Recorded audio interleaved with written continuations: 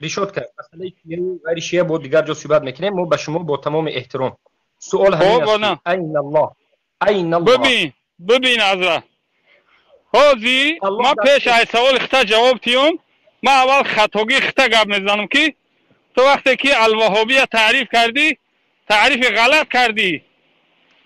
الوهابیه معنی ای کلمه الوهاب گرفتگی نیست. این فرقه اسمی مؤنث میشه وقتی که یک رویه با یک فکر اندیشه به همه رویه کرد همه را نسبت به همه فرقه میتیان. مثلا جهمیه نامی هوای جهم ما یکم کس نمیگیم شکل جهمی. مثلا قدری است، مثلا مرجی است، مثلا جبری است. همه فرقه ها ببین. شیخ الاسلام نامش چی بود؟ شیخ الاسلام نامش چی بود؟ نامش بگو. ببین آخه صبر کن. همه البانی خودش میگه که این برای البانی در برای الوهابیه میگه. از موضوع این الله نه ما بسوخی تو ما الوهاب ببینه برادر. این الله تمام موضوع رو با این الله تو مکان شما اصد که جاته اگر که واجب باشه دانستنش پیغمبر خدا در صحیح خودش گفت این الله. ببین انا که ببین اگه همه آدمی که اما حدیث این الله گفت همه راوی معاویه ابن حکم سلمیه. کدومی که همین حدیث ببین کدومی صبر کن.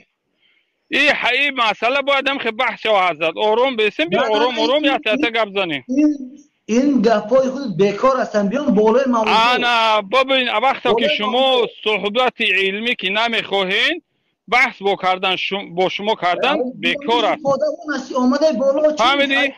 آبی سلفی دیگر بچه بانه گوش کو آخی وقتی که گپ میزنه اولش که صوفی نگین اولش که فلانی نگین یا برادری مسلمان. فهمیدی؟ من فقط شناس کردم تو رو برای بدانم که آرزو برادر من گوش کو آخی من همین دانستنی من این من دانستنی همین مردم در همین شما چی فایده داره این همه گپ زنی شما یکم فایده تون داره؟ آخی برادر حنفی نیستی.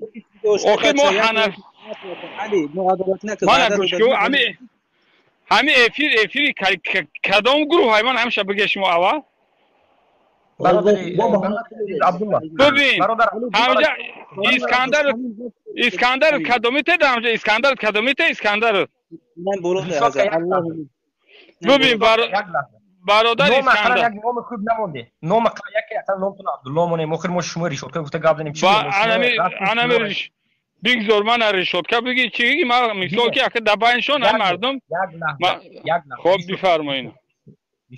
در اومدید از در اومدن تو حاضر در حالت هیجان صحبت کردید. مقصد ما نه ببینم اولا همه ما یک ملتیم. ما الحمدلله زبانمون دیگرمون به معروف است حجت به اذیت کشیدن نیست.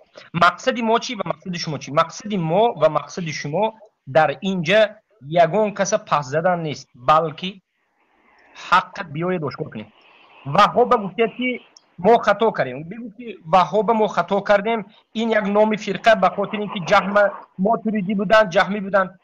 اناکنون به ما ماشاءالله ببین صبر کن انا که بس صبر کن در بین همه شاگردات به آواز بلند بگو که من در صفت کردن همین فرقه خطا کردم.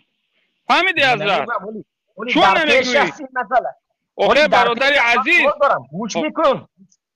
سبحان الله اینو علی احمد نگه علی جان ما وعدت دادیم که وقتی ما صحبت میکنیم صبر کنی وقتی شما صحبت میکنید صبر کنیم. آخه بگوش صبر کنه در وقتی گوش کردن چه گپ میبرین حضرت اکی احمد بردار من میتونم همین هردش میسن اکی احمد بردار اکی احمد جان قطعا اکی ابو حنیفه میسن. ما سوال داریم. سوال اولی ما عین الله. سوال دومی ما نامی شیخ الاسلام که شما وهابی ما را میگین به همون نسبت میتین نامی همون چی است؟ نامی همون شیخ الاسلام که ما را به همون نسبت میتین چی به نامی همون نسبت دادن اینجا به ما وهابی گفتین؟ مرحمت بیان کنین نامی و چی بود؟ ببین بسم الله الرحمن الرحیم. ببین حضرت این بحث که شروع کردین در شما ما آداب بحث بگیم رعایت میکنیم. اولش که وقتی که بحث کشید دلیل باید از قرآن باشد، از سنت باشد. فهمیده حضرت؟ با اجماع میشه، با اقوال سلف میشه، بعد هم طرفتان میگیره. وقتی که تو سوال دادی که برادر اسکندری انا او باشیم هوایی اوزود دارن گم و هوایی موسینا گاوزی کو انا وقتی که شما ما سوال داده که عین الله، ما باید همه حضرت علمانه جواب دیم، جاهلانه نه. فهمیده حضرت؟ به خاطر چی؟ به خاطر که این حدیث حضرت منزله و مرتبهش از قرآن پایان میسته. قرآن قطعی و دلاله میشه، حدیث ظنی و دلاله میشه. فهمیدی؟ وقتی که ما دلیل عصبه صبر که اخی صبر که ما گفت زنم اخی وقتی که ما از حدیث دلیل میبیاریم، یا ما نتونیم که یقینا قطعی بگیم که همه که هست، تا که مقصد قرینه‌های دیگه نباشه که یک قوت بتی حضرت. اگر که از قرآن باشه، در وقت یک آیت قرآن ذکر کردن یا که دو آیت قرآن ذکر کردن، قرآن یک گرش تفسیر میکنه. اگر که همین خیلی کشید مقصد در گرد قرآن بحث کردن و ای خیلی شید و خیلی شید گپ نیست، لیکن در گرد حدیث این گفت گپا که انا مورد بحث است. در گرد حدیث عین الله گپ زدن مورد بحث است. به خاطر چی؟ به خاطر که حدیث معاویه ابن حکم سلمی روایت میکند. همان انسان خودش در اول حدیث میگه که من میگه حدیث العهد بالجاهلیه، نه ما یا جاهلیت گذاری اسلام آوردگیم. تا ببین نازک حدیث ها. اگر که شما مقصد آداب مقصد که علم استنباطش اگر که فهم درست کرده بتونه بفهمه که همین مرد آدم قواعد اسلام نمیدونه سوز، قواعد شریعت پرگی به هم شریعت با پرگی امختگی نیسته که با وقتی که الله مناجات میکنی یا که صفت میکنی باید چی خیلی مقصد که گپ زنی. و همین حدیث در مصنف شبه ذکر شده است، لیکن در همه جا میگه که پیغمبر خدا اشاره کردند به معنایی که خدا در کجا باشه گفته اشاره کردند. در لفظ حدیث پیغمبر نامده است که پیغمبر خدا گفته باشه که مثلا موافق روایت مصنف ابن ابی شیبه. آن یک نوزکی دیمش این که برادر میگن که وقتا که پیغمبر اشاره کرد این صحابی حدیث عهد با اسلام که بود، همون اشاره پیغمبر در روایت ندونست چی که بگه، با همین خاطر عین الله گفت همین اشاره پیغمبر یعنی که الله در کجا باشه گفته هم که مقصد که لفظ صحابی است، لفظ پیغمبر نیست. گذشته از این همون جاریه ای که پیغمبر خدا او را خطاب کرد در گرد همون جاریه با خودش با بحث است که میگن که همون جاریه در یک روایت میگه گنگ بود، گنگ آدم گنگه. وقتا که گپ زدی باید با اشاره بفهمونی اخی گنگ گپ زدی با اشاره خودش گپ میزنی. او گنگ مثلا در جواب ترا گفته نمیتونه که فی السماء، ای گنگ ای اشاره میکنه با سوی آسمان. فهمیدی؟ با خاطر که در بعض روایت ها میگن که اعجمی بود، یعنی که همون جاریه عرب نبود، در زبان عربیش میگن زبان عربیش کنگ بود. گفته نمیتونید. با عرب هم یه عادت داشتن که هر کسی که زبان عربی بلد نباشه او عجمی میگن. اگر چنده که 20% یا که 30% گپ زدم به خاطر که با طلاقاً خشوع که گپ زدن نمیتونه او عجمی میگن. در همین روایت های حدیث در همین گردی همین جاریه خودش ایش یه روایت که عجمی بود. گذشته از این قصه مثال که یا معاویه ابن حکم سلمی شدگی نه. دیگر روایت های هم هست که در محاطه امام محمد مسند امام احمد بر لفظ های گوناگون آمدگی هستند. لفظ گوناگون کشید اینا گوش کنه، خوش رو گوش کنه حضرت ها. یک قواعد اصول حدیث میگن مصطلح الحدیث. وقتی که قواعد مصطلح الحدیث شید تو بگو عین الله خدا در جای خیلی گپا نمیشه، و به خاطر که یک قواعد هست که به همون قواعد ما استنباط میکنیم، استدلال میکنیم، بعد ترجیح میتیم بین حدیث ها. در حدیث میگه که وقتی که روایت حدیث گوناگون بیاید گوناگون انا با چند طریق مثلا همین رفتم مثال که با 6 طریق باشه با 5 طریق باشه همین 4 طریقی همین هم معنا باشه و یک طریقش خلاف معناهای 5 تا دیگه‌اش باشه در این صورت همون 4 طریقی که اومدگی هست اونا ترجیح میدین و این طریقی که خلافی مقصد که معنای همون 4 روایت اومدگی هسته اونا میگن که شاذون اگر چنده که حدیث صحیح هست لیکن به خاطری که خلافی معنای 4 حدیث دیگه اومدگی این حدیث شاذ میگن اما در علم عقیده به حدیث شاذ دلیل کردن نمیتونه برادر فهمیده در روایت موطع امام مالک اومده است که امام مالک میگه همون جاریه میگه پیغمبر خدا پرسید که اتشهدین ان لا اله الا الله روایت حدیث بین تو شهادت میدی که مثلا که هیچ معبود نیست مگر الله قالت نعم گفت که نعم در مسند امام احمد اومده است که الله همشون رضا باشه اهل سلف بزرگان انا اونجا میگه که پیغمبر خدا پرسید که من ربک الله تو کیست تصور کنید وقتی که یکیش میگه که اتشهدین الله دیگرش میگه که من ربک این روایت ها با این معنا میبیه روایت دیگرش میگه که پیغمبر خدا اشاره کرد با لفظ نگفتش که خدا در کجاست غیر این آخران میبیه در روایت معاویه ابن حکم سلمی در صحیح مسلم در باب عتاق میبیه همین در کتاب توحیدش نمیبیه در باب عتاق یعنی که غلام آزاد کردن وقتی که قیامت خلاف معنای 4 حدیثی که بر همین لفظ مرادف اومدگی هستند وقتی که خلاف قیامت از این معلوم میشه که با این حدیث دلیل کرده نمیشود عین الله گفته الله جستجو کنی مکانشه این غلط است زیرا که حدیث شاذ است انسانی که با چیزی شاذ قواعد میسازه عقیده میسازه اون آدم عقیدهش سلیم نیست برادر و خاطری که تحکرسی عقیده باید قرآن و سنت صحیحه باشه سنتی که صحیحه به معنایی که معناش از احادی بگیم که در مجموعش بگیریم یادگیرش تقویت میتیه به معنای رنگ مشهور وری میشه و دیده از این که پیغمبر خدا یکی از عادت همین است که در حدیث مبارک میگوید که انا امرت ان اقاتل الناس حتی یشهد ان لا اله الا الله من الله امر کرد که مردم قد جنگ شوم قتال کنم تا اینکه کلمه شهادت تلفظ نکنن فاذا فعلوا ذلك عصموا مني دماءهم واموالهم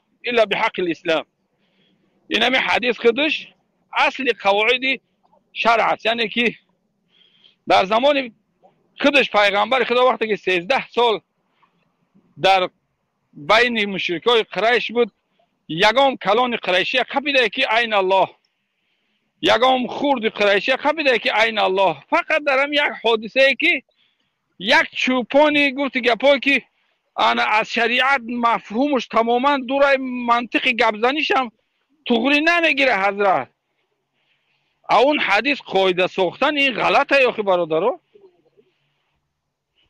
انا که گذشته از این با اینم گذشته ببین حدیثی که عبه صبر کن آخی من همین توشکش همونم خلاص صبر کن بس اینجا خاموش نمیشیم نه صبر کن صحابه چوپان گفته برادر عزیز به جهالت نزن برادر عزیز پیغمبر خدا برادر نیستم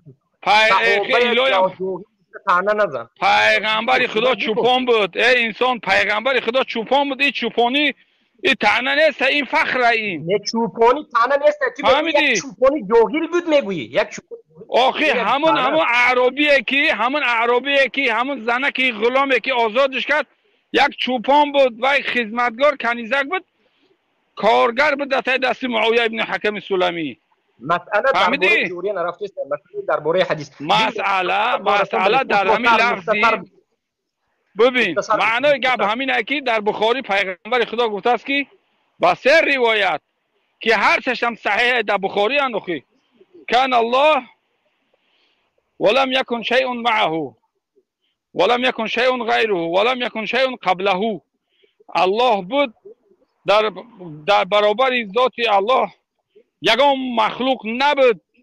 فهمیدی حضرت؟ همه جا در الله در کجا بود؟ به همین خاطر ابو حنیفه در وصیتش میگه که و نقر بان الله علی العرش استوا، ما اقرار میکنیم که الله بر عرش استوا دارد، لکن به استقرار و به جلوس و به نشستن. وقتی که الله میگه احتیاج به قرار گرفتن یا که نشستن که باشد، فقبل خلق العرش این کان الله، پیش از خلق عرش الله در کجا بود؟ این مقصد که یک قواعد هست که از اینها مقصد که میتونی که فهمی درست برداشت کنی. یه حدیث جاریه که گردش در چندین مشکل هسته، با همون حدیث قاعده بستن و عقیده ساختن این مسلم نیست یاخی. خب بفرمایید. الحمدلله و الصلاة و السلام علی رسول الله. اما بعد، اولا همه این زیاده از 100 نفر کسانی که شاهد هستند همه مشاهده کردند که ما مدت 10 دقیقه و زیاد حتی 10-15 دقیقه خاموش یک چند طالب علم ایستادیم و بجز در حالتی که یک سخنی کمی بیزه برآمد در دیگر جو قطع نکردیم. انمین است که ما در حقیقت در گروهمون در جمعیت و مجلسمون وقت میتیم که صحبتش هر کسی بکنه، اما اکنون خواهش میکنیم که صحبت ما رو گوش بکنه. اولا درباره حدیثی صحیح هست صحبت رفت، اما مشکل اینجاست که فقط در بالای حدیث انا همین انسان به نام ابو حنیفه مصری از نام خودش صحبت میکنه، یگان فهمی سلف صالح نآورد. همین است مشکل اینها. حدیث رو میگوید امام مسلم در کتاب ایتاقی بگویم آزاد کردن غلام روایت کردن، برعکس در کتاب مساجد و مواضع الصلات در باب تحریم کلام در صلات نقل کردن با رقم 537. این یک جهالت است. و دومین مشکلی همین است که میگویند امام بخاری همین حدیث رو به یک چند لفظ روایت کردن.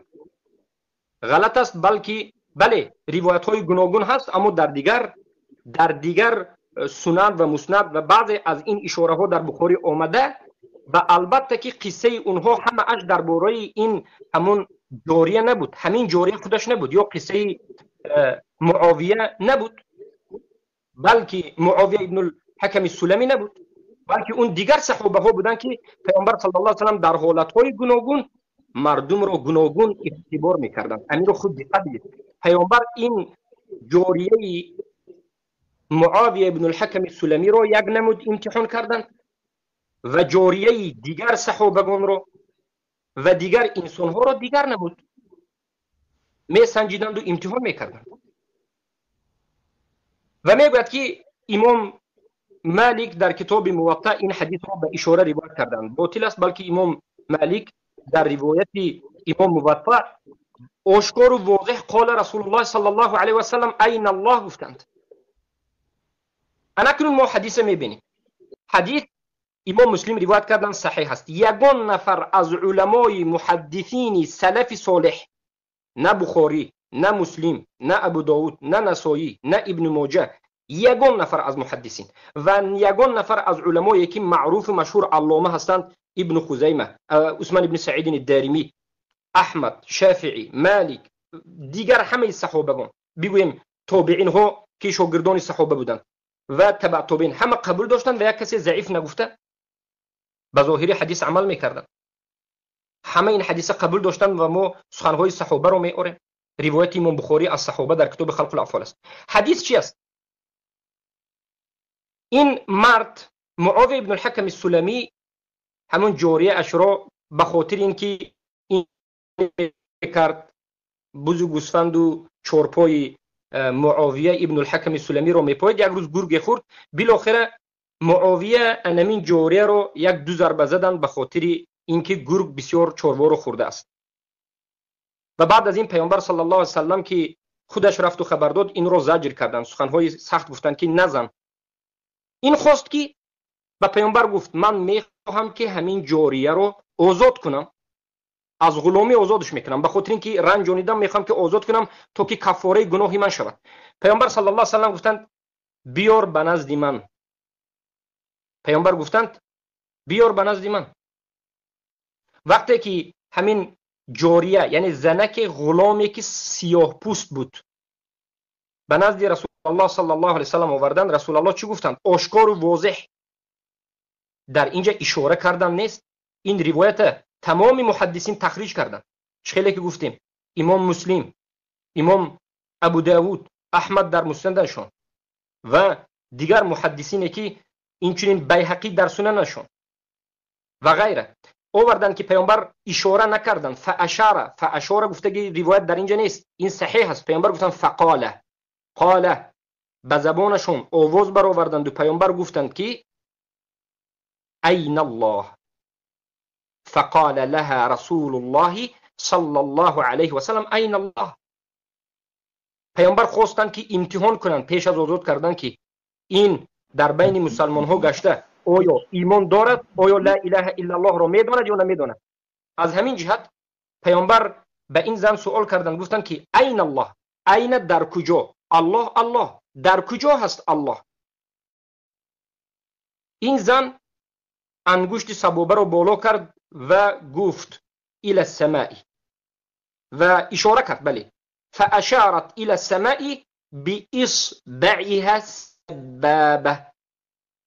همون انگشت سبابه ای که میبرداره همون رو برداشت به آسمان گفت الله در بالا است. اشاره کرد به الله، یعنی به آسمان که الله در بالای آسمان است. پیامبر سوال دوم رو دادن، من انا، با صدا فقاله، اشاره نکردند من کی هستم، نه اشاره نکردند بلکه گفتند که با آواز فقاله لها، به همین زن گفتند که من انا، من کی هستم؟ جواب داد که رسول الله، تو رسول الله هستی. یعنی در اینجا آشکار و واضح آمده ایستاده است. پیامبر به صدا سوال کردند و جوابش رو به اشاره گرفتند و در بعض روایت به صدا گرفتند. اینجا مهم این است که پیامبر آیا سوال عین الله رو به آواز کردند؟ بله، به آواز کردند. آیا این حدیث به دیگر حدیث هایی که روایت شده است در دیگر سنن و مسند آیا مخالفت دارد؟ هیچ مخالفت ندارد. آیا همین سوال پیامبر معنای لا اله الا الله هست؟ بله، معنای لا اله الا الله هست. معنای لا اله الا الله هست که اگر به الله ایمان آورده باشی، الله که عبادت میکنی در کجا است؟ مختصرا الله در کجا است؟ اگر تو به الله ایمان آورده باشی میگوی الله در بالا است، در بالای آسمان است. اگر تو به پیامبر صلی الله علیه و سلم ایمان آورده باشی، اشهد ان محمد رسول الله ایمان آورده باشی، وقتی که سوال شد که محمد صلی الله علیه و سلم کی هستند، میگوی رسول الله است. انا مینم خودش لا اله الا الله محمد رسول الله است. خیلی که علما و مفسرین در زیر این بیان کردند. و بارک الله فیکم. اکا احمد بولو بروری بچه، اکا احمد بولو بروری در بین صحبت ما محکم بکنیم، در بین صحبت ما محکمش بکنیم. و چقدر صبر کردیم. بیهقی در سننش از ابی هریره روایت میکند که فقال لها این الله، رسول الله به صدایشون گفتند به آواز که الله در کجا هست، و فقال لها من انا، و به زبان و به آوازشون گفتند که من کی هستم. حدیث همه علمای محدثین سلف صحیح میگن، امام مسلم، ابو داود، نسائی، بیهقی، همه صحیح گفتن. بارک الله فیکم. اما حدیثی که آشکار و واضح آمد و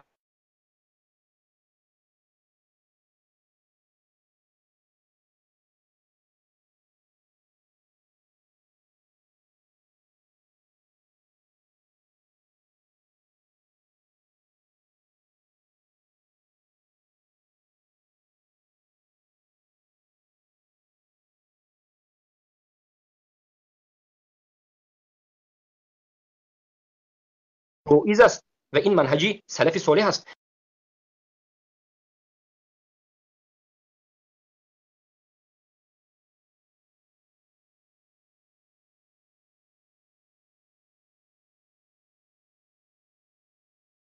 اسم و صوت برقم 532 آوردند، همشون از معاویه بن الحکم السلمی میگویند و همشون به لفظ آوردند، همشون قال آوردند.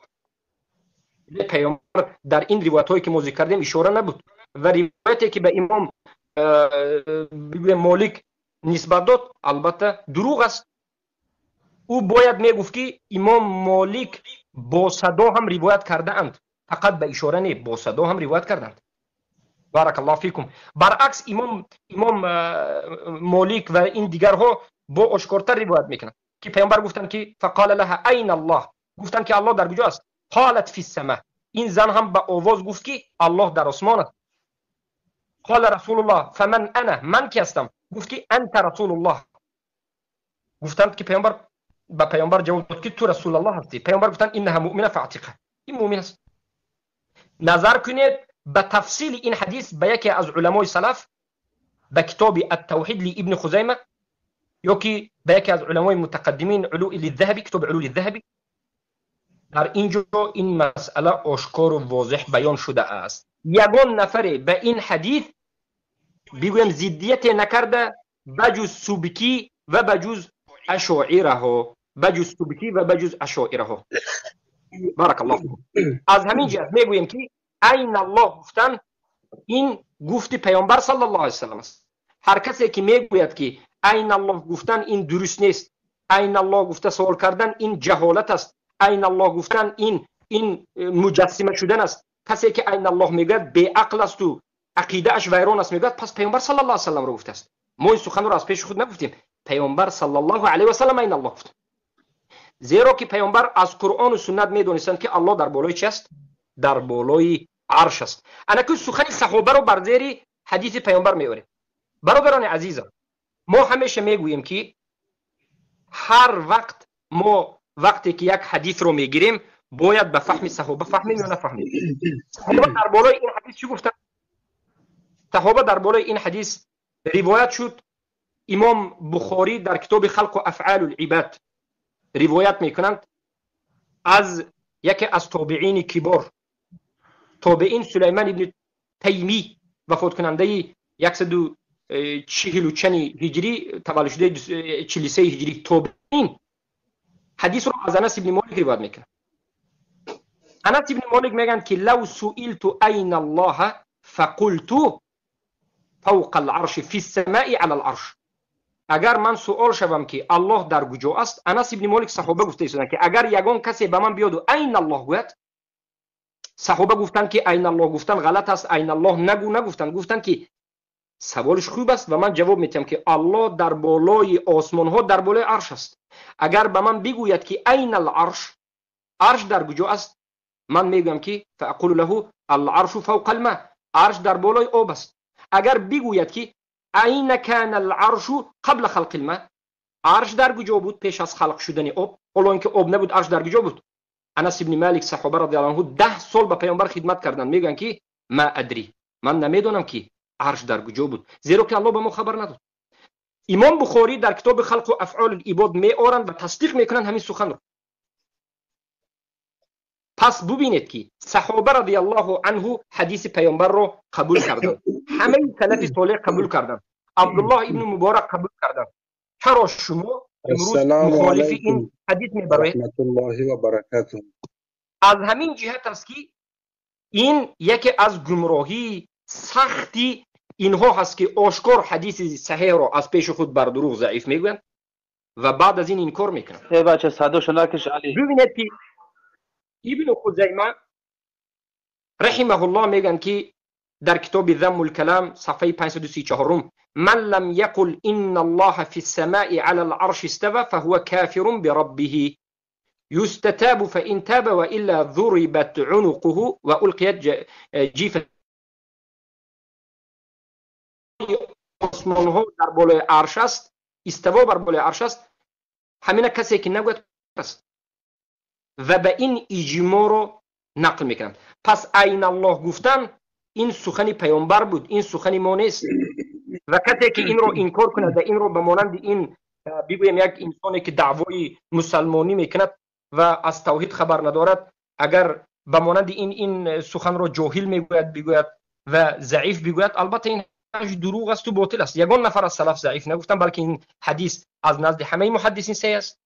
بعد از این روایت هایی که کرد و حدیث ها رو به هم دیگر زد، این باطل و دروغ است، خیلی که ما از کتاب امام مالک و بیهقی ذکر کردیم. و ثالثا این است که اینها آشکار واضح به پیامبر طعنه میزنند. پیامبر حتی دشنام میگن. اینها میگویند حتی یکی از اینها در دیگر گفته بود که برادر عزیز صدای من الله را عین الله بگوید این میگوید مجسمه هست. پیامبر صلی الله علیه و سلم عین الله گفتند. انس ابن مالک این قبول کردند و دیگر در بین مردم سلف صالح این امتحان به وجود داشت. خیلی که ابن خزیمه نقل میکنه، خیلی که عثمان ابن سعید دارمی در کتاب رد به بشر المریسی نقل میکنه. از همین جهت میگم که پس شما در بالای این شبهتون هم گمراه هستید، بلکه الله در بالای عرش است. خیلی که الله سبحانه و تعالی در بالای آسمان است. خیلی که الله میگه امنتم من فی السماء، آیا خود را امین حس میکنید از اون که در بالای آسمان هست؟ یا دقیقه یا دقیقه بخشید یا دقیقه اکی اسلام یا دقیقه بخشیش تفسیر این حدیث رو که یعنی امنتم من فی السماء رو علمای سلف صالح چی گفتن؟ انا با همین جهالت این گمراهان معلوم می شود که به خاطر یک مذهبی خودشون ساخته حدیث صحیح ضعیف میگویند. این کار میکنند. پیامبر مجسمه میگن، پیامبر میگن که هر کسی که عین الله گوید این جاهل است، عقیدش درست نیست، این خطا کرد. پیامبر گفتند عین الله، پس پیامبر خطا کردند، پس پیامبر اعوذ بالله شما جاهل میگید. اگر الله در بالای آسمان ها نباشد، من به تمام حنفی ها سوال من همین است، این سخن آخرین من همین است. بگویید که آیا الله در همه جا هست؟ آیا الله در همه جا هست یا در هیچ جا نیست؟ سوال آشکار است.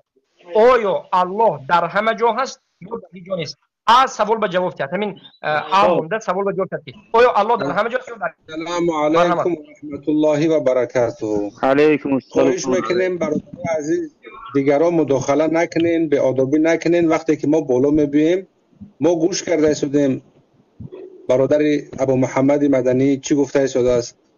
وقتی که ما میخوایم سوال کنیم یا صحبت کنیم برای چی میکروفون ما را خاموش میکنیم؟ میکروفون شما تحقیر کردن و معلومات کردن به جای ما نمیرسه. وقتی اون برادر شما ما دلیل را بیان کرد ما خوابی شدیم قریب 10 دقیقه. وقتی برادر ما دلیل را بیان میکنه شما اربعین گپ سلام علیکم میگین، همین آداب پس ما شما را گوش میکنیم. ما وقتی گپ میزنیم شما مداخله نکنید. نیم ساعت شد ما گوش کرده شدیم. با خیلی ما به هیچ کجا نمیرسیم. با تحقیر کردن و با ملامت کردن و با تکفیر کردن و با میکروفون خاموش کردن و بالا و پایین کردن ما به هیچ کجا نمیرسیم. خیلی بگذاره همین پیرتان صحبت کردن گیره ما ببرایم بریم شما صحبتاش گوش کرده کیف کرده بشنویم. آخه چیزی کردن خیلی 18 minut ابو حنیفه گپ زد. 18 minut ابو حنیفه گپ زد. زبط رفته سعی همه چی ماندگی ای. اگر که من خطی همین برادر ابو محمد مدنی اهل علم هسته ان شاء الله که ما صحبت میکنیم شما خاموشیم. ما پرستش میکنیم عبادت میکنیم با جا و مکان نیاز ندارد. الله جل جلاله پیغمبر خدا علیه السلام در این سوال شما جواب دادگیه که کان الله ولم یکن شیء غیره، کان الله ولم یکن شیء معه، کان الله ولم یکن شیء قبله. خب الله که ما عبادت میکنیم پرستش میکنیم با جا و مکان نیاز نداره. اگر که سوال شما همین باشه که الله جل جلاله بر عرش مستوی هست یا نیست، خب کسی استوای الله جل جلاله را بنا بر عرش اگر که انکار کند البته این کفر هست. ما استوای الله جل جلاله را قبول داریم، همچنانه که خود حضرت امام ابو حنیفه رحمه الله میفرماید نقر بان الله استوى على العرش من غیر ان یکون له حاجة و استقرار علیه. پس یعنی شما گفتنید که الله در بالای عرش است؟ الله بر عرش هست، اما بر عرش بدن الله جل جلاله به چی معنا هست؟ شما با این اعتقاد هستید که عرش برای الله مکان هست؟ من از شما سوال میکنم. ما عقیدهمون عقیده صحابگان تابعین و سلف صالح است که میگویند الله در بالای عرش است و الله حاجت به عرش ندارد. چه خیلی که کمی پیش خود شما گفتید. پس از این میبارد که الله در بالای عرش است. اقرار کردیم، ما اقرار کردیم هر دیمون که الله در بالای عرش است. البته و الله حجت به عرش ندارد. ما اقرار میکنیم که الله جل جلاله بر عرش مستوی هست، اما مستوی نگفتین. شما نگفتین. ببینید حضرت امام ابو حنیفه سخنش یک بار دیگر خود شما تکرار کنین که ابو حنیفه رحمه الله چی گفت؟ نقر بان الله استوى على العرش. اقرار میکنیم که الله جل جلاله بر عرش استوا کردگی هست. خیر. تمام. پس عرش در کجا است؟ عرش سبحان الله. من عرش در کجا است که الله به بالای عرش استوا کرده است؟ عرش که جو فهمیم اگر الله به بالای عرش استوا کرده باشد عرش در کجا است؟ عرش بر آسمان ها هست، از هفتم طبق آسمان هم بالا هست. خیر. آیا شما عرش در کجا است؟ نه ببینید عرش بله این سوال کامل جواب کامل نیست. صحابه دیگر خیلی جواب میدادن لیکن ما اقرار کردیم با که ندارد مقصد تحقیر نیست شکستن هم نیست. پس اگر عرش در بالای آسمان ها باشد الله در بالای عرش باشد پس چی اختلاف شما دارید؟ چرا کسایی که میگن که الله در بالای عرش میگن؟ ببین اختلاف ما همین است با شما که شما عرش برای الله برای ذات خداوند برای ذات الله شما عرش مکان حساب میکنین، ما برای الله مکان حساب نمیکنیم. الله ببینید کی میگه همین در کجا دیدید که کدام عالمی اهل سنت و جماعت کدام سلف صالح گفتگی باشد که الله مکانش عرش است؟ کنی بگوین اثبات کنین. حالا که روایت هایی که پیش کردین روایت ها سندش نگفتین. خود شما از خودی من میگه بیارین که ما گفته باشیم که الله احتیاج به مکان است. عرش را شما برای الله مکان میدانید یا اینکه نه؟ ما میگوییم که الله سبحانه و تعالی جدا از مکان است. مکان جدا از الله است. دوم میگیم که الله الصمد الله بی نیاز است از مکان و الله از مخلوقاتش جدا است. مکان مخلوق است، الله حاجت به مخلوق ندارد. ما میگوییم که الله در بالای عرشش معناش این نیست که الله حاجت به عرش دارد و در بالای عرش است. نه، از همه چیزی بالاترین عرش است، الله از همون هم بالا هست. خیلی که امام بخاری را پرسیدن که ما معنی الاستوا، معنای استوا چی است؟ گفتن که استوا علی و ارتفع، بالای بالا شدن، نشست نگفتن بالای بالا شدن. پس شما وقتی که میگوین که از نام ما شما گمانتون غلط است. شما میگین که ما میگیم که الله به مکان احتیاج دارد، ما اینو نمیگیم. ما میگیم که الله در بالای آسمان در بالای عرش. حضرت جان شما نمیگوید که الله بر مکان نیاز دارد. این کفر صریح هست. کدام طایفه که نباشد، کسانی که نباشد اگر چنین ببینید قبول با اولی مسئله بمیریم. احمد اولی مسئله به شما میریم. یک چیزی که عبادت کرده می شود همون موجودیت دارد یا نه؟ موجود هست یا نیست؟ همون ربوبیت به موجود داخل میشد. شما مگر امنا قبول ندارید که همون الله وجود دارد؟ قبول دارید یا ندارید؟ چرا؟ به شک الله موجود است. هر یک چیزی موجود وجودیت دارد یا ندارد؟ یا که موجودیت فقط در ذهن من و شما است یا از ذهن من و شما خارج وجودیت دارد؟ البته الله یعنی شما گفتنید که الله فقط در ذهن ما وجودیت ندارد بلکه بیرون از ذهن ما هم الله وجود دارد. هم خیلی به ذات الله وجود دارد یا الله ذاتش که وجود دارد یا ندارد؟ چیش قطعی؟ الله به ذات موجود هست یا نیست؟ چیزی موجوده که یک چیز البته همین اللهی که موجود هست. سوالی مختصر، اللهی که موجود هست به ذاتش یک چیزی که وجود دارد، همین در کجا همین وجودیتی الله وجود دارد؟ الله به ما چی خبر داد؟ همین وجودی الله در کجا است؟ همه موجودات نیاز به مکان دارند. ما میگیم که اللهی که وجود دارد به ذاتش بیرون از مخلوقات است، در بالای آسمان از مخلوقات جدا است، به مخلوقات احتیاج ندارد. ما میگیم، شما میگین که الله در همه جا هست یا که والله علم چی میگین شما چی میگین؟ ما میگیم که الله در بالای آسمان از همه چیز بالا است. شما بگین که الله چی میگین؟ عقیده پیروان جهم ابن صفوان هست که جهم ابن صفوان سادات ماتریدیت ردیه نوشتگی اعتقاد آنها را رد کردگی هستند و کفر جهمی ها را ثابت کردگی هستند. جهم ابن صفوان این بود که الله در درون همه چیز است، وحدت الوجود میگفت. من سوال میتیم که الله به ذاتش آیا همین الله ذات دارد یا ندارد؟ الله وجود دارد یا ندارد؟ یا الله فقط در درون سری ما یک ذهنی است؟ به شک شبهه الله وجود دارد. الله موجود است. پس همون اللهی که وجود دارد در کجا هست؟ پیامبر چی گفتن؟ قرآن چی گفت؟ الله خودی در کجا هست؟ ما وقتی که الله ندا میکنیم به کجا دلمون میرود. همون الله در کجا؟ در همه جا هست یا که در هیچ جا نیست؟ این مسئله این خیلی هست که اولش که شما فرق بین سما و عرش قائل هستید یا نیستید؟ از این طرف شروع کنیم. این دیگر فرق بین از این طرف شروع نمیکنیم. ما میدونیم که حدیث صحیح اومده و عرش. گوش بکنیم. من آیا شما میدونید که آسمان سما گفته اصلا بلندی رو سما میگن عربا. یک گپ میگم. سما گفته بلندی رو سما. از موضوع بیرون نمیشیم. آداب و اخلاق جاشو میداریم. شما دعوای آداب میکنیم. من به شما حاضر 5 دقیقه با سوال کردم که الله آیا بیرون از ذهن ما هم وجود دارد یا که الله فقط یک چیز خیالی هست؟ شما گفتید که نه، الله چیزی خیالی نیست. الله خودش ذاتش که وجود دارد. شما این گپا گفتید، بله گفتید. لیکن سوال نوبتی، همین اللهی که به ذاتش وجود دارد در کجا هست؟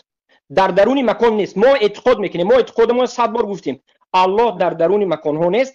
الله بیرون از مکان از همه چیز بالا است. شما چی میگین؟ ما میگیم که الله در مکان نیست، زیرا که این مکان در نزد الله به مانند یک قدری پشم قدر ندارد و کوچک است.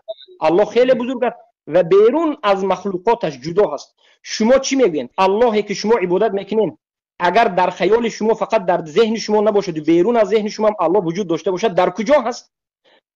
در همه جا هست یا که در هیچ جا نیست یا که در بالای آسمان است؟ ته اختیار کسی که جواب دیم اجازت هایمی هست، لیکن از موضوع خواهش میکنم بیرون نشوید، زیرا که این از آداب بحث نیست. از موضوع بیرون نشوید. کسی که چنین اعتقاد داشته باشد که الله با ذات خودش همراه ما هست، در همه جا هست، این عقیده صحیح نیست، عقیده مسلمانی نیست، بلکه عقیده گمراهان امت هست. همیشه عقیده احمد یک ذره اگر یک نفر گوید که الله به ذاتش همراه ما است، آیا همین کافر است یا نیست؟ کافر میشه. پس شما گفتنیید که جهم ابن صفوان، جلال الدین، ابو حامد الغزالی پیش از توبه کردن، فخر الرازی البکری، اینها کافر بودن؟ یعنی علمای اشاعره و ماتریدی؟ اینا اشاعره نبودن. اولش که اینا اشاعره و ماتریدی نبودن. بخر الرازی، ابو حامد الغزالی، جهم ابن صفوان خواهش میکنم، جهم ابن صفوان در قطار شیخ غزالی و دیگر بزرگان دین احمد احسن، جهم ابن صفوان میگیری. شما بگویید که انا همین ابو حامد الغزالی پیش از توبه کردن در همین عقیده بودن، سیوطی همین عقیده را بیان کرده و این چنین بکر الرازی الفخری همین عقیده را بیان کرده و سوبکی همین عقیده را بیان کرده. حکمی همین ها چی است از نظر شما؟ پس اینا شما تکفیر میکنید همیشه؟ چنین عقیده را حاشا و کلا، حاشا و کلا کی جلال الدین. پس چرا شما میگویید که ببینید تناقضتون اكو فهمیدید؟ شما میگویید که الله کسی که به ذاتش در همه جا بود این کافر است. خیلی نمیشود برادر عزیز، من میگذارید ما سوال کردید، من سوال تا جواب تو مخی. خیلی نمیشه که همه شما صحبت کنید هر طرفی که بخوایم طرف بکشه. خیلی نمیشه برادر عزیز. اولا نباشه تکرار. الله که ما پرستش میکنیم موافقی سوال تکرار میکنم جواب نصهای شرعی الله که ما پرستش میکنیم. شما سوال کردید که الله در کجا هست. اولش که اینجا اونجایی که پیغمبر خدا علیه السلام گفتن احمد سوال خطا فهمید. شما سوال خطا فهمیدید. من سوال الله در کجا است شما به ندادم. من این سوال پیش از شما به دادم. شما بگفتم که الله در همه جا هست یا که در هیچ جا نیست یا که در بالای آسمان است. امین بود سوال من. بسیار خوب. بگذارید من جواب کنم. از همین سه جواب برآمدنش نممکن است. از همین سه چیز برآمدن نممکن است. بگذارید من سوال کردی، بگذار صبر کن، من جواب تبتم. سوال کردی صبر کن. بگذارید من صحبت کنم که خارج شیم بریم. بفرمایید. به شک شبهه عرش از همه موجودات و از همه مخلوقات بزرگ جثه ترین مخلوق خداوندی عرش هست. آسمان جنت هست. در حدیث میگذرد که از 7م طبق آسمان که بزرگترین طبق هست، باز هم این 7م طبقه آسمان در نزد عرش به منزله یک انگشتری که از دست بیرون کشیده در یک فلات در یک صحرا پرتافته می شود به همون منزله هست. یعنی چی؟ از لحاظ حجم، بزرگی و جثه عرش بزرگ جثه ترین مخلوقی الله جل جلاله می باشد. به شک و شبهه الله بر عرش هست. من هم میگویم که الله بر عرش هست. الله فی السماء، از من سوال کن این الله، انا اقول لك انا اجیب لك الله فی السماء. این مشکل نیست. ما در وقت حدیث پیغمبر خدا را حالا در اطراف او حدیث بحث و مناظره ها شدگی است. کدام محدثین کبار در علم حدیث این حدیث هم مضطرب گفتگی هستند. حدیث اگرچند در صحیح مسلم آمده باشه ضعیف گفتگیش هستند. به چه دلیل ها قطعی؟ بحث ما این نیست. اینجا بگوین آخه بحث ما همین بحث ما این است که من شرم نمیکنم که گویم الله فی السماء. من هم میگم که الله فی السماء. من هم میگم که الرحمن علی العرش استوى. صبر یه دقیقه بگذار من کلام من به کمال برسد شما صحبت کنید. ما شما را خیلی گوش کردیم. من هم میگم که صفت استوا دارد الله جل جلاله. الله بر عرش هست. من هم میگم لکن عرش را به معنای مکان نمیگیریم. ما به معنای جا و مکان نمیگیریم، چون که تمام مخلوقات و موجودات در نزد خداوند همه از حد و حدود عباره و به مقدار و اندازه خلق شدگی هستند. میفهمی برادر عزیز؟ احمد نمی شما زیادتی است. الله به عرش مکان حدود میگه. من به اطراف همین مسئله صحبت کرده شدیم. نه شما گفتید که ما اهل سنت و الجماعت به الله یعنی مکان رو نسبت میدیم یا که عرش رو مکان الله میگه. این تهمت است. شیخ حضرت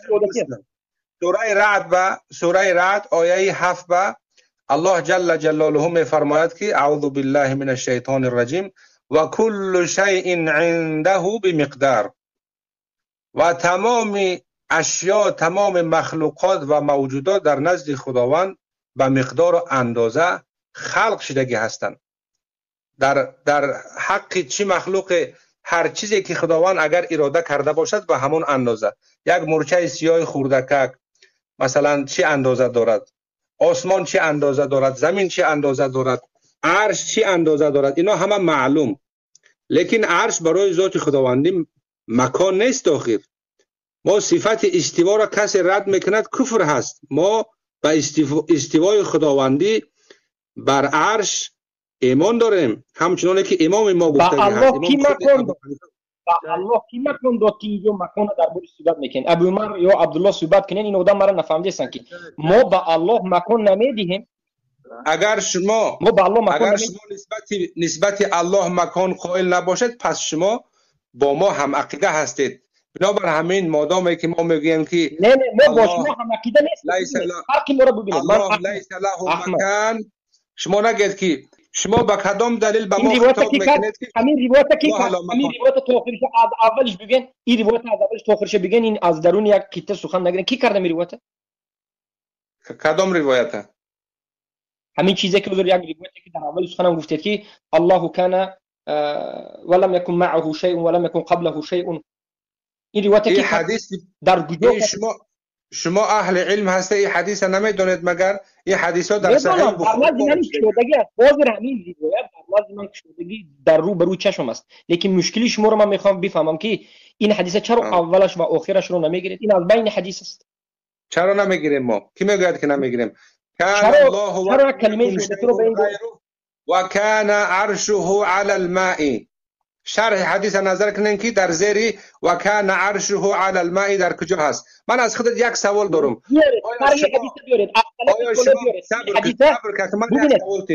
آیا عرش را الله جل جلاله خلق کرده است یا اینکه چنین اعتقاد دارد که عرش یعنی ماهیت عرش، موجودیت عرش ازلا و ابدا وجود داشته است؟ نعوذ بالله. با چه اعتقاد هستید؟ آیا عرش خلق کرده است یا نه؟ سوال شما فهمیدم. خب مشکل ما 100 بار به شما احمد بیان کردیم، به همه بیان کردیم که عقیده ما چی است. لیکن این یکی از مشکلی شما هست که میخواهید که ما رو باز به گمراهی اعلان کنید. حالا که ما شما رو هم خیلی نکرده ایستاده. ببینید ما گفتیم عرش، در اولی از صحبت به شما گفتم که عرش مخلوق الله است. بله مخلوق عظیم است. همه مخلوقات، عرش است، جنت است، عالم است، زمین است، آسمان، 7 آسمان در نزد الله همش مخلوق است. الله این خلق کرده. در نزد الله به مانند این، الله میگه که زمین و آسمان و هر اون چیزی که در درونش است به مانند یک پشه، قنات پشه قدر ندارد. و پیامبر صلی الله علیه و سلم بیان میکنن که این چیزها همش کوچک. ما نگفتیم که الله در مکان است، ما نگفتیم که عرش ازلی بود. اعوذ بالله سبحانك هذا بهتان عظیم. ما میگیم این همه مخلوقات است، الله بیرون از مکان است. ما به الله مکان رو قائل نیستیم. الله الصمد، الله بی نیاز از مکان است. الله الله مکان است. در الله لا مکان. سخنی ما را گوش بکنید. الله در بالای آسمان ها، در جهت بالا، بعد از آب، بعد از کرسی، بعد از عرش، انمونجا همه بالاترین مخلوقات پایان مییابد. الله اکبر، تمام شد، مخلوقات تمام شد. بله، بعد از این الله علو الذات میگیم. ما علو القهر و قدر نمیگیم، علو الذات. الله به ذاتش وجود دارد. الله دیده میشود در روز قیامت. الله روی دارد، چشم دارد، دست دارد، پا دارد. چخیل است خودی الله میداند. الله ما فقط در درون عقل ما نیست. الله ما فانتازیا نیست. الله ما فانتازیای درونی ما نیست. الله وجود دارد و روز قیامت دیده میشود. الله روز قیامت به عرشش نازل میشود. چخیلی که در سوره پاره 29 سوره واقعه و غیره این بیان شده است. و ما الله در جنت میبینیم. چخیل به اون خواسته و شکلی که خودی الله خواسته باشد. ما مقصدمون وقتی که الله رو در آسمان و در بالای عرش میگیم مکان دادن نیست. مقصد ما این که الله رو از درونی مکان بیرون کنیم و الله رو از همه مخلوقات بالا دانیم. انمین است مقصد ما. زیرا که معنای استوا این بالا بودن است. شما اگر از ما فهمیده باشید که ما مکان میگیم این غلط است. اما ما از شما چی میفهمیم؟ شما وقتی که لا مکان میگویید مقصد شما چی است؟ وقتی که شما ذات الله را از مکان پاک میدانید، پس الله لا مکان هست. درست؟ به همین سوال من جواب ده. پس وقتی که ما میگیم الله لا مکان هست، بله ببینید، بله گوش کنید. ما درباره لامکان صحبت کردیم که کلمه لامکان در قرآن و سنت نآمده. اگر مقصد این باشد که لامکان به این معنا باشد که الله در بالای آسمان، در بالای عرش است و به مکان احتیاج ندارد، اما در بالای آسمان از همه چیز بالا هست، بله ما همین عقیده را داریم.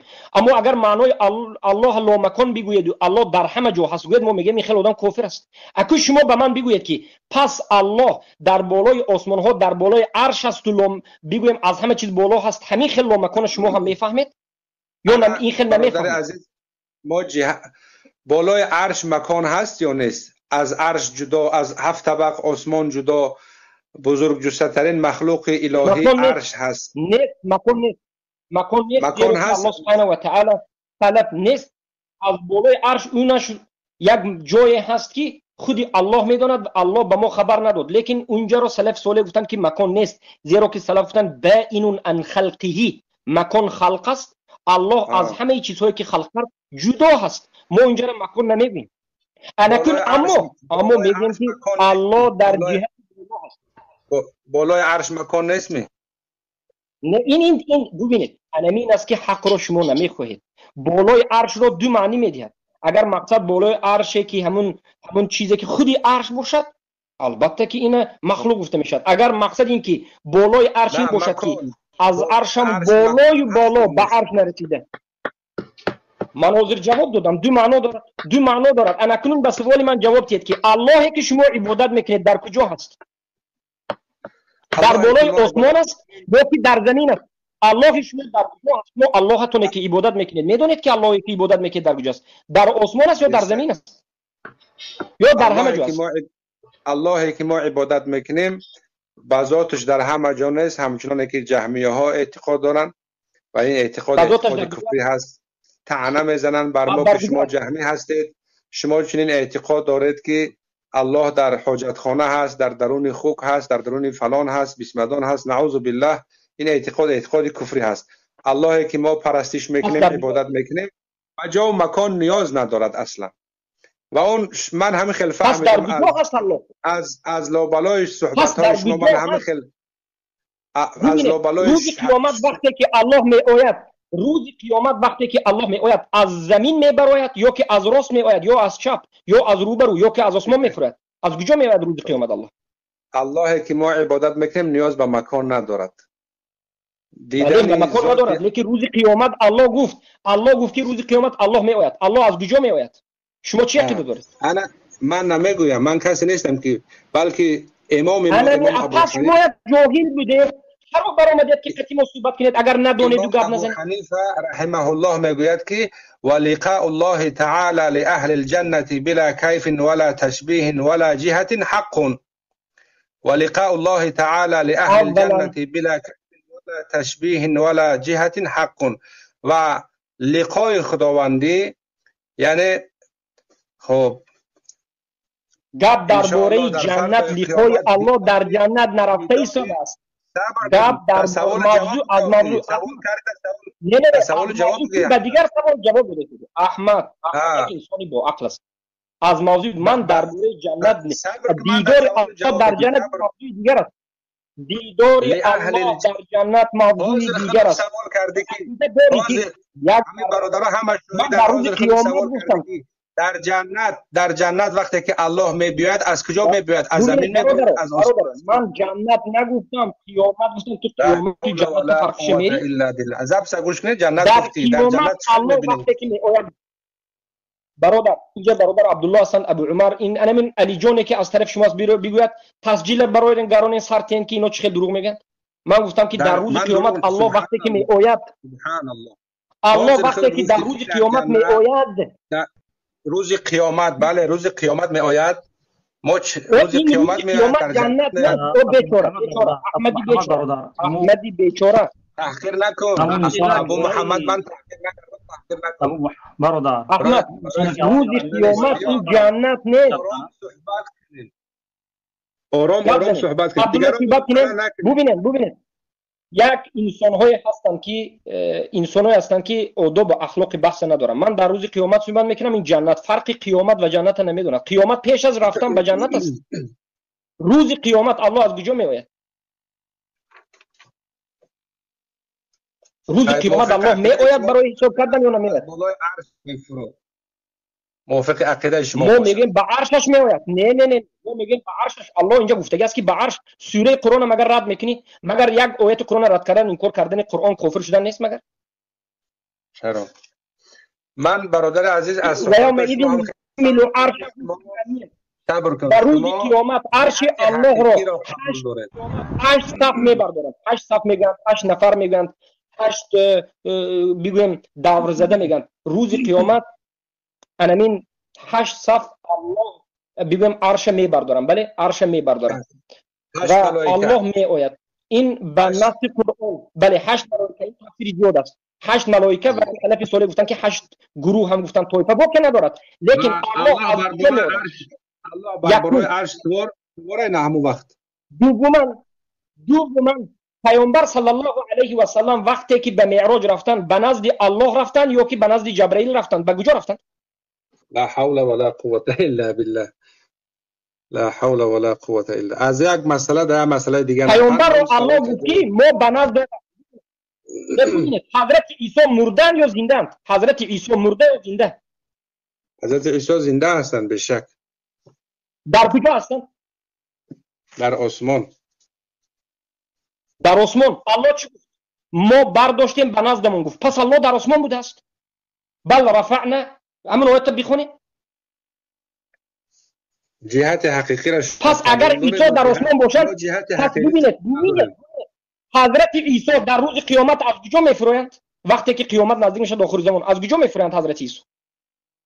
از آسمان میفرویند. از نزدیکی میفرویند. از نزدیکی نزدی. سبحان الله. من باور که در عقیده شما حیران شده شدم که شما عقیده شما واقعا عقیده مشبهه. حضرت عیسی از آسمان میفرویند. از نزدیکی میفرویند. بالای عرش مکان میدونید یا نمیدونید؟ در سوال من جواب بدید. مردم اینو ببینید. سوال شکر است. حضرت عیسی الله گفتی و ما قتلوه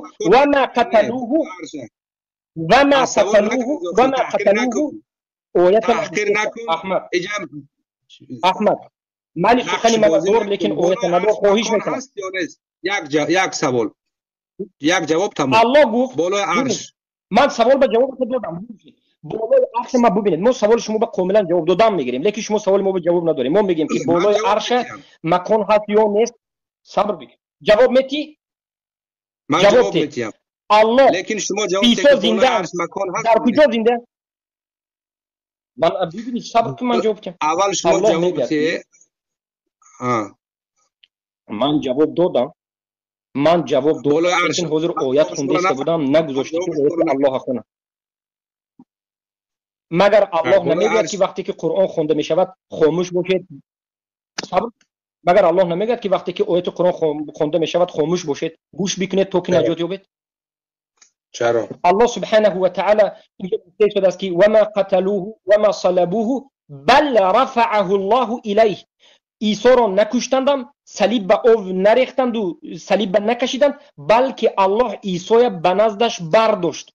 شما خودتون به زبانتون همه شاهد گفتید که عیسی در آسمان در بالا است. الله گفته است که من به نزدم برداشتم. پس الله در پایان عیسی هست یا که الله از عیسی بالاتر است؟ الله در کجا هست؟ انا همین سوال با شما هست. آسمان کدام آسمان در نظر دارید شما؟ آسمان یکم، دوم، همین آسمانی که پیامبر در نظر داشتن. همون آسمانی که پیامبر در نظر داشتن. همین آسمانی که در بالا هست. جبرائیل کدام آسمان با اومد؟ جبرائیل آسمانی چپ راست یا که بالا کتی اومد؟ وقتی که پیامبر جبرائیل دیدن در روایت امام صحیح مسلم اومده است به 600 قناش دیدند و به لرزه در اومدن، بیهوش شدند. حدیث زنبیلونی اومده است، حدیث متفق علیه. حضرت پیامبر صلی الله علیه و جبرائیل رو در کدام آسمان دیدن؟ آسمانی همین خیلی که من شما بالای میگیریم همین آسمان یا که آسمانی که در درون زمین؟ همین آسمانی بالا. جبرائیل از آسمانی بالا نازل میشدن یا که جبرائیل از طرف شرق و غرب پرواز کرده می اومدن؟ جبرائیل از کجا به پیامبر می اومدن؟ سوال دوم. آسمان مکان ملائکه ها است بشک. از این عبارت که الله در بالا نه و الله در پایان است. مگر اگر ملائکه در بالا باشه ما میگوییم که ببین، ما میگیم که بله آسمان دارد، ملائکه در این آسمان هستند، عیسی هم هستند، این مخلوقات در بالا هست. چقدر مخلوق شفمند شود همون قدر بالا می شود. سدرة المنتهی همه بالا، عرش از همه مخلوقی که خیلی هم به عظمت است از همه بالا، سقف تمام جنت. اما الله از همه مخلوقاتش بالا و جدا از مخلوقاتش است و به مخلوقاتش هیچ نیازی ندارد و الله به مکان نیاز ندارد و اما الله بالا است زیرا که شرفش از همه مخلوقات بالا است. السلام علیکم و رحمت الله و برکاته. حضرت عیسی علیه السلام در آسمان ها هست، همراه خدا هست. ما میگویی که خداوند از حضرت عیسی جدا هست. خدا است نگفتیم این قیمت است، این باطل است. ما که همراه خدا است گفتیم. ما گفتیم در نزد الله هست. در نزد گفتن دیگر همراه گفتن این تهمت است. شما سخن رو نکنید. ما میدونیم برای من بگوید که الله آیا عیسی همراه هم هست گفت یا که در نزدم هست گفت؟ الله چی گفت؟ و نزد با نزدیت حقیقی میشه و نزدیت مجازی میشه. با چی گفته؟ کدام سلف صالح گفته؟ کنی یک سلف صالح بیاره که حد حقیقت و مجاز گفته باشه؟ یگان نفر از سلف صالح درباره حقیقت و مجاز صحبت کردن، یعنی اولین بار حقیقت و مجاز سال چند پیدا شد؟ ذات الله جل جلاله با مخلوقاتش آمیخته شدگی، مخالطه شدگی نیست، بلکه از تمامی پس در کجا اگر مخالطه نشده باشد؟ پس در کجا هست اگر مخالطه نشده باشد؟ آیا الله در بالای آسمان جدا از خلقش هست یا نیست؟ یا که وجود ندارد؟ از نظری بعضی حکم موجود هست لیکن بلا مکان. در کجا هست؟ بلا مکان. الله بله بلا مکان، لیکن آیا از همه مخلوقاتش بالا هست یا نیست؟ علاهیده از مخلوقاتش هست یا نیست؟ یعنی شما عقیده دارید که از نام همه حنفی‌ها میگوید که همون کسایی که به ما ضدیت داشتند، شما میگوید که الله از مخلوقاتش جدا هست، الله در بالا هست و به مکان احتیاج ندارد. همین عقیده رو قبول کردید؟ نه جهت حقیقی را ما قبول نداریم. جهت حقیقی را ما قبول نداریم برادران. سلام علیکم. اجازه میدید من همین کم تریاک سوال کنم. همین است مشکلی شما که به سوال جواب نمیتین که وقتی که حضرت عیسی ببینید حضرت پیامبر صلی الله علیه و سلم وقتی که در اسرا و معراج رفتند به نزد الله رفتند یا که به نزد ملائکه رفتند؟ به کجا رفتند؟ به نزد الله نرفتن. کی میگه که نزد الله رفتن؟ اعوذ بالله، نماز کی فرض کرد به الله؟ تا جایی که الله خواست، خب به همونجا رفتن. الا ما شاء الله رفتن. حضرت موسی در کوه طور رفت، با الله صحبت کرد و کلم الله موسی تکلیما. آیا الله در کوه طور بود؟ چرا شما قیاس مع الفارق میکنه؟ نه نه نه، الله ببینید این قیاس مع الفارق نیست، قیاسی حقیقی است. حدیث متفق علیه. انسان اضافه را داخل نکنین، انسان اضافه را داخل نکنین، محکم بکنین. انسان اضافه را داخل نکنین، نباشد ما هم برادر ابو مرا که صحبت بکنین. انسان اضافی که داخل مرا صحبت بکنین. کی برادر ابو محمد مدنی، احمد ابو محمد مدنی، یک دقیقه ابو لحظه بیستید. شما اجازه کنین امور رشادکه آمده خاموش کنه بیسته تا اینکه شما دو کسه مناظره دارید که از روی بحث یک دقیقه صبر کنید دیگه. برادران میکروفونا را محکم کنید. همین برادر ابو محمد مدنی اهل علم میفهمه. ما اهل علم بگذاره ما صحبت کنیم، شما حقیقت برای شما آشکار میشوه. من راست دیگه یک 3 هفته شید کسل خوم، برادران اینا شاهیدن، کم کم تاون بلند شده ایستاده است، مزم نیست. شیخ ابو حنیفه نام داره ای برادر ما، برادر رشادکه. بگذاره برادر صحبت کردن گیره، با ما اینجا کتاب بینی کردن میشه. من مداخله نمیکنم. برادر ابو محمد، من مداخله نمیکنم. ابوبکر گاب زنقتی. یک لحظه ابو عمر، یک لحظه پیش از همه یک لحظه. احمد شما یعنی میروید سخنه به همون ابو حنیفه میسپارید؟ هم خیلی ابو حنیفه میسپارم، من پایان دا گوش میکنم. انشالله با در کارش هم صحبت میکنیم. بله همین بالا. لیکن من یک نکته را ذکر میکنم در صحبتی که ما کردیم. یک نکته من به مردم سوال میکنم. وقتی که پیامبر صلی الله علیه و سلم رفتند، به بالا برآمدند، به الله صحبت کردند، به پایان فرا آمدند، 5 وقت نماز فرض شد، 50 وقت فرض شد. حضرت موسی به پیامبر چی گفتند؟ بیرو به نزد الله، مگر نگفتند؟ اگر ما در روی زمین صحبت کنیم، مگر پیامبر صلی الله علیه و سلم، مگر پیامبر نه ببینید سوالم اینجا، مگر الله دوباره پیامبر رو خواست که به بالا برآیند یا که خودی پیامبر خواستند که به بالا برآیند؟ نه این شما قیاس های مع الفارق کردید. سلام علیکم. ببینم چه قیاس های شیخ احمد متفق علیه است. نه حدیث متفق علیه است. حدیث متفق علیه است. صبر. ابو حنیفه صبر کن. ابو حنیفه را خاموش کنین. ابو حنیفه بحث من و احمد به همراه نیست. احمد یک انسانی با عقل است، آداب دارد، صحبت دوام داده است. اما ابو حنیفه والله عالم صحبت ما کمتر درست نامده است. من ابو حنیفه نمیگم، لیکن انسان خوبه. یک خواهش میکنم سوالتون فراموش نکنه ابو محمد. خواهش میکنیم به تحقیر، به ملامت. چند سال شد تحقیر کرده، ملامت کرده، خفه کرده، مردم آزاری کرده، در کار نیست. با آرامانه صحبت کنید، در هر مسئله باشه صحبت بکنید. من گفتم که من حالم خوب نیست، برادر شیخ ابو حنیفه صحبت میکنم. احمد جون، پیش از رفتن شما یک سوال میتونم. شما گفتید که الله حضرت موسی را به کوه طور برد و صحبت کرد، پیامبر به معراج بود. بله الله در اول به معراج پیامبر دعوت کرد، اما پیامبر برای نمازی که 50 وقت بود 5 وقت کردن، هر وقتش به الله دعوت کرد یا که خودی پیامبر از الله خواستند و به نزدش برآمدند؟ مقصد که پیغمبر خدا علیه السلام به همون میقاتگاهی که مورد اجابت دعا بود، مورد گفتگو کردن با ذات خداوندی بود. مگر جنت اجابت دعا نیست؟ اعوذ بالله.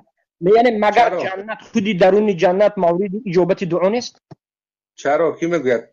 ما وقتی که در اطراف خانه کعبه طواف میکنیم، دعا میکنیم، مگر مورد اجابت دعا نیست؟ البته به شک شبهه مورد اجابت دعا هست، لیکن در گرد اطراف کعبه ببینید، ببینید درباره کعبه صحبت ببینید. در داخل کعبه نشسته باشد. انا اینا میگویم که کعبه رو با جنت مقایسه کردن، این رو قیاسی البته فارق و قیاس الفاسد میگن.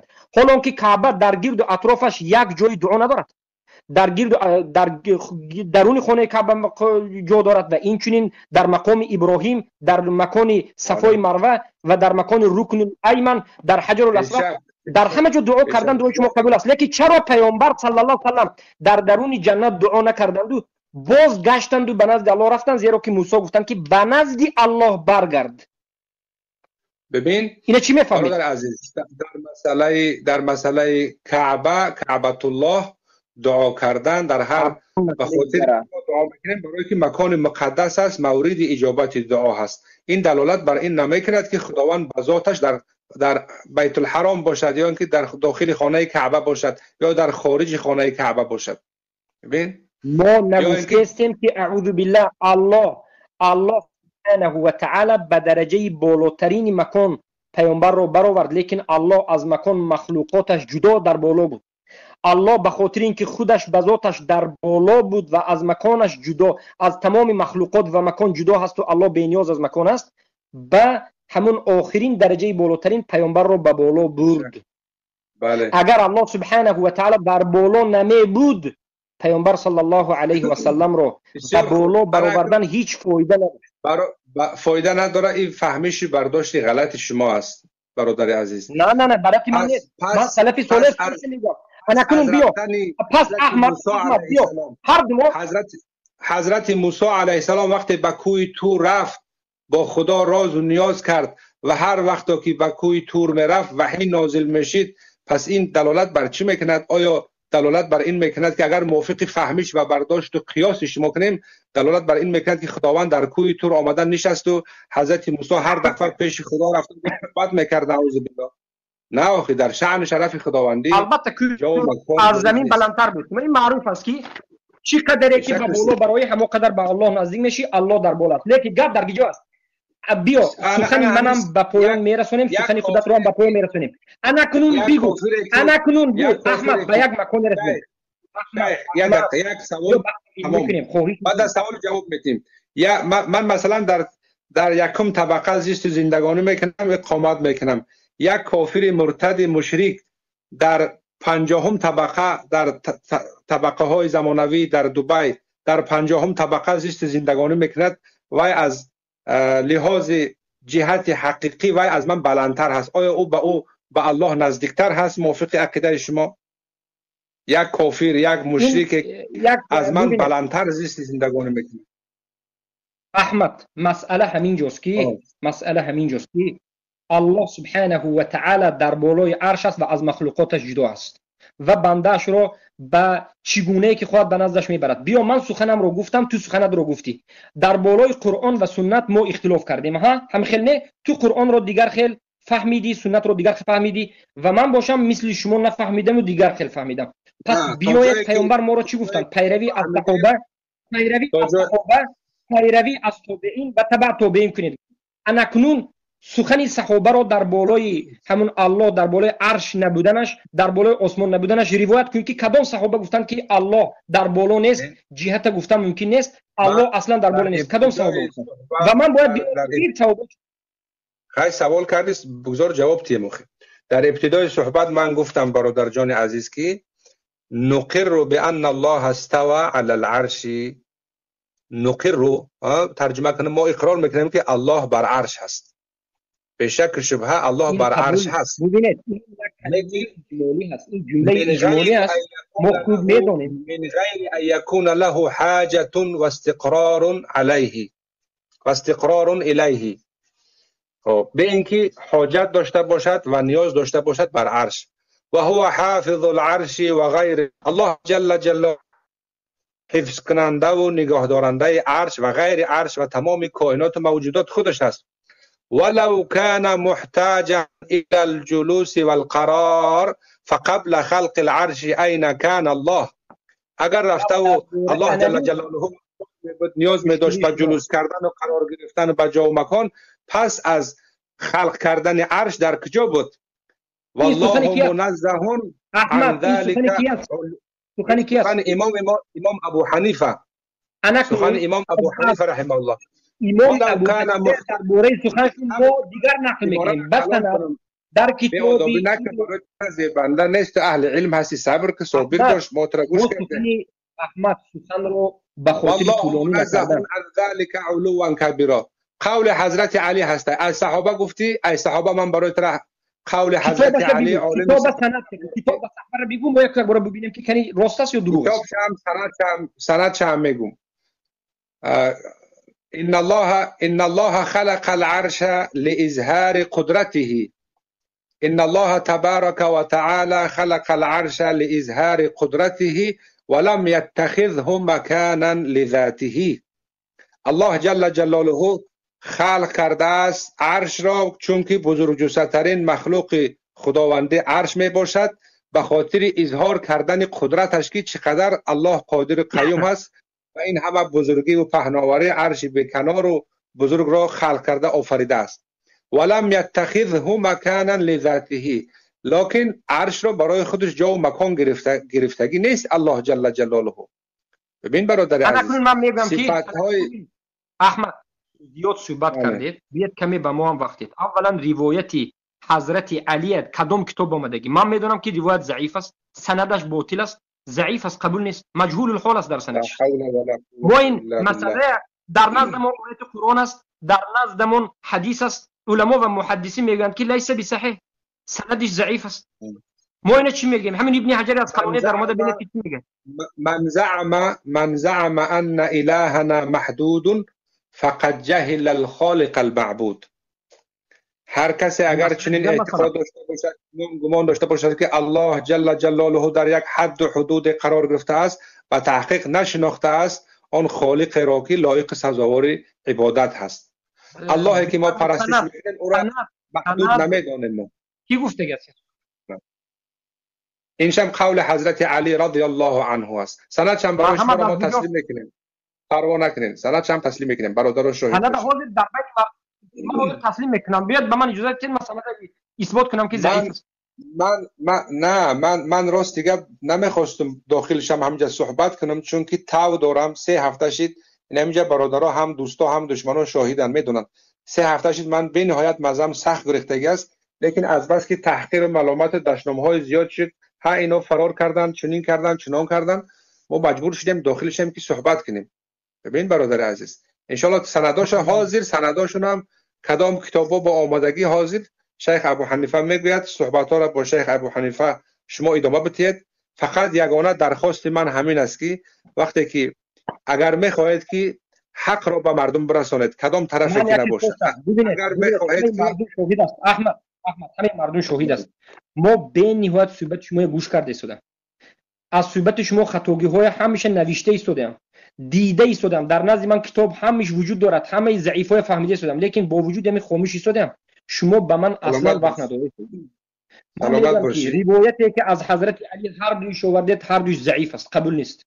یک ضعیف گفته من از حضرت البانی ضعیف گفته باشه، البانی ما قبول نداریم. البانی مگر محدث نداره.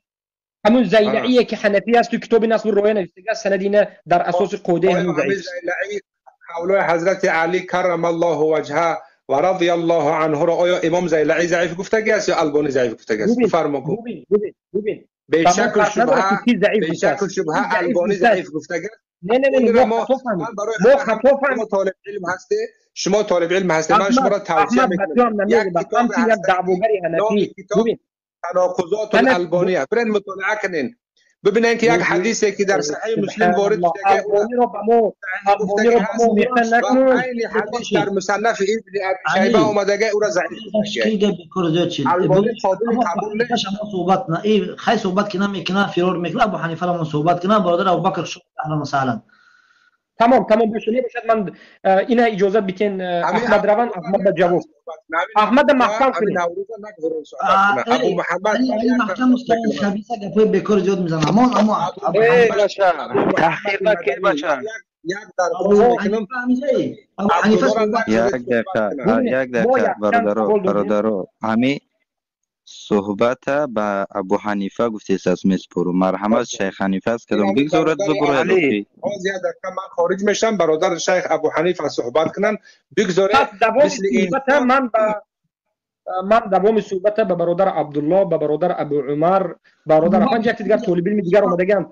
شیخ ابو اسامه همین است. ابو اسامه هم مجری برنامه مدیراتور اساسی خواهش میکنم همه را میکروفوناشون بند، خاصتا برادر عبدالله تو خلاص کردید.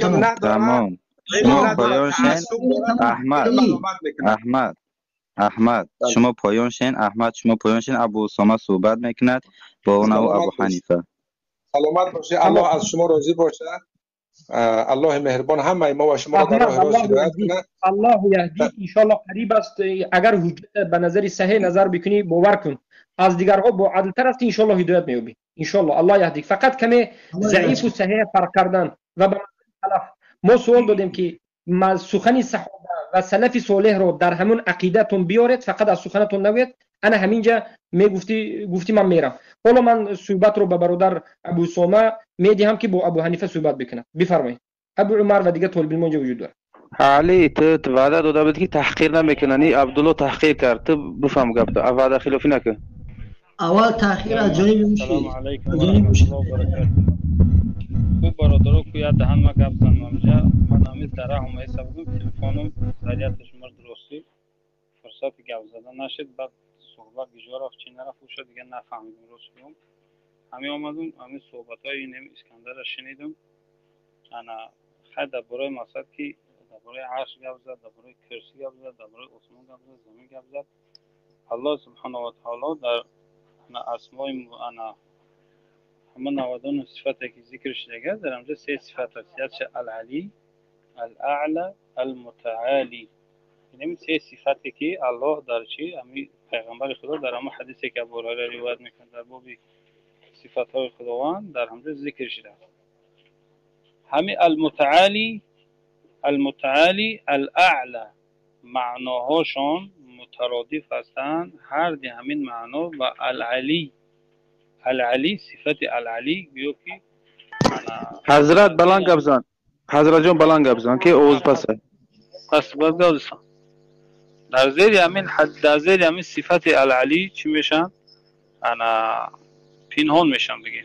یا که معنی هر سش همین در معنای العلی اگر که فهمیدی همین سه صفت الاعلى، المتعالی، العلی هر سش یک معنا دارن لیکن لفظشون مترادف هستن.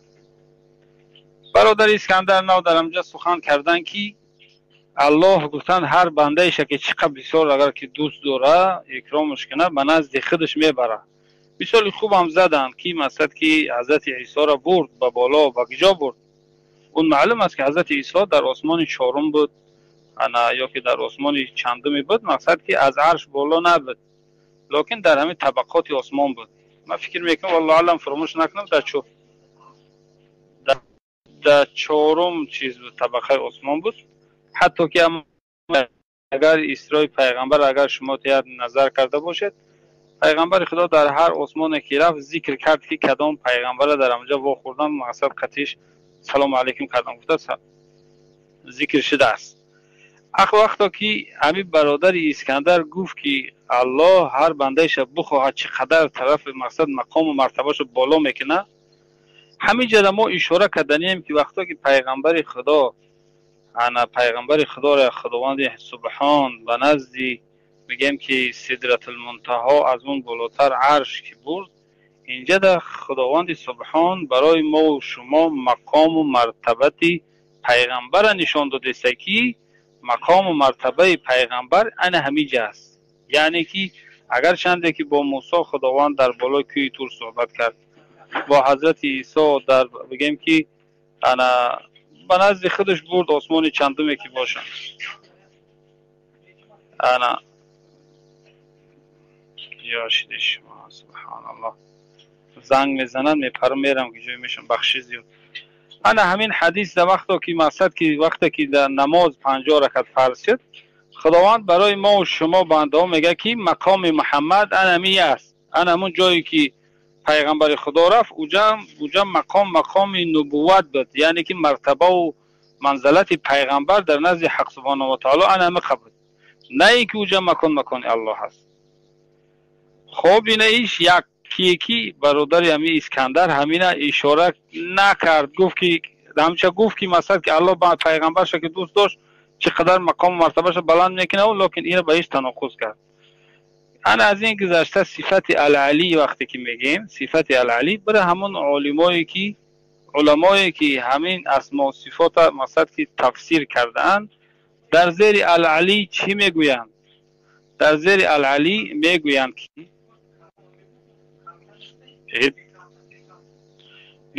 که صفت العلی معناش العلو، یعنی علو چیست؟ اگر بگیم که عرش بالاست، با از عرش بگیم که با بالا هست، فهمیدید؟ در نظر ما، در خاطر ما بگیم که از عرش بالا هست.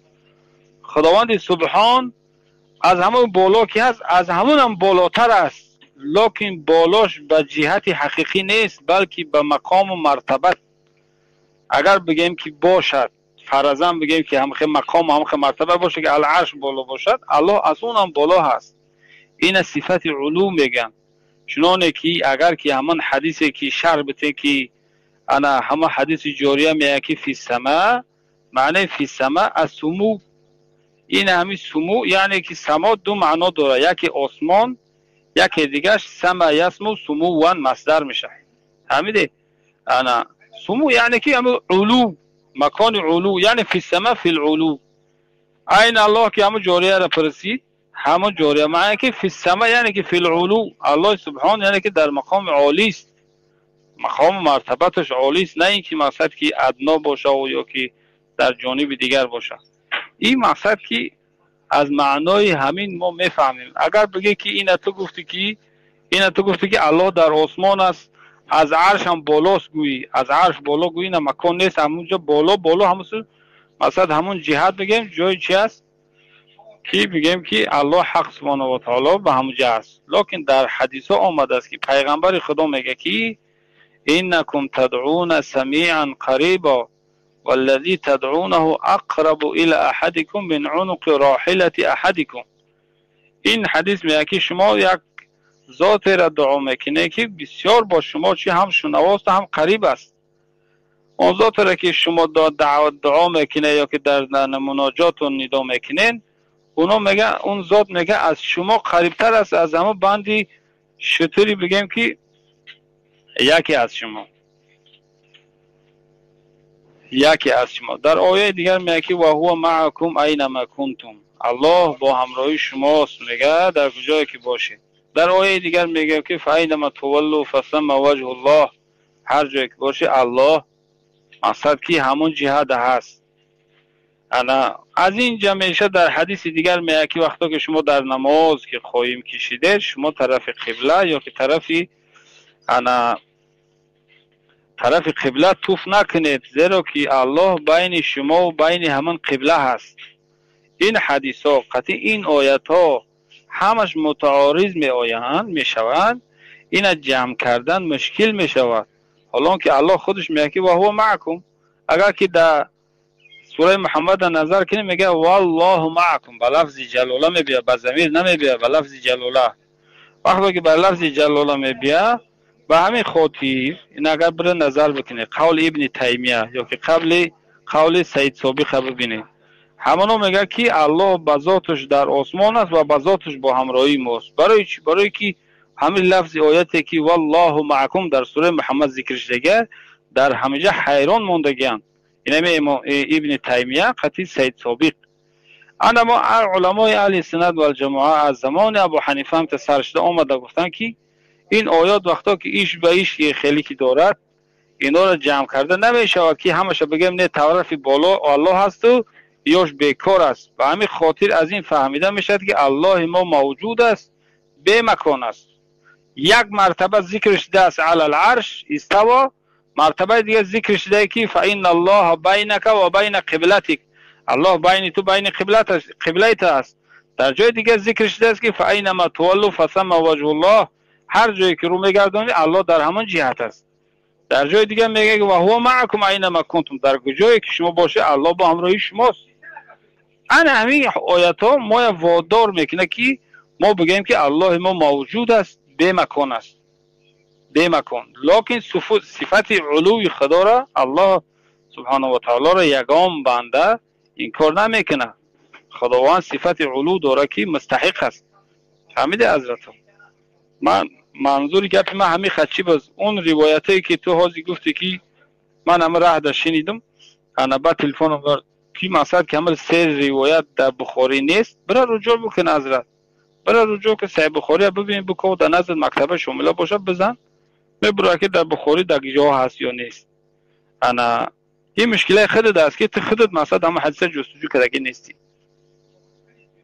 لکن که برای یک مسئله تو چو ایتری گفتی ایجا ایتری میشه اوتری نمیشه. اسلام به عقل نیست برادرای عزیز. هر دلیلی که میگن علما عقلشون کار نمیفرمونن، اول آیت نظر میکنن، جمع دلایل میکنن، در پیشون رنگ در سرخان میمونن. نمیخه ابو حنیفه خلاص کرد.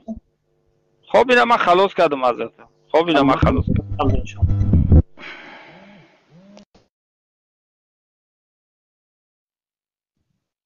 ابو سما الحمد لله والصلاة والسلام على رسول الله وعلى آله وصحبه ومن والاه. اما بعد، السلام علیکم و رحمت الله و برکاته. از وسط مناظره در اومدم و اول مناظره شرط و شروط مناظره که چی بود چی نبود خبر ندارم، اما اون چی که بنده میخوام صحبت بکنم در رابطه به خصوصا صفات الله، چون که صفات توقیفی هستند، به همین خاطر میخوام که قرآن، سنت و آثار بیرون نبرویم، فقط قرآن، سنت و آثار. و راستی که پیشم در چیزم نبود، روچکم نبود که مرا گفته بودن که دیگر کس قطعی گپ میزنی، اهمیتم ندادم. چیزای این انسان که گپ زدن وای میکردم یا داشت میکردم. یک چیز گفتن که الله متعال بین شما و بینی وایت است، بینی قبلت است. بله، حدیث صحیح است، حدیث مسلم هست، اما حدیث صحیح دیگر است که رسول الله صلی الله علیه و سلم چی گفتند؟ ان الله عز وجل لا ينام ولا ينبغي له ان ينام يخفض القسط ويرفعه يرفع اليه عمل الليل قبل عمل النهار وعمل النهار قبل عمل الليل حجابه نور. وفي رواية أبي بكر النار لو كشفه لاحترقت صبحات وجهه ما انتهى إليه بصره من خلقه. اون آیات و احادیثی که و هو معکم اینما کنتم فلان علان، تمام احادیثی که اگر شما بیایه این شخصی که از اومدن گفتن اولش معارض با اون کسی که قبل از این بدن که اینها گفتن که الله فوق عرش است. اگر ما بیایم اینها را بگیریم دلالت بر این میکنه گفته‌های شما باید موقعیتون معین بکنی. شما وقتی که میگه که الله متعال فوق عرش هست، مراد از این شما علوی درجه را فقط در نظر داره، علوی ذات در نظر نداره. ما علوی ذات، علوی قهر همش در نظر داریم. علوی قدر همه اینها علو عام است. فرق بین علو هست و استوا هست. علو این عام است بر جميع مخلوقاتش. الله متعال چی است؟ عالی است، بلند بر تمام. این ثابت میشه هم بر عقل، هم بر شرع، هم بر فطرت ثابت میشود. استوا این خاص است، استوا به شرع ثابت شده است. این فرق اولش. فرق دوم، علو این صفات ذاتی است، از الله جدا نمیشود اصلا، لا ينفك من ذات الله. استوا این صفت فعلی الله است که بعد از خلق آسمان ها و زمین مستوی بر چی شد؟ بر عرش شد. و حدیثی که در اینجا خوندیم، رسول الله صلی الله علیه و سلم چی گفتند؟ رسول الله صلی الله علیه و سلم میگن که الله متعال نمیخوابد و مناسب نیست برای الله بخوابد. ترازو را پایین میارد، بالا میبردارد. یرفع الیه العمل اللیل قبل عمل النهار. عمل اللیل، عملهای لیل قبل از عملهای نهار به سوی او برداشته میشن، بالا برده میشن، بالا. اینها میگن ما جهت قبول نداریم، یعنی این بالا بردن جهت نبوده است برای اینا. خوب باش. و عمل النهار قبل عمل اللیل و عملهای روز قبل از عملهای شب به سوی الله بالا میبرد. حجاب الله در روایت دیگر میگن نور است، در جای دیگر میگن نار است. اگر او را کشف بکنه لاحترقت صبحات وجهه من انتهت الیه بصره من خلقه. اگر این حجابش الله متعال کشف بکند، نوری وجه الله متعال تمام مخلوقات از بین میبرد. این که شما گفته که فلما جاء موسی لمیقاتنا، بر میقات آمد، همه اینها باطل هستند. اگر ما بگیم که وقتی که موسی اونجا رفت و کلمه ربه، الله متعال با اون صحبت کرد، اون صدای الله شنید. این احادیث، این حدیثی که برای شما آوردم، تمام اون احادیثی که شما دلیل میگیره، احادیث متشابه، اونها را چکار میکنه؟ رد میکنه. اگر حجاب الله متعال باز بشود سبحات وجه الله تمام مخلوقات از بین میبرند. این یکم. دوم چیزی که اینها گفتن که الله متعال در معراج رسول صلی الله علیه و سلم وقتی که بالا از سدرة المنتهی برد اونجا چیکار کرد؟ این قدر رسول صلی الله علیه و سلم چیکار کردند؟ یعنی برداشت منزلت رسول صلی الله علیه و سلم گویا برداشتند. خوب آیا قبل از معراج رسول صلی الله علیه و سلم قدر منزلت نداشتند؟ یعنی اگر دیگر انبیا دیگر رسول این سوال هست در ذهن تو بگیره خطاب من برای انسان‌های ماتریدی و اشعری و معتزلی و شیعی و تمامی فرقی که استوا و علوا چیکار میکنن؟ انکار میکنن. برای متعصب و غیر متعصب همه توجه داشته باشه. بقیه انبیایی که اونها به معراج نرفتن آیا اونها درجه نداشتن؟ آیا اونها منزلت نداشتن؟ اگر رسول صلی الله علیه و سلم بالفرض مثال به معراج نرفته بودن منزلتشون نبود، بین مخلوقات منزلت نداشتن، این باطل است. همین که شما اقرار میکنید که رسول صلی الله علیه و سلم در معراج به بالا برده شد، همین بالای حسی بود یا بالای حقیقی؟ البته که بالای حسی بود. رسول الله صلی الله علیه و سلم اونجا رفتن. و این که هر چی شما از من گفتم از قرآن و سنت آثار صحبت میکنیم، لفظی مکان و لامکان و فلان علان در قرآن نیست. این از الفاظ مجمل هستند. اگر مراد از این انکار باشد، انکار علو باشد، این غلط است. مراد از این اثبات علو باشد، نه خودی مکان.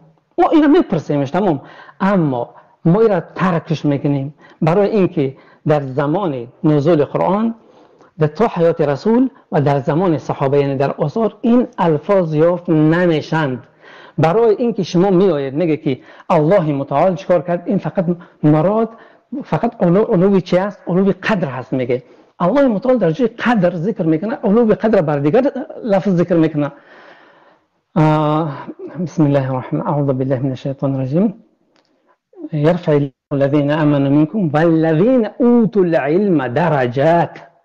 درجه را اینجا ذکر میکند. الله متعال بالا میبرد قدر منزلت کسایی که ایمان آوردن. يرفع الله الذين آمنوا منكم والذين اوتوا العلم درجات. و کسایی که علم داده شدن درجات اونجا میگه بالا میبرد. الله متعال نگفت که مثلا هر آیه که ما اگر بگیریم، هر آیه که در قرآن اگر ما بگیریم در رابطه با استوا بگیریم، الله متعال ثم استوى على العرش درجاته الرحمن على العرش الدرجات على العرش سوا. برای چی این گپ نگفت الله متعال؟ هیچ این صحبت کردگی نیست. هیچ در قرآن ما نمیابیم. هر جا که ما ببینیم الله متعال میفرماید یا عیسی انی متوفیک و رافعک الی، به سوی خودم گفت. سو گفت، نزدم نگفت. اگر نزد گفته حدیث میاد نزد گفتم. و این که صبر و این که شما میگه مکان، ما میگیم مکان در قرآن نیست، مکان در سنت صحیح نیست، در اصول صحابه نیست. بگذاره ایره و ما را تهمت هم کرده نمیتونه که ما مکان اثبات کردیم و ما مکان فلان گفتیم و ما عقیده داشته باشیم که الله متعال نیاز بر مکان داره.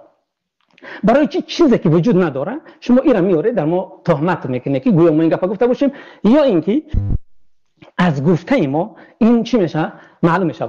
همین جهات سیته، همین جهات ششگانه را وقتی که انسان اثبات بکنه، یک انسان بگه که یک چیز وجود دارد، شیء وجود دارد، نه در چپ است، نه در راست است، نه در هست، نه در بالا است، نه در شرق است، نه در غرب است، مثلا در جنوب و شمال، در هیچ جا وجود ندارد. همین جهات وقتی که شما یک انسان همین گپ بگه اگر این چیز انکار کرده است، انکار از این زیاد یافت نمیشد. یک انسان بگه الله وجود دارد اما در هیچ جا وجود ندارد، در هیچ جا وجود ندارد، یعنی در هیچ جهت نیست. ما جا نمیگیم حتی، چون جا دلالت بر مکان میکنه. بله اکای بخشش اکای علی شوهینا بولو برو، علی شوهینا برو حضرت. بزرگترین چی است؟ این انکار است. این بر همین الله متعال جا در قرآن بر رفعه الله الیه، الله متعال میفرماید که الله متعال او را به سوی خودش برد، به سوی کسی دیگر نبردش.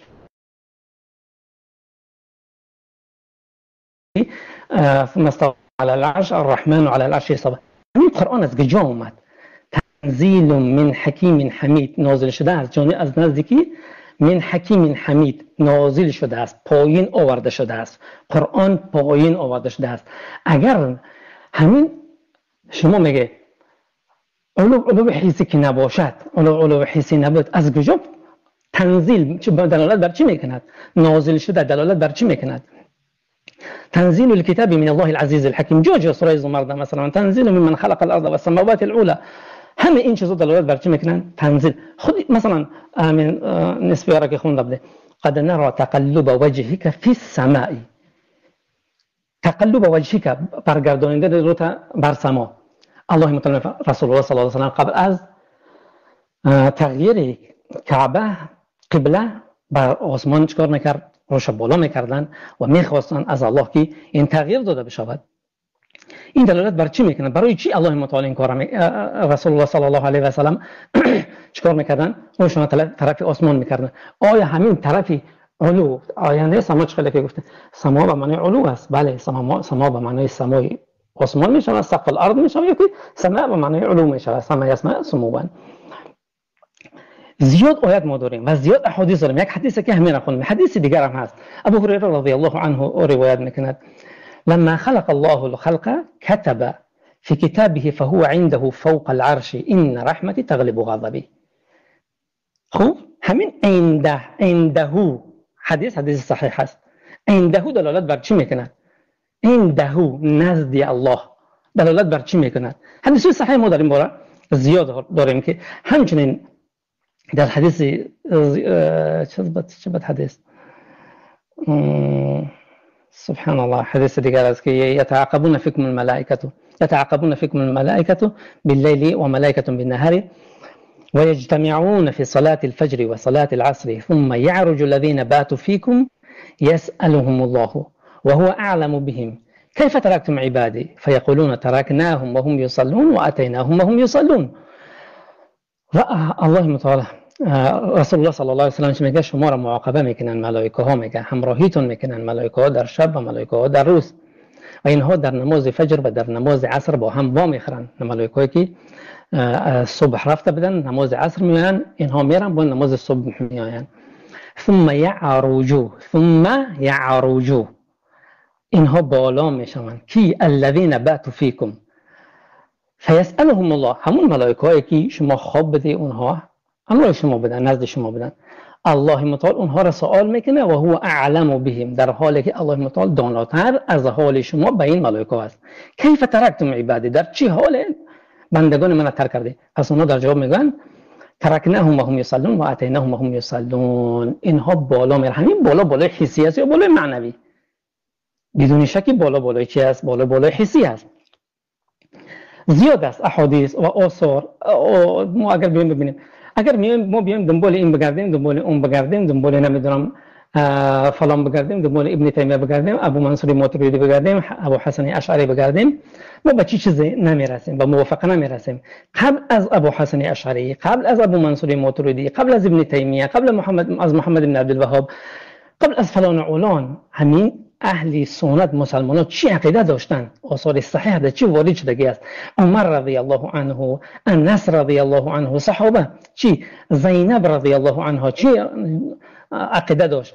كانت زینب رضی الله عنها تفخر على ازواج النبي صلى الله عليه وسلم وتقول زوجكن اهلكن وزوجني الله من فوق 7 سماوات. شما را اهل عائلتون میگفت به ازدواج رسول صلی الله علیه و سلم در آورده است. من الله متعال از فوق 7 آسمان ها و ازدواج رسول صلی الله علیه و سلم در آوردن. اگر آثار صحیح هست، اگر آیات صریح هست و اینکه امروز من هم همراه شما صحبت میکنم، یک کسی ما در این برای دنیا هستیم، یک کسی شما در اون برای دنیا هستیم، سخن من میشنوه. این دلالت بر این نمیکند که ما با همدیگر یک جا باشیم. یا که شما بگه که نه، وقتی که شما میگه که الله متعال اینما کنتم و هو معکم اینما کنتم، هر چیزی که مثلا میگه الله آیا همراه ما در دنیا هست یا که بزرگتر از این دنیا هست؟ یک چیز اثبات بکنه، موقعیتون اثبات بکنه. اگر موقعیتون اثبات، این عقیده جهمیه، عقیده مشرکین و کفار است. اگر این اثبات نمیکنه برای چی اینا رو دلیل میگیرین شما؟ بسم الله بفرمایید. ماشاءالله ماشاءالله، او سخن خوب گفتی برادر، لکن اما حدیثی که حجاب و نور گفتی در این موضوع من تعلق نداشت برادر عزیز، به خاطری که گفتی من یکم چی برداشت نکردم هم حدیثی تو. انا اگر من قبل میزنم با خدا گوش که حضرت جان. اولش این که وقتا که آسمان میگیم، این شما فکر کنه که آسمان کارخانه پروردگار است. وقتی که الله سبحانه و تعالی تمام کائنات خلق کرد، کائنات بگیم که طبق به طبق خلق کرد. خب میگذاریم از همون حدیثی که زوجکن آباؤکن و زوجنی الله فوق السماوات سبع سماوات فوق سبع سماوات. ببین حضرت، انا یک چیز حدیث هست از حدیث قلم. اول ما خلق الله القلم. الله قلم خلق کرد، گفت که بنویس. قلم در کجا نویست؟ قلم در لوح المحفوظ نویست. لوح المحفوظ در کجاست؟ معلوم است که لوح المحفوظ در بالاست. فهمیدی؟ وقتی که حضرت مادرمون زینب این سخنکی گفت، ما یکم شبهه نداریم که مقصد که لوح المحفوظ در تگ مایه. هممون به اتفاق میگیم که لوح المحفوظ بالای ماست. وقتی که لوح المحفوظ بالای ما که باشه، هر امر خدا، هر امر الهی بگیم که در لوح المحفوظ ثبت شود و از اونجا به عالم پایان نازل شود، حضرت این حسی میگن، این حسی میگن.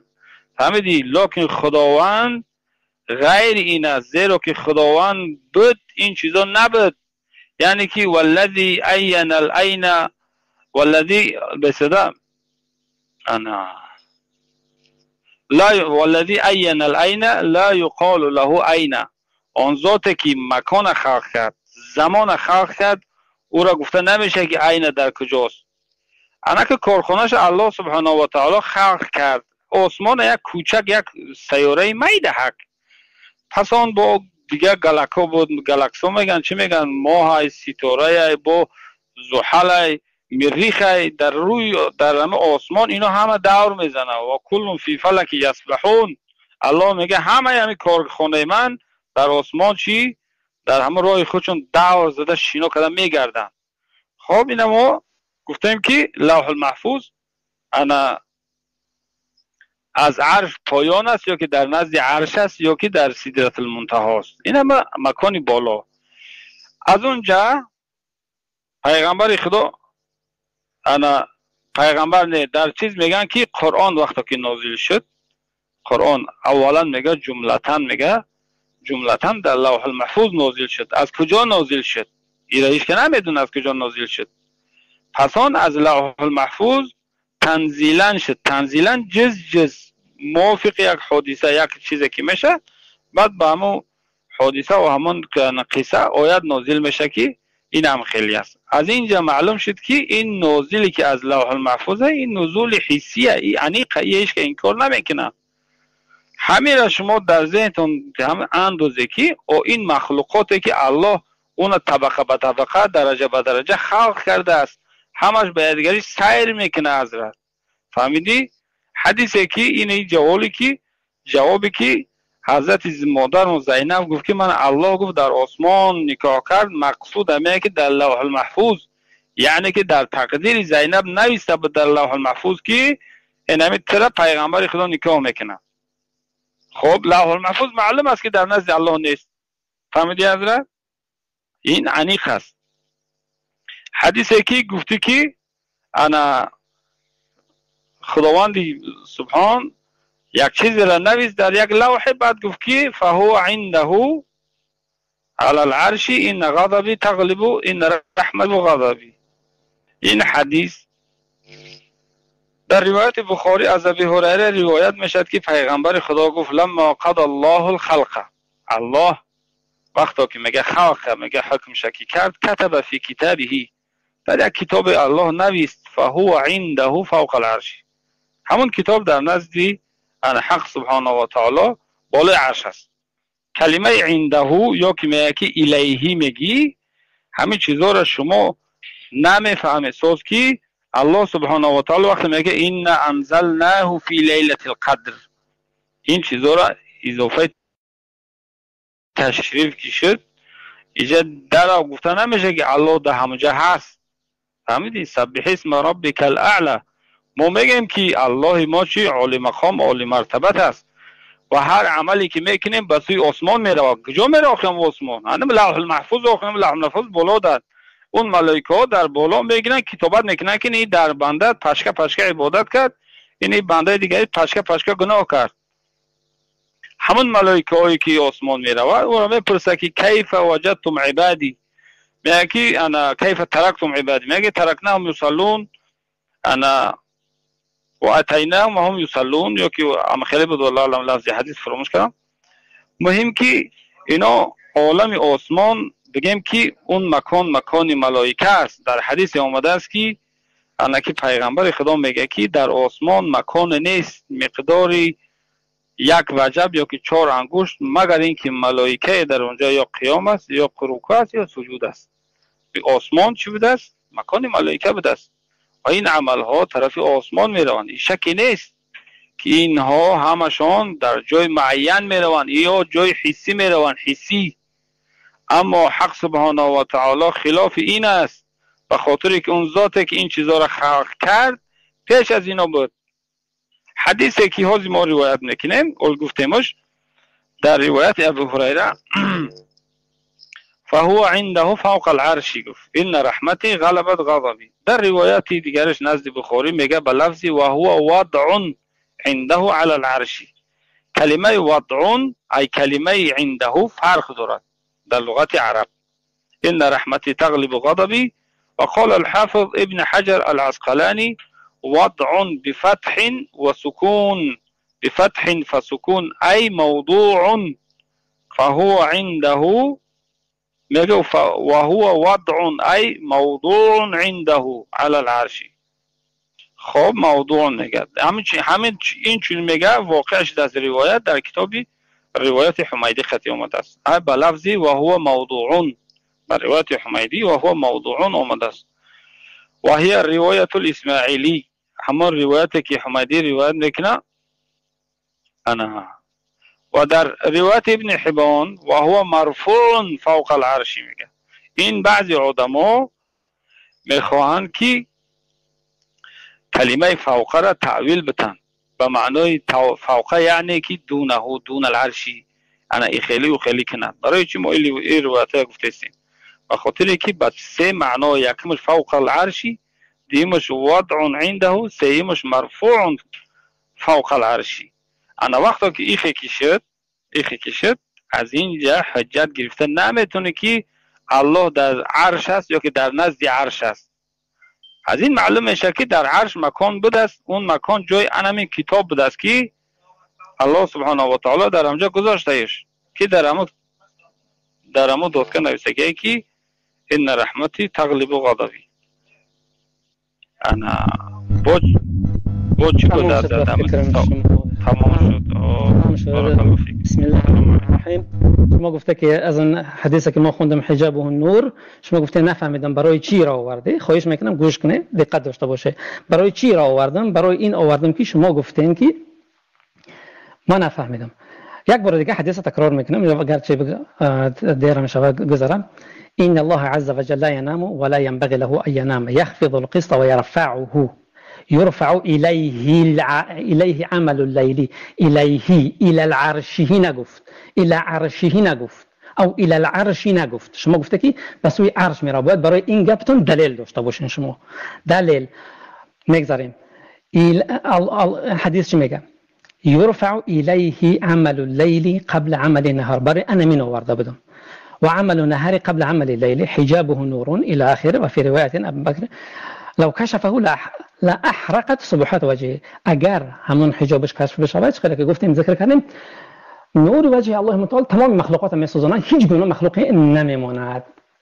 چگونه که موسی علیه السلام طلبش کردن.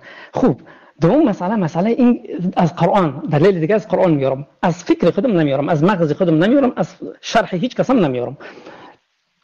الله متعال چه میگه؟ الیه یصعد الکلم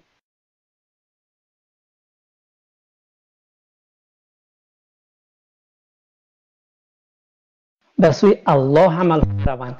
الی عرشی نگفت، الی عرشی نگفت او الی العرش نگفت.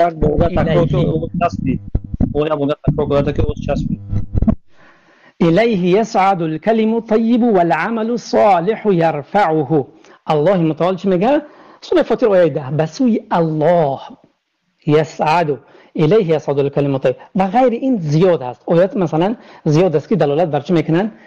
و عنده و هو موضوع عنده، عند من، عند الله که حدیثی که خوندیم عند الله، عند الله، هیچ چیز دیگر نیست. خواهش میکنم. بعد تنزیل، نگاه کن چه میگه؟ تنزیل من حکیم حمید، من از کی؟ از حکیم حمید، از جانب پروردگار بود. یدبر الامر من السماء، الله متعال میفرماید، نمیدونم کدوم آیت باشه، در کدوم سوره باشه، الله متعال میفرماید یدبر الامر من السماء الى الارض.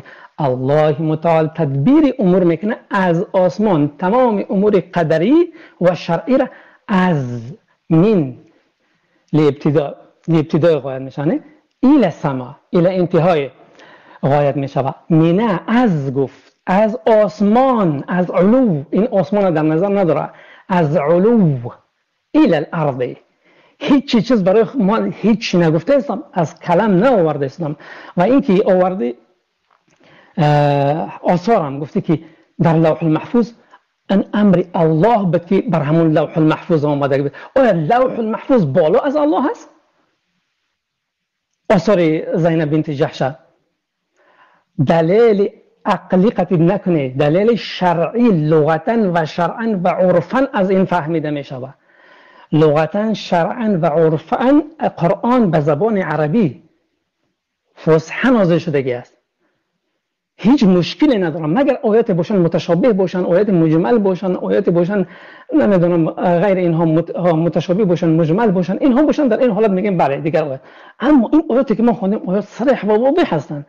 به همین خاطر اگر کسی دیگر باشد، کسی دیگر درایه وقت باشد، درایه وقت ما خیلی کم هست، دلیل بیاره. اگر دلیل داری بیار، شرعا قرآن سنت آثار نداری وقت کم است دیگر نتونست دلیل نآوردی، شما چیزایی میگه اختون تعویل میکنه و تحریف میکنه. برادر عزیز بارک الله فیکم، اینجا یک اصول آورد ابو حنیفه، یک اصول آورد. اصول ابو حنیفه من تکرار میکنم: الذي عين العين لا يقال له عين. بارك الله فيك، بارك الله فيك، بارك الله فيك. ضعیف این موضوع است، این ضعیف بودن گناهکار، این موضوع باطلی، این پیش پاس. ببینید برادر ابو اسامه حفظه الله و پیش از برادر من آیت آوردیم، یک چند آیت، حدیث یک چند حدیث، قول صحابه را من از سلیمان التیمی، تابعین، انس آوردم که امام بخاری در افقه آوردم. یک چند قول صحابه برادر آوردم، قول سلف آوردیم، قرآن سنت سلف. این به همه همون سخن فقط قول کوچکی و یک روایت آورد، روایتی که ابو حنیفه آورد و پیش از این احمد هم آورده بود، سخن علی بود، ضعیف بود، باطل بود. و بعد از این حالا این می‌آورد الذی عین العین لا یقال له عین. از نظر علمای ما محدثین و محققین میگن که لا اصل له، این کلام اصلی نداره، نخود به یک سخنی که اصل نداره که گفتنش معلوم نیست در یگان کتاب حدیث معتبری اهل سنت آمده بیاری سخنی بی اصل رو، تمام آیاتی که محکم است، حدیث هایی که صحیح متفق علیه است، قول صحابه، اجماع صحابه درباره آیات و حدیث انکار کنی، همین دلالت به باطلی میکنه. جزاک الله خیرا، جزاک الله خیرا شیخ ابو محمد. فراموش کردم همین عینه را من فراموش کردم که در رابطه صحبت کنم. الله متعال جزای خیرتون که را شما بیان کردین، حاجت به این نیست. ببین برادر عزیز، تمام برادرها، خطاب تمام برادرها است. برادران عزیز من ماذا بعد الحق الى الضلال، ماذا بعد الحق الى الضلال، فماذا بعد الحق الى الضلال. الله متعال میگه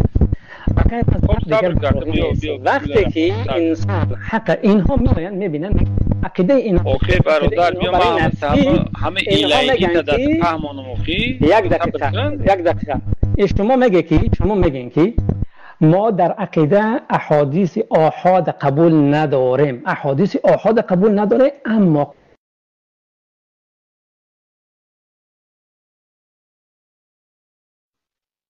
ابو سما بارک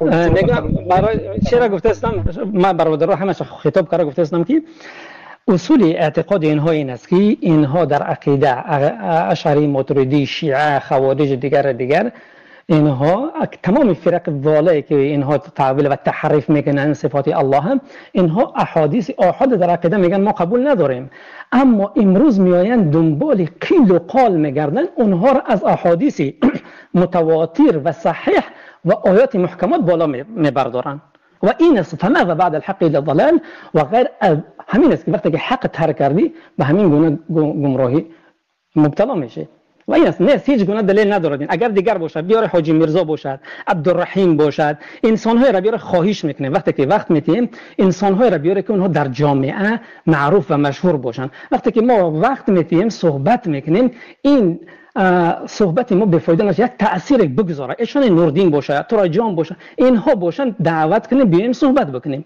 و این خیلی کی است نمیدونم یک الله اعلم بگی و یک کسی دیگه باشه اگر بدره نباشه برو تحقیره بچه تحقیر نکرد صبر کرد ما وقتی قرآن حدیث میگم ایجاد من نه خزیمت در کاره نه بخوری در کاره نه فلانی در کاره از قرآن حدیث گفتیم و تو چی حاجی میرزا میگی و ایشان کنی آیات کنی ببین آیات حدیث بیار صبر خاموش بیسته شما که خاموش بیسته شما گپ زدیم ما گوش کردیم ببین تو گفتی الهی گفتی ضمیر الهی یعنی انکی بسوی چی الهی یرفع العمل الصالح الهی یرفع العمل الصالح الهی یصعد الكلم الطيب والعمل الصالح يرفعه بارك الله فيك.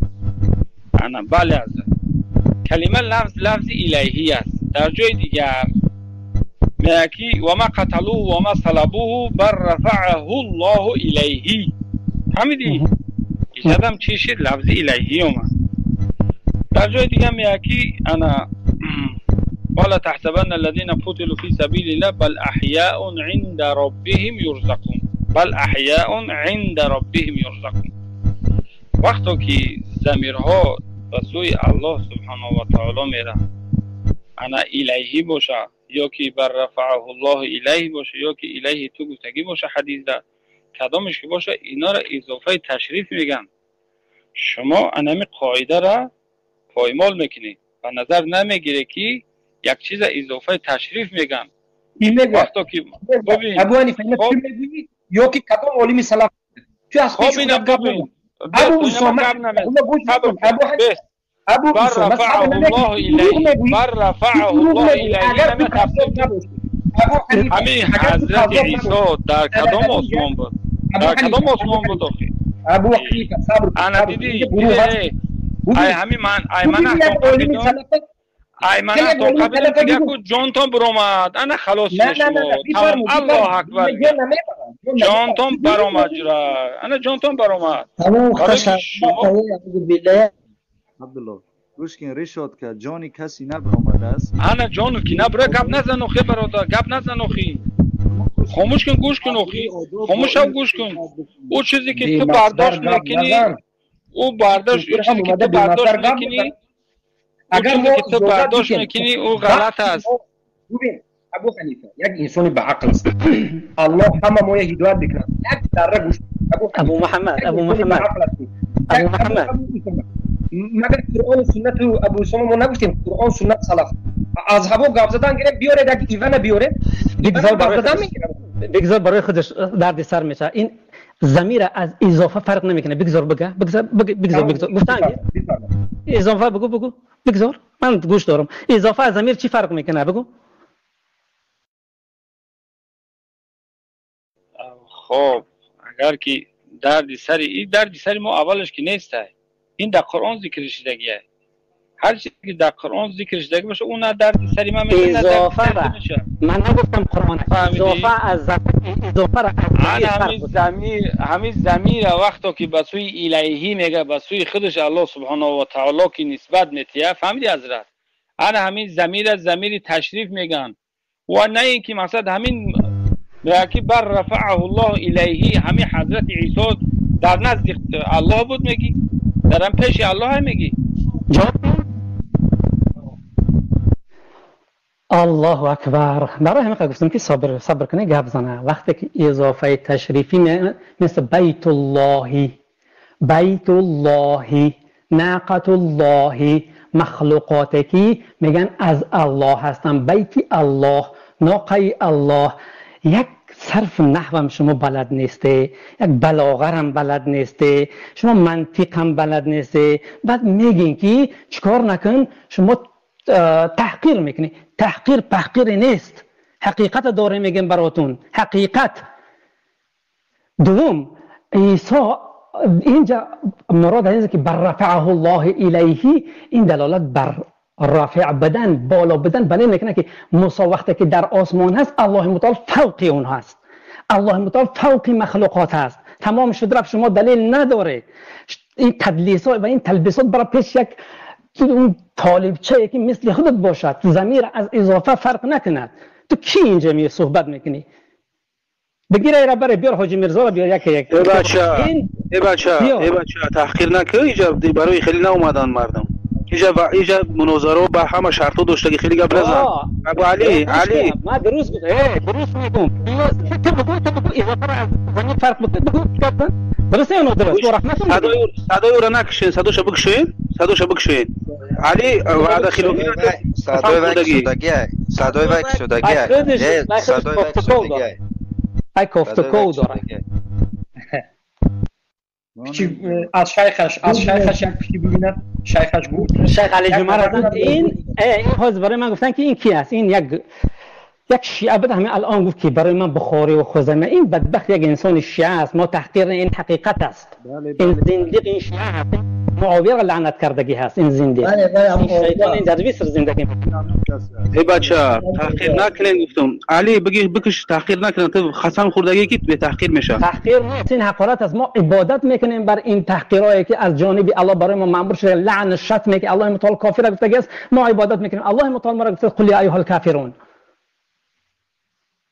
برادر ابو اسامه بارک الله فیکم شیخش نظر کردن.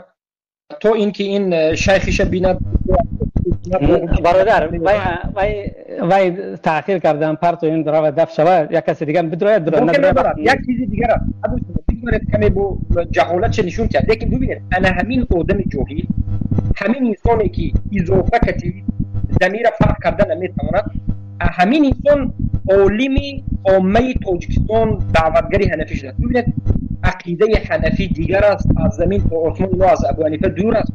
من یک چیز میگم، آیا شما به نام حنفی هایی که گمراه شدید و ابو حنیفه براءتش را از شما اعلان کرده، آیا شما همین تفسیر تبری را قبول دارید؟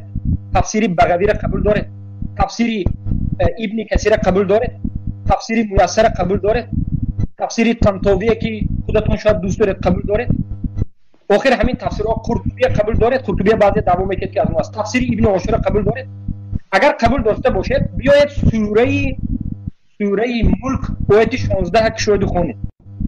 الله در سوره ملک آیت 16 میگوید که اعوذ بالله من الشیطان الرجیم ام امینتم من فی السماء ان یرسل علیکم حاصبا فستعلمون کیف نذیر. در تفسیر میسر میگن که ام امینتم یا کفار مکه الله ان الله الذي فوق السماء، یعنی امینتم من فی السماء، آیا شما خودتون را امین حساب میکنید از آن ذاتی که در بالای آسمان است؟ مفسرین گفتن همون ذاتی که در بالای آسمان ها هست این الله است. اکنون نظر کنید بر سخن ابن جریر طبری. ابن جریر طبری میگن که ام امینتم من فی السماء، یعنی الله من فی السماء هو الله، الله در بالای آسمان است. پس سبحان الله هو الله میگن امینتم من فی السماء، یعنی اون ذاتی که در بالای آسمان ها هست هو الله. تفسیر تبری، تفسیر عاشور، تفسیر ابن عاشور ببینید میگن که هو الله. همه این مفسرین هو الله گفتن. سلف صالح ابن خزیمه در کتاب توحید، عثمان ابن سعید الدارمی در رد بشر المریسی، امام بخاری در کتاب خلق الافعال العباد و امام بخاری در صحیح بخاری باب علو ذات الله، علو الله علی العرش بیان کرده. همه سلف صالح هزارها علما بیان کردن الله در بالا است. از شما چی میگوید؟ اللهی که شما عبادت میکنید آیا وجود دارد یا ندارد؟ بار دیگر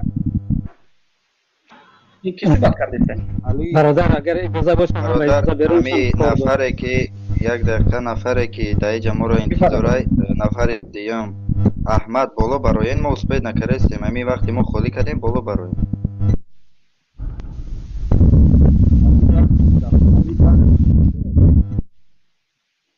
اگر شما گوید که نه ما تفسیرهای قرآن قبول نمیکنیم یک تفسیر خودتون بیارید که کنی خودتون چی میگید؟ امام نبویه که شما میگن که علمای نقل میکند از دیگر علما که دیگر علمای سلف میگفتن که الله در بالای آسمان است. ما به شما از ده ها حدیث میبریم، صدها حجت از قرآن میبریم که الله گفته شده است که الله در آسمان است و به مکان احتیاج ندارد. الله جدا از مکان است. این زمین و آسمان در نزد الله یک ذره هست. شما چی میگوید؟ شما میگوید که نه الله در آسمان نیست. سوال به شما الله در کجا است؟ ابو محمد یک دقیقه ما با شما دو نفری صحبت میکردیم و قرار بود مصلحت همین بود که دو نفر با همدیگر صحبت میکنن باقی برادرها استفاده میبرن.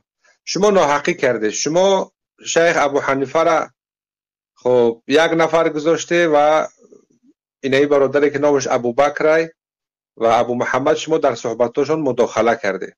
باید که مداخله نمیکرده. اگر که شما دو نفری صحبت بکنید بگذارید تا اینکه ما هم دو نفری صحبت کنیم. یک پهلوی مثلا. بله. دیمش خواهش میکنم تحقیر نکنید. برادری که نامش ابو بکر قدیمه ها همون کمپیرا و مسافرهای بیسمودا همون گذشته های ما بگفتن که عالم شدن آسان های آدم شدن بسیار قیله. ایشان نورالدین بیاره میگوی حاجی میرزا را بیاره میگوی یک عالم دیگر را بیاره عبدالرحیم بیاره. تو خودت کی هستی؟ تو نام تا بگو حدی اقل هم جرأت که نام اساسی تا بگو کی هستی؟ احمد شرط از موضوع بیرون معلومات میکنی. احمد چی در کار معلومات کردن چی در کار در حق اهل علم آیا زیبنده همین کار در حق اهل علم یک دقیقه اجازه بده همین انسان کنم یک دقیقه صحبت کنم همین آدم یک دقیقه نه صبر کن احترام میکنه دوست میداره گوش کن مقطعی در یک سخن شما موافق است یا حقارت کن نه این فرهنگ شما های حقارت کردن تحقیر و ملامت کردن صبر کن صحبت کنید از خود تو فرعون و هامان تراشیدن این فرهنگ شما با این کمپیر بره اینجا بروره کمپیر کمپیر در خونه محمد در خونه علی خجالت بکش بروش تو کی از کمپیر گپ اجازه میدی گپ زنم اجازه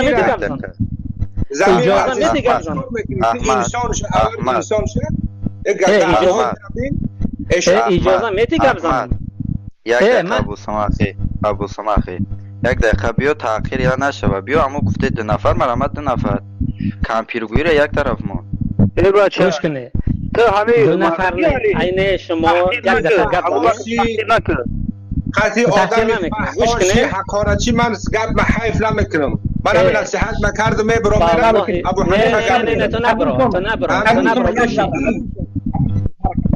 یا بر شیعه میگه یا بر جهمیه میگه حضرت معاویه را حقارت کرده میگه خجالت نمیکشید بکنی حاجی میرزا را بیاره حاضر همینجا بخاری را تحقیر کرد ابن خزیمه را تحقیر کرد حاضر همینجا تحقیر کرد نکرده است. همین برادران شاهدن که شیخ ابو حنیفه بسیار مؤدبانه صحبت همینجا گفت که برای ما لازم نیست تو ایزا نمیکش تعریف میکنی سوالی بجای حاجی میرزا را خیلی دوری سوالی فهمیدی؟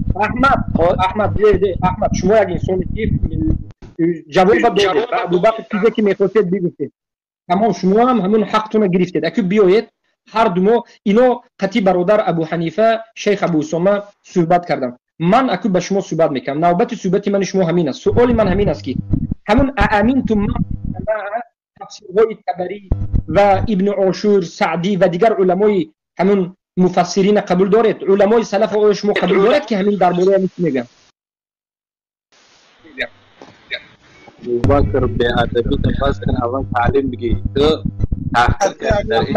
بخشش ایجاد من زنگ زدم خانم پارتوف ما قطعی همین برادر ابو محمد صحبت‌های خوب داشتیم با آداب و احترام. تو خدمت کی میگه اشان نوردی جان بیار وقتی بوده میره در اینجا ای بنامه نفر هستن 300 400 نفر تر گوش تا خودت کی متراشی تو مرد باشی جرأت کن نام تا بگو یا جانم تا ابو اسماء من ابو سبب این احمد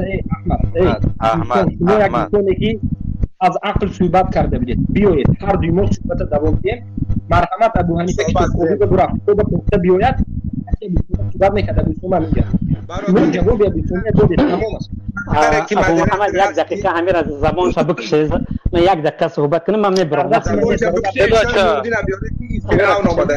امیر کشن زوق نمیکشه اینجا یگون کسی بچه زوق نمیکشین اینجا قسم خوردگی که یگون کسی زوق نمیکشه من نمیمونم من گپ بزنم بس من گپ بزنم امی قدر گفته است من گپ بزنم بفهمونم رنگی آدم گپ بزنم تحقیر نکن رنگ گوش کنی شما من گپ بزنم تمام خب کنی من گفتم اول نام تا بگو تو نام من چیکار میکنی خب کن من گپ بزنم چی گفتی خیلی دوری فهمیدی اونم حاجی میرسه به ثبات بچه تو اجازه میدی من گپ دوری تو گپ نزن من گپ زنم صبر کن من گفتم حاجی میرزا را بیار حاجی میرزا قطعی من گپ میزنم جای گنده گپ گنده ایشان نوردین بیار گپ گنده انا اتحداكم كلكم اتحداكم من اینم به جرأت میگم به باوری ان شاء الله میگم از اول تا آخر تا جرأت باوری داشته باشی نام تبو تو دیوانه نام تو کگبی چی تو این گپ در نام نیست من این گپ میگم من تحدی میکنم تمام شما را تحدی میکنم علی جمعه را بیار تو دیوانه من این تحدی من از خودم الحمدلله باور دارم تمام شد رفت من میبرم ان شاء الله شما باقی چیکار کنم من خیلی وقت ندارم این خیلی انسان ها قدیم شنون صحبت تو انسان شما میتونی کنم فوتا چلی تمام ان شاء الله سبب چی گوش بکنید احمد عذر همراه من همراه هر دوش صحبت میکنیم شما کمی سر روی کنین ابو حنیفه کتاب‌های بیند شیخ گوگل نظر کرده میبینید شما هم قطعی یک صحبت میکنین لیکن گپ اینجا کی شما گوگل نظر نمیکنید کی گوگل نظر نمیکنه همین ابو سوما گوگل نظر نمیکنه همه موقعی نظر شما بولین بام نه برای ریاکاری باشه احمد حضور صحبت ما شما دوام داره یک شما برآمدن احمد توازن داشت یا مد ادب داشت 300 400 نفر در بالا نشسته از ما و شما چه عبرت میگیرن مردم اللهم رب جبريل وميكال والصرافيل انت تحكم بين عبادك فيما كانوا يختلفون فيما كانوا فيه يختلفون اهدنا لما اختلفنا فيه من الحق باذنك انك تهدي من تشاء الى صراط مستقيم اي ربي اي الله اي ربي ملائكه اي ربي اسرافيل وميكائيل وجبرائيل اي الله تو بنده هایت را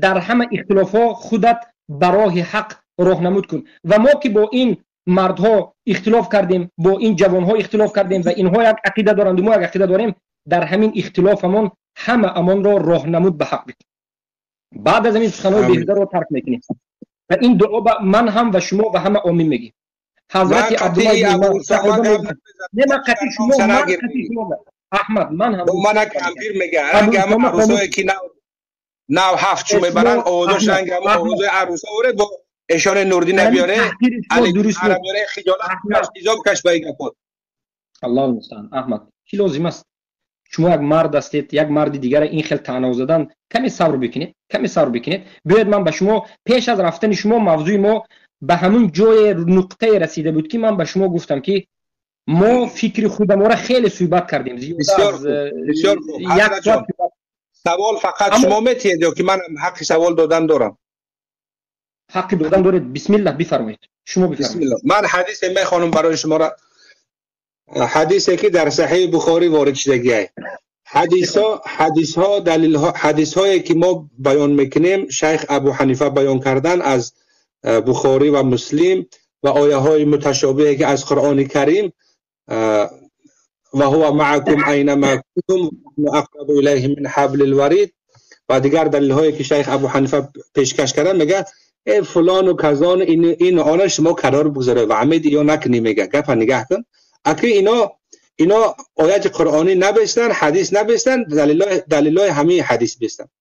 من یک حدیث میگم حدیث خود خیلی میفهمه. بسم الله الرحمن الرحیم. وروى البخاري في صحيحه أن النبي صلى الله عليه وسلم قال إن أحدكم إذا قام في صلاته فإنه يناجي ربه أو إن ربه بينه وبين القبلة فلا يبزقن أحدكم قبل قبلته. حدیثی که در صحیح بخاری وارد شدگی هست از رسول اکرم صلی الله علیه و سلم. حضرت فرمودن، پیغمبر خدا علیه و سلام فرمودن که خب ان احدکم اذا قام فی صلاته، هر کسی از شما مادامی که در نماز راست می ایستد فانه یناجی ربه، در وقت نماز ندا میکند مناجات میکند با پروردگار خیش. او ان ربه بینه و بین القبلة، خب الله جل جلاله بین او و بین قبله او موجود هست. به همین معنا فلا یبزقن احدکم قبل قبلته، پس میگه هیچ کسی از شما مادامی که در بالای جای نماز راست می ایستد رو به طرف قبله به سمت جهت قبله باید که آب دهن نپرتاید، زیرا اینکه الله جل جلاله در بین شخص نمازگزار و در بین قبله او قرار گرفتگی هست. خب این حدیث ما چه خیلی بفهمیم؟ پس الله جل جلاله با ذات خودش در بین شخص نمازگزار و شخص و قبله او آیا قرار گرفتگی هست واقعا یا اینکه به دیگه معنا؟ شما به همین حدیث به چی معنا میفهمه شیخ ابو محمد المدنی؟ فرمو بارك الله معنا کنه حدیث. بله، این حدیث در حقیقت حدیث صحیح است. امام بخاری روایت میکنه از انس ابن مالک آمده است و این حدیث آشکار و واضح خودش رو بیان کرده است که الله سبحانه و تعالی خیلی که پیامبر گفتند بین نمازگزار و بین قبله بذاتش نیست، زیرا که الله سبحانه و تعالی در درون این دنیا نیست و الله در نزد الله این دنیا بمانند این دنیا یک تنگه در نزد عرش است، حتی یک نقطه در نزد عرش است. الله در متن حدیث شیخ در متن حدیث کلمه ذات قید شدگی هست که الله مقصد که موجود نیست در بین شخص نمازگزار و طرف و جهت قبله او به ذاتش موجود نیست. آیا در متن حدیث کلمه ذات وجود دارد؟ یا اینکه در آیه مبارکه الرحمن علی العرش استوى بذاته کلمه ذات آمدگی هست؟ احسن. آیا اینها آیات و آیه و حدیث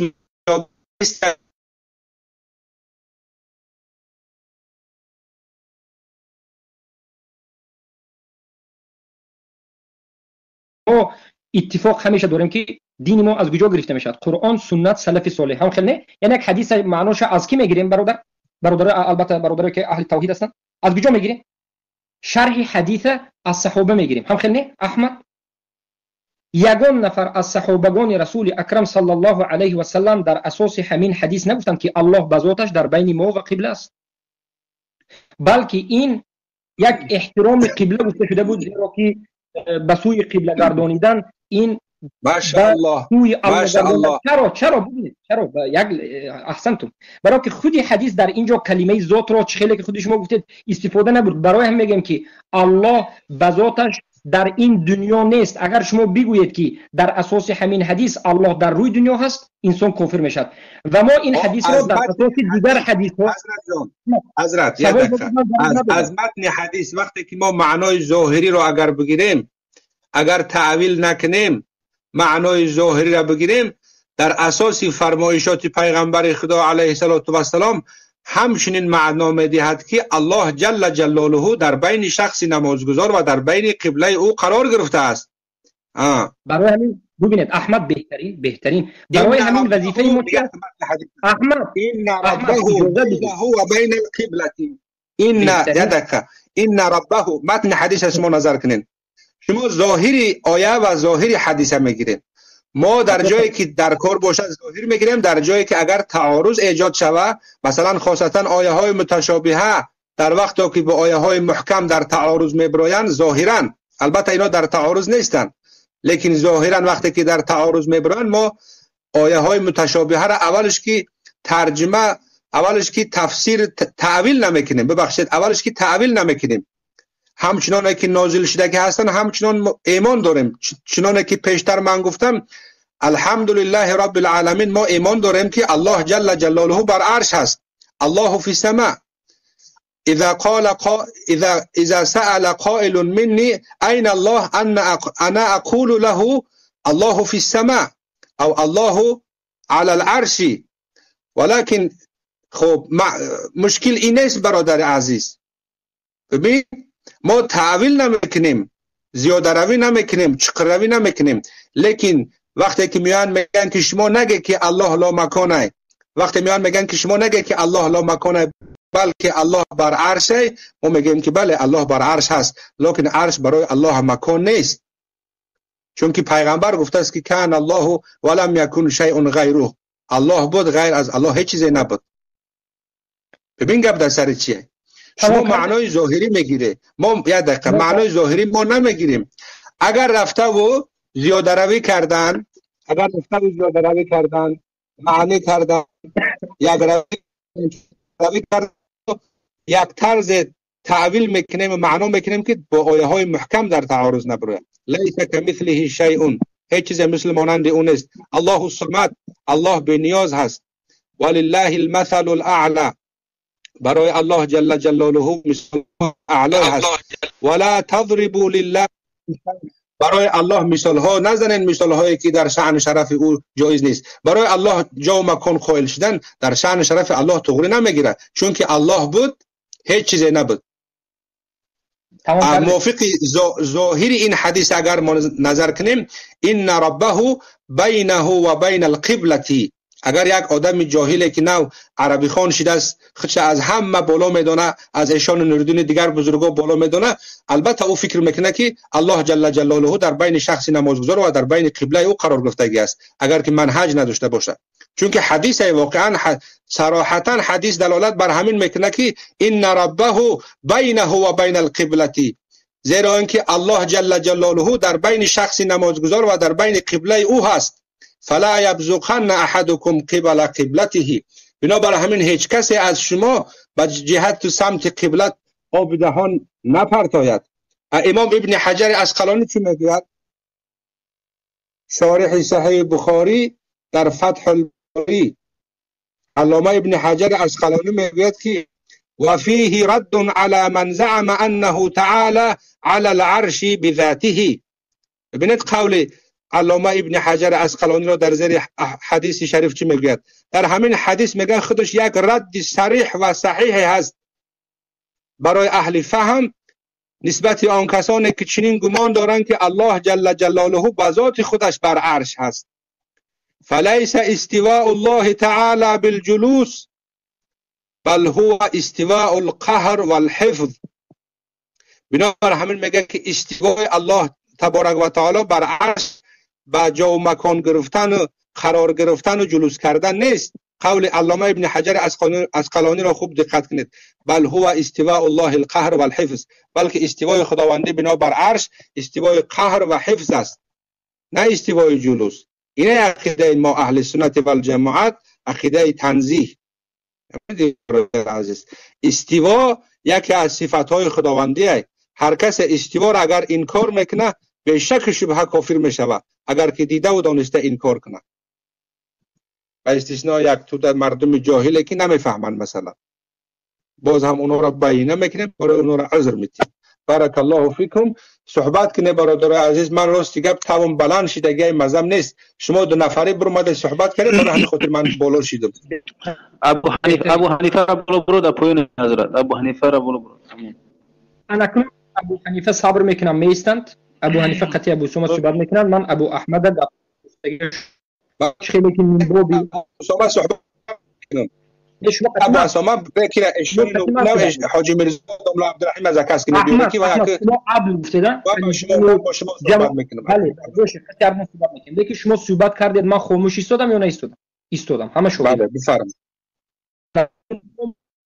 ما صحبت خدا بکنید میکروفون کشید خاموش بیستید یک چای بگیرید یک تا پاراستامول بگیرید خودش هم داولینی ها میفراد گرمی ها نابود میشد ان شاء الله صحبت ما دوام داره. حالا این روایت امام بخاری کرده و همون امام بخاری در کتابی ببینید برادران و خواهران موحدان بارک الله فیکم در حقیقت این روایتی که احمد میگوید روایت صحیح است اما آیا به همین یک روایت آیات های الله و حدیث های دیگر انکار کرده می شود؟ نه با از همین جهت ما یک علم داریم و این علم خودی اشاعره و ماتریدی هم خود دارن که علم اصول فقه البته اینو کلام است و اینو موافق منهج سلف در علم اصول فقه تمام حدیث هایی که در یک موضوع جمع کرده می شود و تمام آیات هایی که از جمع کرده و در بین این آیات و احادیث صحبت کرده در حالت جمع می شود. ما در اساس یک حدیث صحبت اینقدر بلند نمیکنیم زیرا که ما دیگر حدیث داریم که بعضی انسان ها فکر میکنند تعارض است. این تعارض نیست بلکه این حدیث آشکار و واضح در باب آداب اخلاق صحبت کرده می شود. در این حدیث هیچ حجت و ادله درباره بگویم در کجا بودن الله صحبت نمی شود بلکه این من باب یک جایی که شما عبادت میکنید پس رویتون رو به سوی الله گردانیدید و این خانه الله سبحانه و تعالی در سوی کعبه هست در کعبه هست که شما عبادت میکنید اما هیچ کسی نگفته است که یگان نفر نه این مخالفای ما و نه خودی ما نگفتیم که الله در درون خانه کعبه است اعوذ بالله نگفتیم الله سبحانه و تعالی در بالای آسمان ها در بالای عرش است جدا از مخلوقاتش و نیاز به این مخلوقات ندارد اما حالا جای تعجب بنده و همه مردم همین است به من هم یک چند نفر حالا نویستن که من سوال کنم ابو حنیفه و احمد شما رو البته سوالی من رو نوشته گیرید بعد جواب میدید در بین صحبت من جواب ندید که اصلا ابو حنیفه اعتقادش رو بیان کرد که الله گویا که در همه جا است این نتیجه سخنی که مردم فهمیدند به همون آیتی که معکم رو آورد و شما چهلی که در سخن گذشته تون که به من صحبت کرده بودید اقرار کرده بودید که الله در بالای آسمان و لا مکان است و البته که این هم مردم فهمیدن. ما حدیث دیگری رو میارم و همین بخاری امام بخاری که این حدیث رو روایت کردن امام بخاری همین حدیث چه خیلی فهمیدن انا کنم میگیم امام بخاری رحمه الله خلق و افعال العباد گفتگی یک کتاب داره خودشون در آخر العمر 252 تا 256 دو مجلد نوشتن در همینجا می نویسن وقال جبير بن مطعم عن النبي صلى الله عليه وسلم إن الله على عرشه فوق سماواته وسماواته فوق أرضه مثل القبة روایت شده است از پیامبر صلی الله علیه و سلم که جبیر بن مطعم از پیامبر صلی الله علیه و سلم روایت میکند که همانو که پیامبر صلی الله علیه و سلم گفتند و جبیر روایت میکرد و این رو بخاری روایت کردند که الله رب العزة والجلال در بالای عرش هست در بالای آسمان ها هست و آسمان ها در بالای زمین است به مانند قبه چخیلی که ما یک دیگ داریم در تاجیکستان و سرپوش داریم همون دیگ رو تصور کنید که زمین است و سرپوش به مانند آسمان آسمان ها 7 طبقه است به مانند قبه آسمان به مانند قبه است گفتن و قال ابن مسعود سخن بخاری است بعد از اینکه حدیث پیامبر رو میآورد سخن امام بخاری امام عبدالله ابن مسعود صحابه جلیل رو میآورد که میگویند فی قوله ثم استوى على العرش الله با عرش استوا کرد العرش على الماء عبدالله ابن مسعود صحابه جلیل گفتند عرش در بالای آب است والله فوق العرش الله در بالای عرش است و هو یعلم ما انتم علیه و الله میداند در همون بالا که شما چی کار میکنید به چی به علم و قدرتش قتاده را روایت میکنند در دوام سخن بخاری دوام سخن به سخن قتاده میارن في قوله وهو الذي في السماء إله وفي الأرض إله الله گفت که الله در آسمان اله و در زمین اله است لیکن ما در دام يعبد في السماء ويعبد في الأرض وقال ابن عباس يدبر الأمر من السماء إلى الأرض ثم يعرج إليه في يوم كان مقداره 1000 سنة مما تعدون و عبدالله ابن عباس میگن که الله در بالای آسمان است و در زیرش امام بخاری میارن میگن که امنتم من فی السماء ان یخسف بكم الارض فاذا هي تمور آیا شما ایمین ماندید ای کفار قریش از همون ذات یگانه ای که یعنی اللهی که در بالای آسمان است؟ پس امام بخاری حدیث بیان کردن و حدیث شرح دادن در دیگر کتاب. پس ما شرحی کی را بگیریم؟ شرح خود امام بخاری که از سلف صالح تبع التابعین بودند، یا که شرح شما که از پیش خود به یگان قول علما گفته ایستادید؟ ما در اول بحث احمد شما صحبت کردید. احمد ببخشید من میکنم گپ نمیزنم. ابن حجر عسقلانی را قولش آوردم، مراجعت کنید. بله، قول علامه ابن حجر عسقلانی شارح صحیح بخاری. من قول من نبود، تهمت نزنید حضرت، من از شما انتظار ندارم. بله باش. پس نویسنده همین صحیح بخاری، جمع کننده حدیث سلف صالح بودن. پیامبر چی گفتن؟ پیامبر گفتن که خیر القرون قرنی ثم الذين يلونهم ثم الذين يلونهم. چرا ما بحثمون رو از خیر القرون بیرون میکنیم؟ پیامبر گفتن که بهترین قرن که دین صحیح عقیده صحیح دارد قرن من از صحابگان، بعد از این تابعین و بعد از این تبع تابعین. پیامبر صلی الله علیه و سلم مگر نگفتن در حدیث صحیح که تمسکوا بسنتی و سنت الخلفاء الراشدین المهدیین، به سنت من و سنت خلفا چنگ زنید؟ چرا در بالای این حدیث ما سخن صحابه را نمیاریم؟ چرا در بالای این حدیث سخن سلف صالحی که پیامبر خودشون تزکیه دادن نمیاریم؟ این است که مشکلی ما همینجاست. در اول بحث گفتیم و باز تکرار میکنیم که بیایید اختلاف خود را در اساس قرآن، سنت و با فهم سلف صالح حل کنیم. حل میشه. از سلف صالح بیرون نبرید. من به شما ابن تیمیه نگفتم، محمد ابن عبدالوهاب تو حاضر نگفتم. ابن تیمیه از جمله سلف صالح نبودن. ابن تیمیه نه، سلف صالح نه. برای همین احمد مشکلی کی است؟ مشکلی همین است که در حق من شما به ادبی کردید. در حق ابو حنیفه میبخشم احمد، در حق من به ادبی کرده شدید. من حالا صحبت دارم، شما باشید من رو بریدم میگیرید. تمام بخشیدیم، لیکن خاموش باشید. شما صحبت کردید، من خاموش بودم. من باب انصاف گوش بکنید. من به شما خودی سخن امام بخاری رو در فهم همون حدیث آوردم. انا این است خود امام بخاری چه خیلی میفهمد. انا کن یک دیگر سلف میبیارم، سلف دیگر، عثمان بن سعید الدارمی. اولا بیاد من یک صحابه را میارم، یکی از تابعین. امام بخاری در کتابی باز همون کتاب خلق و افعال العباد از سلیمان تیمی، تولد شده 43 هجری و فوت کننده 140 زیاده، سلیمان تیمی ثقة ثابت تابعی، از علی و از این کره دیدن انس ابن مالک دیدن، شاگرد انس ابن مالک و دیگر صحابه بودن. از انس ابن مالک روایت میکنن که انس ابن مالک میگن که اگر من پرسیده شوم که الله در کجا هست، من میگم که الله در بالای عرش و در بالای آسمان هست. آیا انس ابن مالک اعوذ بالله گمراه بودند؟ یا آیا انس ابن مالک این مسئله را نمیدانستند؟ چرا انس ابن مالک رد میکنم نگفتند؟ جواب در وقت خود میدید. من به سوالهای شما جواب داده ایستادم. من نوشته گرفته هستم. التماس در وقت خود مفاطله کردید. ببینید در وقت خود جواب بدید، منم در وقت شما مداخله نمیکنم، خواهش میکنم. و گفتند که الله در بالای عرش و در بالای آسمان ها است. و کسی سوال کند که انس ابن مالک گفته ایستادند، کسی سوال کند که عرش در کجا است، در بالای آب است. کسی سوال کند که پیش از خلق کردن عرش الله در کجا بود، میگم که لا ادری. صحابه گفتن لا ادری. برای چی؟ برای اینکه الله به ما خبر نداد. نظر کنید به کتاب خلق و افعال العباد. عثمان ابن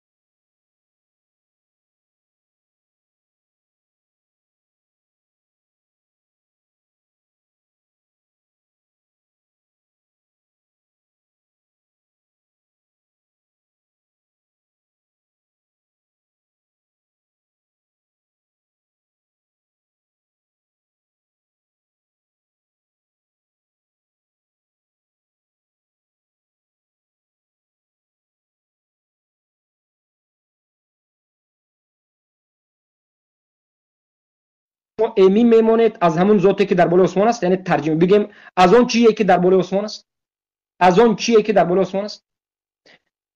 همین تفسیر شما از پیش خود میگیریم یا که از صحابه و تابعین میگیریم، یا که مثل این کسایی که حالا صحبت میکنند از پیش خود صحبت میکنیم؟ نه، از پیش خود ما حق نداریم. صحابه ها قرآن چه خیلی فهمیده باشن همین خیلی میفهم. عبدالله بن عباس رضی الله عنه میگن که یعنی از الله که در بالا هست. و همین عیناً ابن جریر طبری میگوید، از سلف حساب میشه، وفات کننده 310. همین ابن خزیمه میگوید، وفات کننده 311 در کتاب توحید. همین مجاهد ابن جبر یکی تابعین ها میگن که امنتم من فی السماء قال الله تعالی هو الله تعالی. نظر کرد به واسطه تفسیر معصور مجله 20 صفحه 77 نشر کننده تبعی دار ابن حزم است. مقاتل ابن سلیمان وفات کننده 150 هجری برابر ابو حنیفه در همون سال وفات کردند. امنتم من فی السماء یعنی الرب تبارک و تعالی نفسه لأنه في السماء العليا. سلف صالح چی گفتن؟ امام شافعی وفات کننده 204 هجری رحمه الله میگویند من فی السماء ای من فوق السماء على العرش هو الله. نظر کنید به کتاب تفسیری که از امام شافعی نقل کردند، شاگردشون مزنی تقای امام طحاوی. نظر کنید به سخن احمد بن حنبل. بله احمد بن حنبل شاید شما والله الان قبول میکنید نمیکنید، لیکن احمد بن حنبل سخنشون در این موضوع خیلی زیاد است، در سنن عبدالله و خلال آمده است. و سخن امام بخاری را دیدید، سخن عثمان بن سعید الدارمی که فارسی بودن، از خراسان بودن، وفات کننده 280 هجری سلف صالح بودن. فمن میگن که نص قولشون همین است. در کتاب الرد علی الجهمیه صفحه 46 تا صفحه 186 بخونه. مؤلف خودشون ابو سعید عثمان بن سعید الدارمی هستند. میگن که نص همین است که میگن اول سخن همین است که فمن ادعى انه ليس لله حد فقد رد القرآن. هر کسی که دعوا کند که الله حد ندارد به تحقیق قرآن رد کرد. و من ادعى انه لا شيء، و هر کسی که دعوا کند که الله هیچی نه، الله در ذهن وجود دارد، در خیال وجود دارد، در فانتازیای درونی وجود دارد و در بیرون نیست، در هیچ جا نیست. لأن الله حد مكانه في مواضع كثيرة. در دانش میگن که زیرا که الله در بسیاری جو حدش معین کرد. الرحمن علی العرش استوى. گفتن امنتم من فی السماء یخافون ربهم من فوقهم. الله خودش بیان کرد که الله به بالای عرش استوا کرد. استوا علی و ارتفع. ابن عباس میگن که استوا معنیش علی و ارتفع، ولو که شما مخالفین هستید. امنتم من فی السماء، گفتن من فی السماء این الله در بالای آسمان است. یخافون ربهم من فوقهم، میترسند از ربشون که در بالایشون هست. الله در بالا هست. و نص دوم گفتن ذکر انه فوق العرش. الله گفت که خودش، الله گفت که در بالای عرش است. و ما چرا این اقرار نباید کنیم؟ با یک حدیثی که آورده که حدیث متشابه است، مگر این همه آیات ها، مگر این همه انکار کرده نشد؟ نه، بلکه این حدیث آورده، این حدیث مجمل آورده به آیاتی که محکم است بیان کرده و به فهم صحابگان رضی الله عنهم و به فهم سلف این امت فهمیده می شود.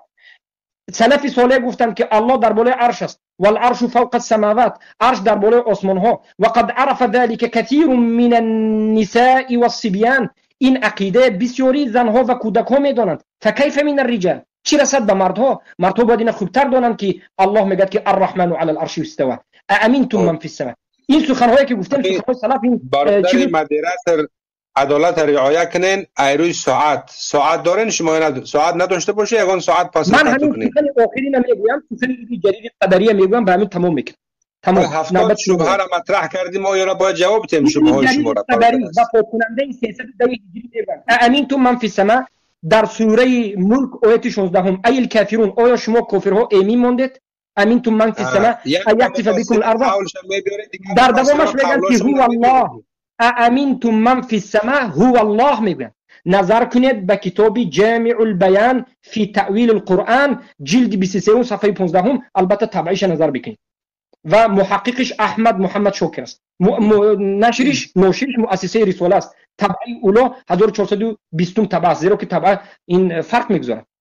ابن جریر و همه این سلف صالح، ابن خزیمه وفات کننده 311 هجری 1200 سال پیش وفات کردند، گفتند که هر کسی که الله در بالای عرش نداند این کافر است. امنتم من فی السماء گفتند که وقال هو الله، الله هست گفت.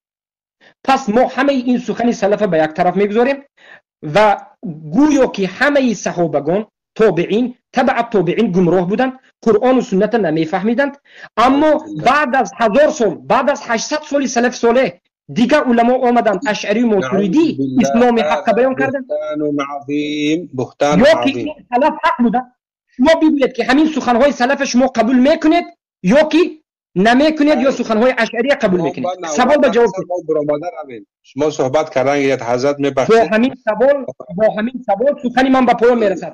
همه این سخنهای سلف شما قبول دارید یا که این سلف خطا کردند و اشعری هایی که بعد از 500 600 سال اومدن حق هستند؟ امام ابو حنیفه نعمان ابن ثابت رحمه الله آیا از جمله سلف صالح من نقل از ابو حنیفه رحمه الله است.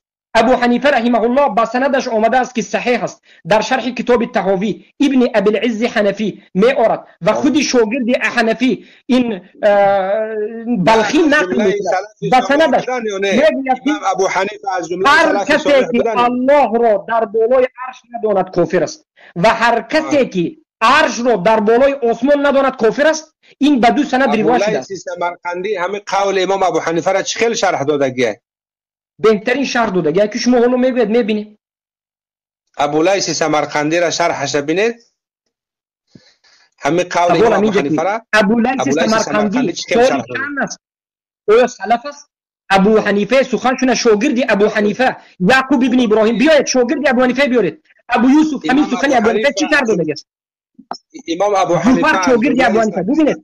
نه ببینید ما جنوب نمیرویم. احمد موضوع شاگرد ابو حنیفه در بالای ابو حنیفه ابو محمد اسمع لي یا شیخ ابو محمد خیلی نمیشود که شما 20 مینوت 25 دقیقه 25 دقیقه شما صحبت کنید ما همش 3-4 دقیقه صحبت کنیم. برادر که صاحب کانال هستی در دنیا هم جوابگری، در فردا قیامت هم جوابگری.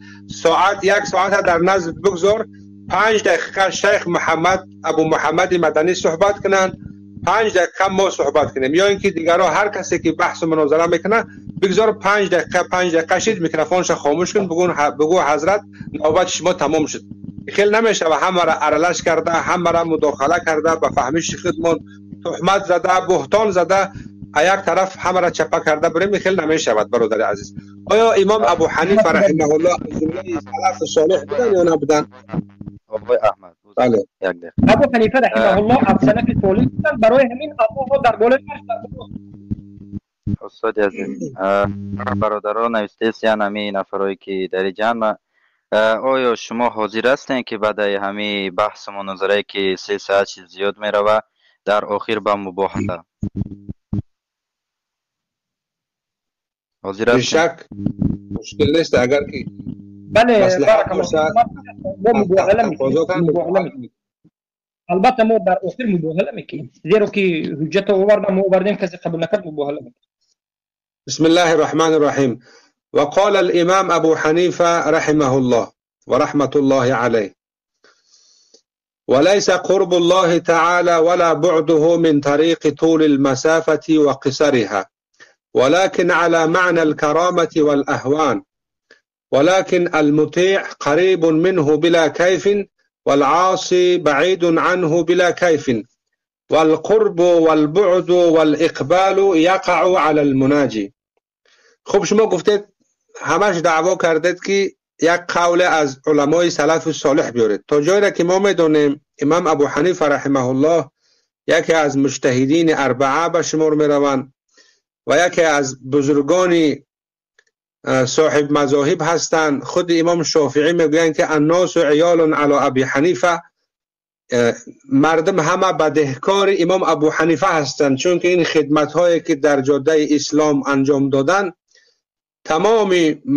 تمام مجتهدین و بزرگان از حضرت استفاده بردن. خب امام ابو حنیفه رحمه الله از جمله سلف صالح بودن، از جمله کسانی که در قرون مفضله به دنیا آمدگی بودن. همچنان که پیغمبر خدا علیه الصلاة و السلام میفرمایند خیر القرون قرنی ثم الذین یلونهم ثم الذین یلونهم. پیغمبر خدا علیه السلام میفرمایند که بهترین قرنها، بهترین عصرها و دور و زمانها قرن و دور و زمان و عصر من پیغمبر هست و عصر دوم، عصر بعدی، 100 ساله بعدی و از اون گذشته 100 ساله بعدی هست. یعنی چی؟ یعنی بهترین 100 ساله پیغمبر خدا، 100 ساله که 100 سال اولی که پیغمبر خدا علیه السلام به دنیا آمدن، به وایه رسیدن، به پیغمبری مبعوث شدن و از جانب خدا جل جلاله برای حضرت وحی آمدن، قرآن کریم نازل شد. و از اون گذشته قرن دوم که قرن صحابگان و تابعین هستند و قرن سوم که قرن تبع تابعین هستند. امام ابو حنیفه رحمه الله از جمله کسانی هست که در قرن خود پیغمبر خدا علیه السلام به دنیا آمدند. یعنی 80 هجری به دنیا آمدند و 150 هجری از دنیا رحلت کردند. حضرت میگوید که بله در فقه اکبر میگوید که من ترجمه کنم چون که برادرای که عربی را نمیفهمن و یا برای ویام آگاهی باشه، یک علمی باشه، انشاءالله فهمیشه باشه، بفهمن تا اینکه بفهمن. به عربی تلاوت کنین خواهش ترجمه کنین، مو صبر میکنین به عربی تلاوت کنین. ترجمه کنیم چیکار کنیم؟ نفهمیدم. به عربی بخونین بعدا ترجمهش بکنین. وليس قرب الله تعالى ولا بعده من طريق طول المسافة وقصرها. امام ابو حنیفه رحمه الله میگوید که خب به خدا جل جلاله قریب بودن، نزدیک بودن و از خدا دور بودن از طریق طول و مسافه به شمار نمی رود. یعنی چی؟ یعنی یک کس میگن که به خدا نزدیک آدمه، به نهایت به خدا نزدیک آدمه. اگر موافق عقیده ابو اسامه و دیگرها اگر کنیم، یک کسی که در 50م اتاج باشه، خب پس معلوم میشه که او از ما کرده به خدا نزدیک تره. نعوذ بالله. لیکن امام ابو حنیفه چی میگوید؟ امام ابو حنیفه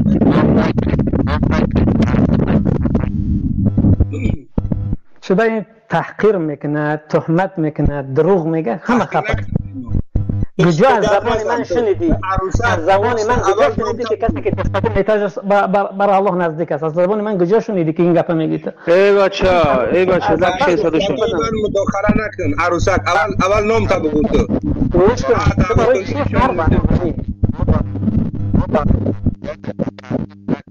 نام طالب علم ما را نگی، همون دلیل تا گفته برای به همون نام نمیشه. در صحبت من مداخله نکن. من تحقیر نکنید. خیلی هم خیلی نیست عقیده چی سختی نیست. عقیده شما هم خیلی نیست که هر کسی اگر بالاتر باشه به خداوند نزدیکتر میشه. آیا هم خیلی نیست؟ ما در بحث اتفاق کردیم که دلیل های میارد و گرد اطراف نمیرید، ما مداخله نمیکنیم. شما عجایبی شما میاد که مداخله نکنیم هم شما ذکر میشوید. مجبور ما مداخله میکنیم. مداخله نکنیم زیق میشه. داخل نکردم من، شما ابو اسامه را تحقیر میکرد، آخرین خد نمیشد. ما به شما وقت دادیم، بسم الله دوام که دلیلات دوام علما را تحقیر میکنن، نامش جرأت ندارن، نامش بیان کنن، نامش بگن، همون علما را تحقیر کنن. تحقیر نبود ای آدم، تحقیر نبود، تحدی بدون. سبحان الله. نهانی من نکو چقناشه. من قطعی ابو محمد 1000 بار جوان مرد است. 1000 این خیلی نمیشد. برادر ابو اسامه جوان مرد تر است. یکی از برادران طالب علم ما است، یک برادر موحد است. این خیلی نمیشد که در بین ما در یعنی شما ببینید که ابو محمد جوان مرد است، اسامه جوان مرد نیست، اسامه جوان مرد است و ابو محمد نیست. این البته تحقیر است. برادری که در نزد ما است هم تحقیر است. ما میگیم احمد شما درآمد بین ما نگذارید. من ابو اسامه رو از خودم درجه ها بالا میدونم. ما موحدین همه یک دیگر رو بالا میدونیم. حتی همین برادرها که اینجا هستن من از خودم بالا میدونم. این البته که یک کاری خیلی بد است. من حالا به خاطر بحث رو ویران نکردن جواب سخت به شما ندادم، به خاطر احترام بحث. ابو اسامه بهترین برادر ما هست، برادر موحدی ما هست. ما دوستش می‌داریم. یک عالمی اهل سنت، یک عالم ربانی دیگران را فریاد کنید. اول نام بگه از موضوع چرا برآمده بعد دوم میکسبه من نمیفهمم ابو اسامه هیچی نگفته یک انسان مجهول است فهمیدی مجهول نیست اصلا جرأت نداره نامش بگه ایشان نوردین بیاره ایرا دفع کنه ایجا ای شیعه های این معاویه را حقارت کردگی کنی دلیل سبحان الله علی مهاجر علی برادر علی المهاجر است یا ابو عمر است بیاد این تنظیم به ضرر این چیزی بحثه در اون دلیل به ما فکر کردم که دلیل یک روایت از یک روایت بوده است گفت میکنه اگر یک میکروفون همه را محکم که بحث دوام میتیم میکروفون برادر را محکم امام شکریف اگر همین کسی امام شکریف معلمش شکسته است و فرار میخواد فرار کنه و نوروز بیسواد احمد اجازه کنم که من در دستم یک روچکه و یک قلم نگاه کرده شدم ابو اسامه گفته صحبت میکنید من نوشته شدم که روایت کنی از کدوم ابو اسامه کدوم عالم بود است که این روایت میکرده است فهم مقارات برادری ما بود است خیلی نمیشه شما گپ زنید ما تحقیق کردیم گپ درباره موضوع کسی نرفته است در آخر مباهله میکنیم احمد در آخر مباهله میکنیم امام ابو حنیفه رحمه الله میگوید که خب به خدا نزدیک بودن و از خدا دور بودن به الله نزدیک بودن و از الله دور بودن از طریق طول و مسافه نیست یعنی فاصله بین انسان ها و بین الله جل جلاله وجود ندارد به همون معنایی که یک انسان وقتی میگن که بسیار یک انسانی از خدا دور هست به اون معنای نیست که از خدا وای دورتره چند کیلومتر چند صد کیلومتر یا چند هزار کیلومتر یا اینکه یک انسانی که بسیار به خدا نزدیک هست به اون معنای نیست که مثلا در هواپیما نشسته به قعر آسمان ها رفتگی در راکت سوار شدگی به خدا نزدیک شدگی باشه نعوذ بالله به اون معنا نیست بلکه به کدام معنا هست ولكن المطيع قريب منه بلا كيف والعاصي بعيد عنه بلا كيف خب بلکه میگه مطیع شخصی که مطیع هست فرمانبردار هست قریب هست به خدا جل جلاله قریب بودنش بلا کیف هست یعنی به معنای اینکه از لحاظ طول و مسافه و فاصله نه والعاصی بعید عنه بلا کیف و شخص عاصی و گناهکار وقتی میگویند که از خدا دور هست از الله دور هست با اون معنای هست که یعنی فرمانبرداری نمیکند حکم فرمان الله را بجا نمی آورد نماز نمیخواند پروای حلال و حرام ندارد پروای آنچه که شریعت اسلام امر کرده است انجام دادنش ندارد مثلا نه به اون معنای که از لحاظ طول و فاصله و مسافه بین او و بین الله باشد والقرب والبعد والاقبال يقع على المناجي یعنی الله جل جلاله در یک جا و مکان خاص قرار گرفتگی نیست که بین او و بین مخلوقانش فاصله باشد یک انسان گناهکار روسیای عرقخور زیناکار میگن بسیار آدم خدا بخبر بسیار از خدا دوره یک انسان نمازخوان طاعتگر عبادتگر پرهیزکار میگن بسیار آدم بزرگه بسیار پرهیزکاره بسیار یک کسی هست که بسیار به خدا نزدیکه یعنی دور بودن اینها و قریب بودن این شخصیت ها نسبت خداوند از لحاظ بعد و مسافه طول و مسافه نیست دوری و قریب بودنشون از لحاظ طول و مسافه نیست بلکه از لحاظ چی هست از لحاظ خب درجه و منقبت یعنی دور بودن قریب بودنشون بلا کیفه این قولی خود امام ابو حنیفه رحمه الله که از جمله بزرگان سلف صالح بودن چخیلی که ما پیشتر ذکر کردیم 80 هجری به دنیا آمدن و 150 هجری از دنیا رفتن خب لیکن شما نگید که قول خودتان آوردید و قول امام بخاری را نگرفتید من قول امام بخاری بر بالای چشم ما شرح حدیث برای شما را بیان کردیم قول خب علامه ابن حجر عسقلانی را برای شما را خوندیم در زیر حدیث چی بیان کردن یک طالب علمی که اصلا علمش به کمال رسیدگی نباشد منهجش معلوم نباشد منهجش غلط باشد یک حدیث گرفته خونده ظاهر حدیث گرفته البته گمراه می شود فکر میکند که موافق ظاهر حدیث شاید در حقیقت خداوند به ذات خودش در بین شخص نمازگزار و قبله او قرار گرفتگی باشد، در حالی که این معنی دارد. و معناش چی است؟ معناش البته همین است که جهت قبله، سمت قبله مقدس هست، چون که الله جل جلاله در قرآن میفرماید که شما رویتان فولوا وجهکم شطر المسجد الحرام، پس بگردانید رویهایتان را به طرف مسجد الحرام. بعد از اینکه قبله عوض شد، قبله تبدیل شد از طرف بیت المقدس به طرف مسجد الحرام، خداوند امر کرد. یعنی امروز ما و شما در تمام گوشه و کنار دنیا در هر کجایی که نباشیم رو به طرف خانه کعبه کرده نماز میخونیم. یعنی جهت قبله مقدس هست، خاصتا در وقت نماز خواندن.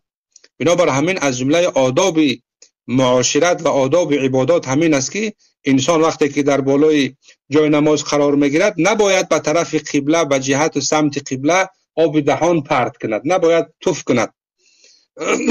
اما یک کسی که منهج غلط داشته باشد البته اینجا گمراه می شود و واقعا ظاهر حدیث هم خودش هم همین را بیان میکند، ان ربه بینه و بین قبلته، زیرا اینکه میگه الله جل جلاله در بین شخص نمازگزار و در بین قبله او قرار گرفته است، به همین معنا.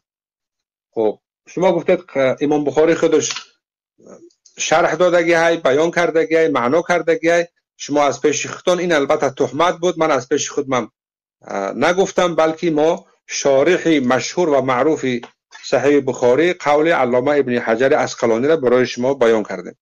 و در رابطه با شیخ ابو حنیفه گفتید که شیخ ابو حنیفه میگوید که خدا و ذاتش در همه جا هست. این هم شما یا تهمت کردید یا اینکه شاید نادرست فهمیده باشید، چون که من شیخ ابو حنیفه را خوب میشناسم. حضرت برای ما حق استادی هم دارن، استاد هم هستن. خب در زیر آیه مبارکه که و هو معکم اینما کنتم، و او همراه شما هست در هر کجایی که شما نباشید، ای بعلمه. یعنی چی؟ یعنی الله جل جلاله به علمش همراه ما هست. خب اگر ظاهری آیه مبارکه را بگیریم منهج غلط داشته باشه مثل جهمیه ها، البته چنین اعتقاد میکنیم که خداوند در همه جا هست، در حاجت خانه هم هست نعوذ بالله، در داخل خوک هم هست نعوذ بالله. این عقیده کفری است، بلکه عقیده اهل سنت و الجماعت چی میگویند مفسرین کبار در زیر آیه مبارکه؟ میگویند که بله الله جل جلاله همراه ما همیشه هست. به کدوم معنا؟ به معنای که به علم خودش، نه به ذات خودش میبخشید، خودش در کجا است؟ به ذاتش. بله خودش در ذات، به ذات خودش، خودی الله در کجا هست؟ بله به علمش الله جل جلاله رو مکان احاطه نمیکند، چون که پیغمبر خدا گفتن که کان الله ولم یکن شیء غیره. بله پس الله بیرون از مکان وجود دارد یا ندارد؟ البته موجود هست. الله موجود هست بلا مکان. بیرون از الله موجود بلا مکان. ببینید ما نزدیک شده شدیم، به حق نزدیک شده شدیم. بیرون از مکان وجود داشته باشد، همین بیرون از مکان رو ما در بالا و بیرون از مکان میگوییم یا که در پایان و در پهلو بیرون از مکان میگیم، یا که بالکل در جهت بالا، علو. پس تمام است اتفاق کردیم که پس الله بیرون از مکان در علو وجود دارد. پس این معناش همین است که مکان وقتی که تمام شد، وقتی که آسمان ها تمام شد، آب، این کرسی و عرش که این همه مکان است تمام شد، بعد از تمام شدن این مکان الله در بالا است. همین اقرار میکنید؟ اقرار میکنیم که الله در بالا هست، لیکن در جهت حقیقی نه، جهت حسی نه، بلکه جهت معنوی. یک طرف نه سوالاتون بعد میتیم ما صحبت مونو با کمال برسونم حضرت. پسان من تلفن ما در ذریعت مونم که تلفنم خلاص میشود. خب در جای دیگر الله جل جلاله میفرماید که و عنده مفاتح الغیب لا يعلمها الا هو ويعلم ما في البر والبحر وما تسقط من ورقة الا يعلمها ولا حبة في ظلمات الارض ولا رطب ولا یابس الا فی کتاب مبین. صدق الله العظیم. در سوره انعام آیه 59 باشه. الله جل جلاله میفرماید که و عنده مفاتح الغیب و در نزد الله جل جلاله کلیدهای تمام غیبیات در نزد الله هست. این همیشه کلمه عنده پیشتر شما در اطراف کلمه عنده بحث کردید. خب عنده معنی داره برادر عزیز، عنده حقیقی داره ما، عنده معنوی داره ما. و عنده مفاتح الغیب و در نزد الله جل جلاله تمام کلیدهای علم غیب و غیبیات هست. لا یعلمها الا هو و علم غیب را هیچ کس نمیداند بغیر از الله جل جلاله. و یعلم ما فی البر والبحر و الله جل جلاله میداند آن چیزی که به وقوع می آید، آن ماجرایی که میگذرد، آن کاری که به وقوع می آید در خشکه و در بحر. در بحر و بر شما تصور کنید در زیر بحرها میلیاردها حشرات و ماهی‌ها و جاندارها. از حال و احوال و زیست زندگانی و خانه‌داری و رزق و روزی تمام مخلوقات موجودات الله جل جلاله آگاهی دارد. و ما تسقط من ورقة الا یعلمها و هیچ ورق، هیچ برگ درخت از درخت نمی افتد مگر اینکه به اذن خدا می افتد، به اذن الله می افتد و از افتادن او الله جل جلاله آگاهی دارد. خب اکنون شما تصور کنید که در یک همین کوره خاکی، کوره زمینی که ما و شما زیست زندگانی میکنیم چقدر بیشه ها، چقدر جنگل ها و چقدر نخلستان ها هست و چقدر درخت ها و برگ ها هست. ببینید قادری و قیومی الله را. ولا حبة فی ظلمات الارض و هیچ دانه خوردکه که در تاریکی زمین نیست و وجود ندارد مگر اینکه الله جل جلاله از حال احوال او آگاهی داشته باشد. ولا رطب ولا یابس الا فی کتاب مبین و هیچ خشکی و هیچ تری و هیچ موجودات و مخلوقات نیست که مگر اینکه در پیش خدا جل جلاله کتابت شده باشه، آشکار باشه، واضح باشه، روشن باشه. وقتی که الله ما قادر قیوم به این همه قدرت ها هست، به شک شبهه که به این همه قدرت ها قادر قیوم هست، به همه کار قادر هست به شک شبهه. البته صفت های او تعالی از صفت های مخلوقانش فرق میکنند. صفت های الله جل جلاله از صفت های مخلوقانش فرق میکنند. همچنانه که خود امام ابو حنیفه رحمه الله میفرمایند در فقه اکبر و صفاته كلها بخلاف صفات المخلوقین و صفاتهای الله جل جلاله تمام صفاتهای الله جل جلاله بخلاف صفاتهای مخلوقانش می باشند. یعلم لا کعلمنا الله می داند دانستن الله جل جلاله مثل دانستن ما و شما مخلوقانش نیست. یقدر لا کقدرتنا الله قادر هست لکن قادر بودن او تعالی از قادر بودن ما و شما فرق میکند. مثلا ما و شما با یک کار تا جایی را قدرت داریم، تا جایی را دست من میرسه یک وزنینی را مثلا برداشته میتونیم، از نرمال زیاد دیگه برداشته نمیتونیم. یرا لا کرؤیتنا میبیند نه مثل دیدن ما. یتکلم لا ککلامنا کلام میکند الله جل جلاله به شک شبهه الله کلام دارد. ما مثل جهمیه ها رد نمیکنیم، کلام میکند. و کلم الله موسی تکلیما و کلام کرد الله جل جلاله با موسی کلام کردن. یتکلم لک کلامنا لیکن کلام الله جل جلاله مثل کلام ما و شما بشر نیست. و یسمع لک سمعنا و میشنود نه مثل شنویدن ما و شما. نحن نتکلم بالآلات والحروف ما و شما مخلوقان و موجودات و بندگان با آلات و با حرف ها قطعی کلام میکنیم، صحبت میکنیم. والله تعالی یتکلم بلا حروف ولا آلت ولكن الله جل جلاله به حرف و به آلت صحبت میکند، کلام میکند. والحروف مخلوقه و حرف ها همه مخلوق هستند. و کلام الله تعالی غیر مخلوق و کلام الله جل جلاله غیر مخلوق است. احمد شما فکر میکنم که تو به موضوع خطا کردین. چیکار کردین؟ ما درباره علو گفتیم، شما کلام گذاشتید. خطا نکردیم. یعنی صفات ها ببین ذات خداوندی را جا و مکان در بر نمیگیره. ما اینجا شرحی فقه اکبر نگذاشتیم، درباره علو شما کلام گذاشتید. بحث اول علو رو تمام کنیم بعد کلام با میریم. هم خیلی نه مگر الله جل جلاله نیاز به مکان ندارد و خیلی خود شما هم اقرار کردید که در مکان نیست، در علو هست. علو حقیقی وقتونم تمام شد. احمد وقتونم تمام شد، سخنتونم تمام شد. برای اینکه علو و کلام برفتید بهترین ما همیشه نوشتیم آماده تمام. این شیخ ابو حنیفه بالا بروین، من همین یک تعارض کرده بیام. بسم الله والحمد لله والصلاة والسلام على رسول الله. من وقت شما را بسیار نمیگیرم زیرا که خیلی بحث ما طولانی شد. مقصد ما ظاهر کردن حق است به شما ای مسلمان هایی که اینجا حضور دارید یا کسانی که ما را میشنوید. شما نظر کنید به حجت هر دو جانب که ما چی میگوییم. منهجمون رو بیان کردیم که قرآن، سنت، یعنی بعد از این سلف صالح، صحابه، تابعین، تبع تابعین، ما از اونجا بیرون نمیشویم. بله ابو حنیفه رحمه الله سلف صالح بودن. ملا علی قاری حنفی بودن یا نبودن؟ بله حنفی بودن. ملا علی قاری در شرح فقه اکبر ابو حنیفه، فقه اکبر ابو حنیفه مول سمرقندی با میریم، ابو لیث سمرقندی با میریم، لیکن اول ملا علی قاری میوریم. ملا علی قاری حنفی در شرح فقه اکبر صفحه 197 و 198 بیان میکند و روایت میکند عن ابي مطيع البلخي انه سأل ابا حنيفة رحمه الله عمن قال لا اعرف ربي في السماء هو ام في الارض.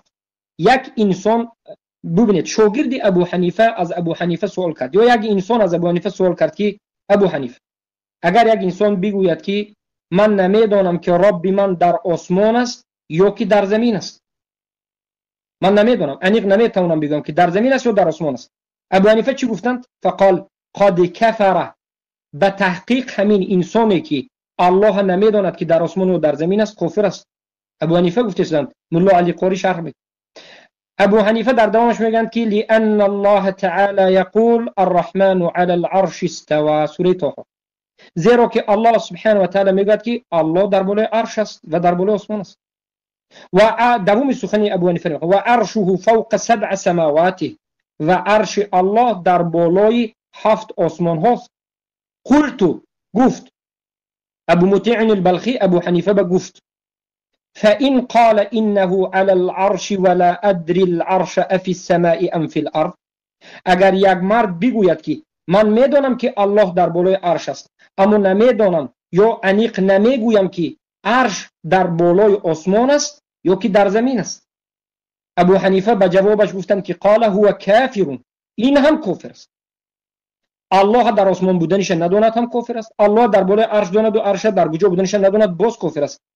لأنه أنكر كونه في السماء، فمن أنكر كونه في السماء فقد كفر، لأن الله تعالى في أعلى عليين وهو يدعى من أعلى لا من أسفل. هر کسی که الله در بالا بودنش انکار کند کافر می شود، زیرا که کون الله بذاتش الله، یعنی کون الله خودش در بالای آسمان است و بارک الله فیکم انا همین است که الله سبحانه و تعالی در اعلی علین است. این سخن کی گفت؟ ابو حنیفه گفت. کی روایت کرد؟ ملا علی قاری حنفی روایت کرد در شرح فقه اکبر که ملا علی قاری در صفحه 197 و 198 گفته است.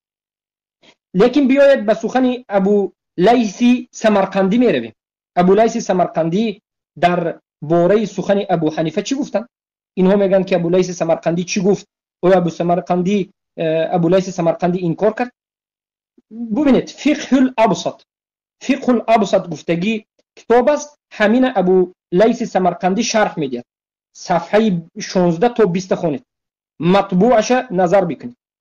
در همین جا سخن ابو لیث سمرقندی سخن ابو حنیفه اشکار واضح ذکر میکند که قال الامام ابو حنیفه رحمه الله تعالی، ابو حنیفه رحمه الله تعالی گفتند من قال، هر کسی بگوید لا اعرف الله افی السماء ام فی الارض فقد کفر، ابو لیث سمرقندی نقل کرده است. هر کسی بگوید که من نمیدانم که الله در بالای آسمان است یا در زمین است کافر است. برای چی؟ برای که الله گفت که الله در بالای عرش استوا، سوره طه 50. در دوامش میگه ابو حنیفه گفته شده فإن قال اقول بهذه الآية ولكن لا ادري اين العرش، اگر یک نفر بیاید و بگوید که من همین آیت قبول دارم، اما عرش در کجا بودنش نمیدونم. عرش فی السماء ام فی الارض، عرش در بالای آسمان است یا که در زمین است، در کجا بودن عرش نمیدونم. بگوید چی؟ الله در بالای عرش است اما عرش نمیدونم. فقد کفر ایضا، این چنین آدم کافر است.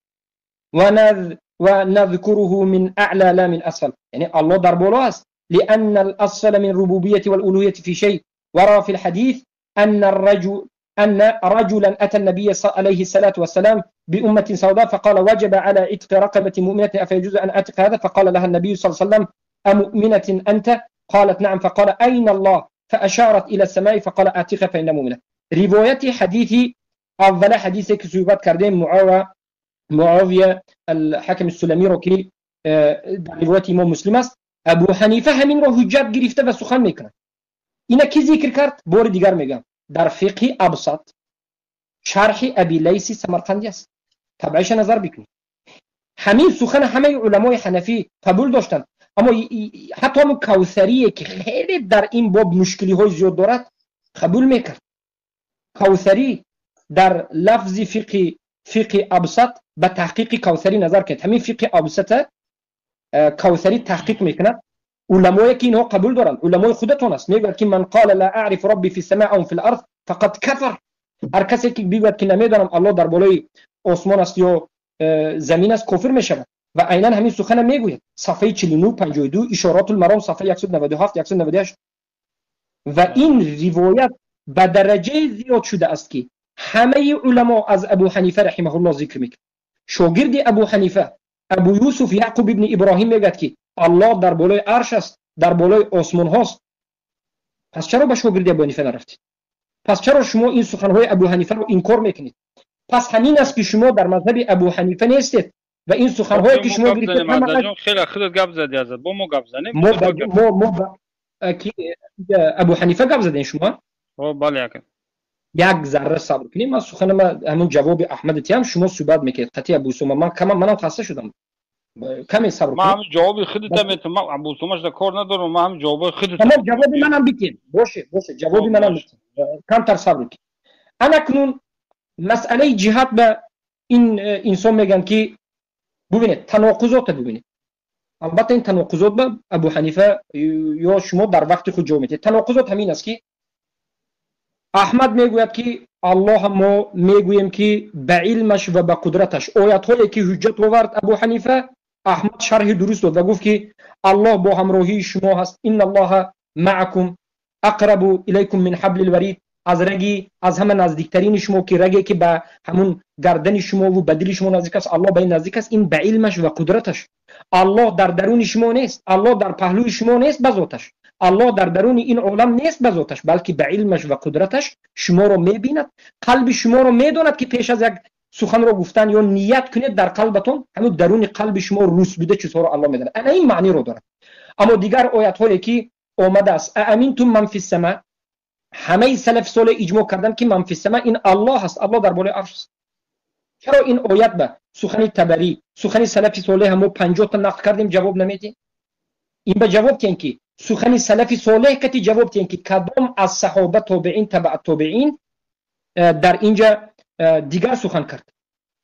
پس استوا آیا بعد از این می شود که استوا همون کلمه استوا معلوم است یا که مجهول است؟ همون کلمه استوایی که ما میگیم که الرحمن علی العرش استوا، سوال نویسین ابو حنیفه یا که احمد نویسین. استوایی که الله 5 مرتبه در قرآن اشکار واضح نقل کرد الرحمن علی العرش استوا، حتی بعضا 6 بار میگن. همین کلمه معلوم است یا مجهول است که ما رویم تعویل کنیم؟ در زبان عرب معلوم است یا نیست؟ سوال دوم متشابه هستند.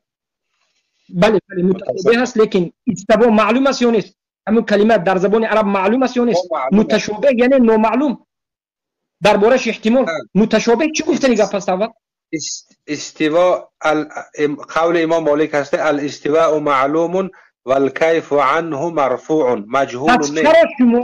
از چرا کلمه استوا رو میگوید از معلوم معنای معلوم عربی میگیرید و به دیگر جا تعویل میکنید؟ بیاید معلوم باشد در معلومیش بیستین.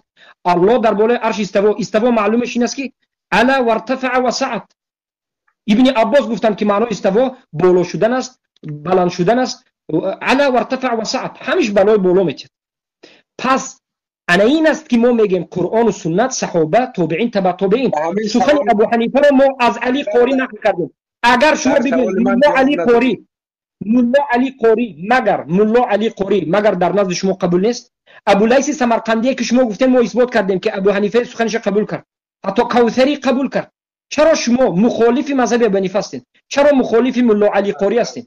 چرا مخالف این سمرقندی هستین، ابو لیث سمرقندی هستین؟ چرا مخالف شاگردهای ابو حنیفه هستین؟ چرا شما عقیدتون رو از سلف صالح، از ابو حنیفه، شاگردان ابو حنیفه، یعقوب ابن ابراهیم یا که محمد الحسن نمیگیرین؟ چرا آیت امنتم من فی السماء را تفسیرش رو از سلف صالح از کتابای تفسیر نمیاره؟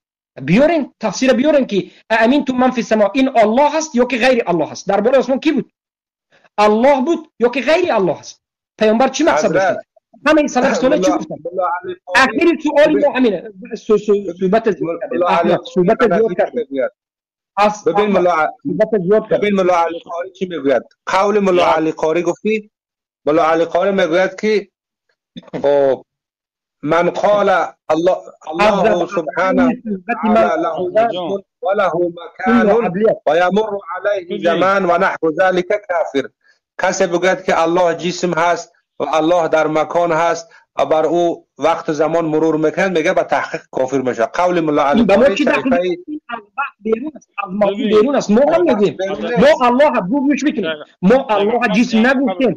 صبر بکنید ابو حنیفه صبر بکنید، همت به بالای ما نکنین، از موضوع بیرون نبرین. یگان نفر از سلف صالح و ما هم از اهل سنت و الجماعت نگفتیم که الله جسم است و ما نگفتیم که الله به این زمان، به این مکان و این زمان به الله هم تعلق دارد و مرور میکند و ما نگفتیم که الله در همه جا است و ما به علمش و قدرتش گفتیم و ما نگفتیم که الله به ذاتش در همین دنیا است. ما گفتیم الله ما وجود دارد، الله ما حد دارد، حدی که از عالم جدا هست، به عالم آمیخته نیست، در بالای بالا هست و به این سخنمان سخنهای سلف آوردیم. شما بگوین که الله به ذاتش در کجا هست و کدام سلف چی گفتن؟ سخنی غیر از سلف نبیارین، سخنی سلف بیارین که کدام سلف الله در بالا بودنش انکار کردن. شما سه حالت دارین، یا بگوین که الله در همه جا به ذاتش است، یا که الله به ذاتش وجود ندارد، یا که الله در بالا آسمان است. کدامش بگید؟ شما میگفتین که الله وجود دارد در درون عقل ها، فانتاستیک است که الله در درون ما وجود دارد، در خیال وجود دارد، اما در کجا الله ذاتش در کجا هست؟ ذات الله آیا خودی الله وجود دارد یا که الله فقط در درون عقل ما است؟ کنی الله خب یا کشیدی که با ما گپ زنیم، خیلی صحبت کردیم ماشاءالله. ابو سوما حفظک الله، من هم یک ویدیو میگیرم صحبت بکنین، البته به جای من یک کسی دیگه پنادول گی از اختم میگم پنادول گی چای جوش گی ان شاء الله تیم دم بگیر. ما آماده بودیم، ما کسل نگفتیم خودمون، ما از اول آماده بودیم.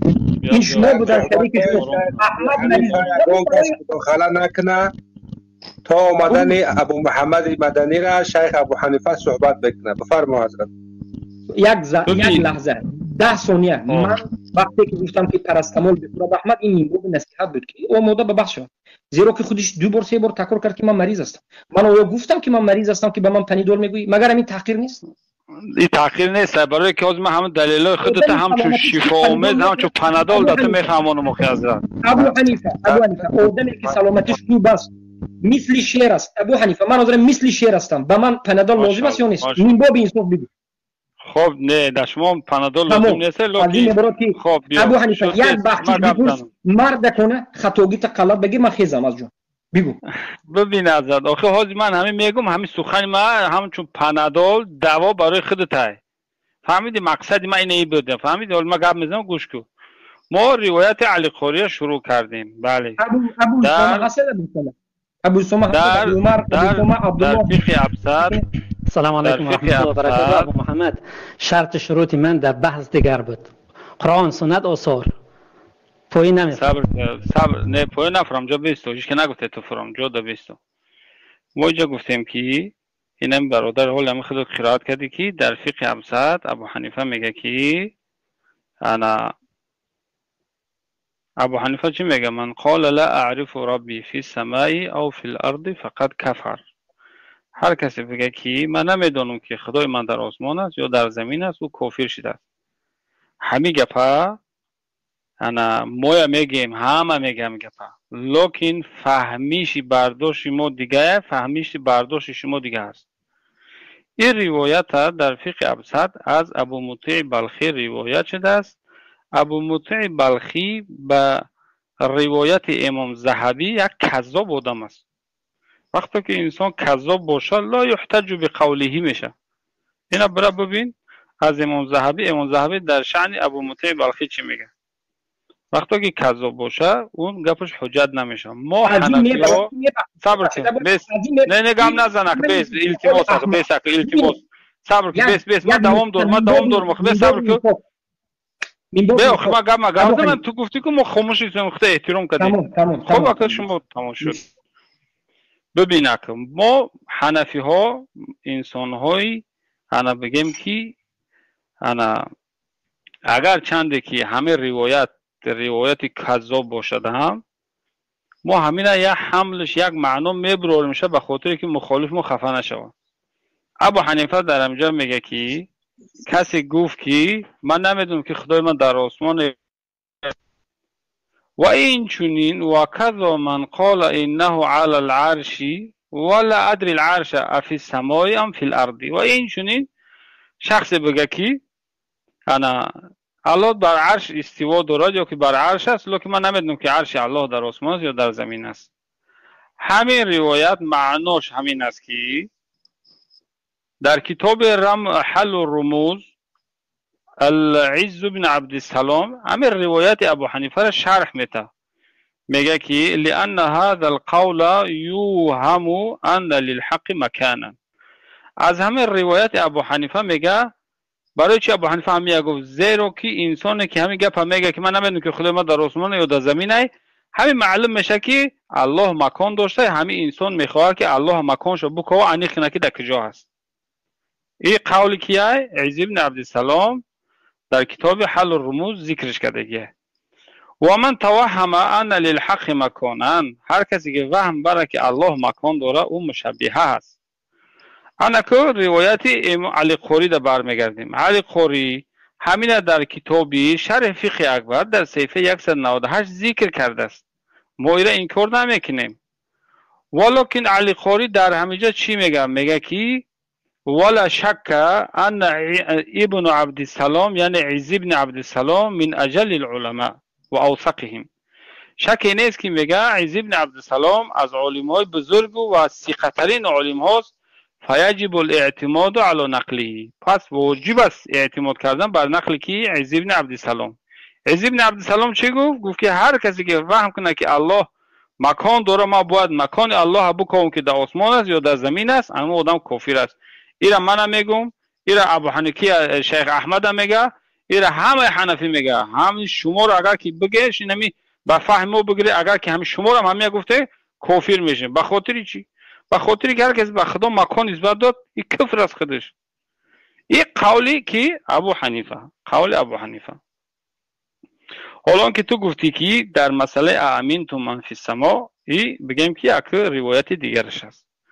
گفتی که امام طبری گفت که مقصد انا فی السما مقصد که الله گفته، با دیگر روایت ذکر کردی. لکن در زیر همین تفسیر تمام علمای اهل تفسیر خلاف دارند.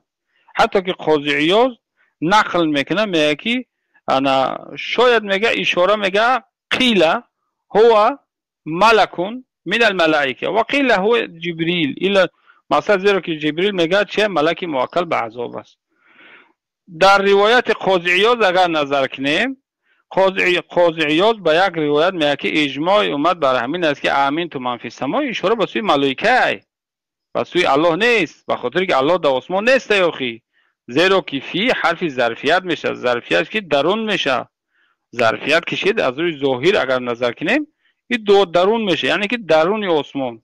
در درون آسمان الله نه خودت گفتی که ای بیرون آسمان گفتی، در درون آسمان نیست گفتی. ای عرش بالا در یک جایی که به مکان گفتی. خب اما این آیت میگه امینتم من فی السما، یعنی شما آیا میگه امین هستید از اون ذاتی که در آسمان است، یا که از اون چیزی که از اون انا عذاب الله که در آسمان است، یا که اون ملکی که در آسمان به امر الله مقصد موکل است. فهمیدی؟ این در گردش علما بسیار گپ زدگان حضرت اهل تفسیر. ما اعتراض نمیکنیم قول متبری چی گفته، قول فلانی چی گفته، ما همش قبول داریم. لکن اهل تفسیر که در زیر همین آیت با چند معنا و مقصد که توجیه کردن یا که اشاره کردن، از این معلوم میشه که اینجا چی الله نبوده است. به خاطری که ظاهرا اگر نظر کنیم خیلی که شما ظاهر بین هستین، همه معلوم میشه که فی سما یعنی که در داخل آسمان. ما پیشکی گفتیم که در داخل آسمان جای ملائکه ها است. اگر الله در داخل آسمان باشه مزاحم ملائکه ها میشه. حاشا و کلا که گپ ما نما میگیم، نه شما میگیم. خب این دو سوال شما جواب دادیم. اولش بود که روایت ابو مطیع بلخی این یک کذاب است، روایت قبول نیست. با وجودی اگر که ما بگیم که بیا همش کنیم که اگر چی کذاب هم باشه معناش چی است، میگیم که معناش همین است که اون انسان جستجو داره که الله مکان داره، مکانش در کجا باشه. یا که میگه که الله در بالای عرش است، عرش الله در کجا باشه، آسمان در باشه یا که زمین در باشه، در کجا باشه، همه عنیق کردنه. انا این آدم کافر است. یگام کس چی نمیگه این خیلی خوشو فهمیدن در کفر، زیرا که هر کس به خدا مکان نسبت داد او کافر میشه. روایت که یک چیزی که من در شما اضافه گفتم، اضافه تشریف، اضافه چیز، شما من جاهل برآوردین. افسوس در افسوس که شما خداتون از علم نحو بیرون هستین کمتر، همه قواعد علم نحو رعایت نمیکنین. همه علم وقتی که استنباط میشه، استدلال خواه قرآن خواه سنت باشه، اینجا قواعد نحوی هم رعایت کرده میشه، قواعد اصولی هم رعایت کرده میشه، اصول مصطلح الحدیث هم رعایت کرده میشه. این علم اون نیست که هر اگه جای قبل رنگ انگور بر اگه جای خود میچینی میگیری میخریش استفاده میبری، تری نیست. وقتی که ما اضافه میگیم، اضافه چیه؟ که اضافه دخه میشه. اضافه اعیان دخه همه اعیان دو نمود میشه. یا خیلیش اگر همان اعیانی که اضافه شود به سوی ذات حق سبحانه و تعالی، لکن از بگیم که از ذات الله سبحانه و تعالی نباشه، یعنی که ای نفس الله سبحانه و تعالی نباشه، از نفس الله سبحانه و تعالی نباشه، اینا میگن اضافه تشریف و اضافه تکریم. اگر روا که همین اضافه به سوی حق سبحانه و تعالی باشه، لکن از صفات الله باشه، از صفات الله باشه، یعنی که از ذات و نفس الله باشه، اینا میگن که چیز یا اضافه صفت میگن. اضافه صفت مثلا میگن که ید الله، مثلا انا کل شیء هالک الا وجهه، این میگه وجه به سوی ضمیر اضافه شدگیه. وجه وقتی که به سوی ضمیر اضافه شد، وقتی که وجه میگیم از ذات حق سبحانه و تعالی که هست، صفات الله که هست، با همین خاطر ایجاد اضافه تشریف نمیشه و ایجاد اضافه تشریف تکریم نمیشه. اما الیه یصعد الکلم الطیب، کلم الطیب از جنس ذات حق سبحانه و تعالی نیست. کلم الطیب از جنس حق سبحانه و تعالی نیست. و اون چیزی که میگه بر رفعه الله الیه، حضرت عیسی را که میگه الله سبحانه و تعالی که مثلا ما چی بسوی مثلا نزد خودش الله برداشتش و بلندش کرد، اینم حضرت عیسی هم از جنسی بگیم که ذات حق سبحانه و تعالی نیست. همون ملائکه شهدایی که ولا تحسبن الذين قتلوا امواتا بل احیاء عند ربهم یرزقون، احیاء زنده هستن عند ربهم در نزد الله. اینم جمع اضافه شدگی است. اضافه اینا وقتی که شهدا از جنس حق سبحانه و تعالی که از ذات نفس حق سبحانه و تعالی که نباشه، اینا را اضافه تشریف میگن. مانند که و طهر بیتی للطائفین و طهر بیتی للطائفین والعاکفین والرکع السجود، در سوره بقره الله خطاب میکنه حضرت ابراهیم که قطعی اسماعیل شما خانه منه چیکار کنه؟ پاک کنین. بیتیه گفت، همینجا ضمیر آمد به سوی الله، همینجا بیت به سوی الله اضافه شد. وقتی که بیت به سوی الله اضافه میشود، اینا میگن اضافه تشریف و تکریم، نه اینکه الله در دریم خانه باشه. با کدام خاطر؟ به خاطری که بیت یک عین هست که از غیری بگیم که ذات حق سبحانه و تعالی است. وقتی که میگیم که هذه ناقة الله در سوره و شمس، هذه ناقة الله، میگیم که این چیز شتر الله هست، شتر الله هست، ناقه اضافه به سوی الله کردیم.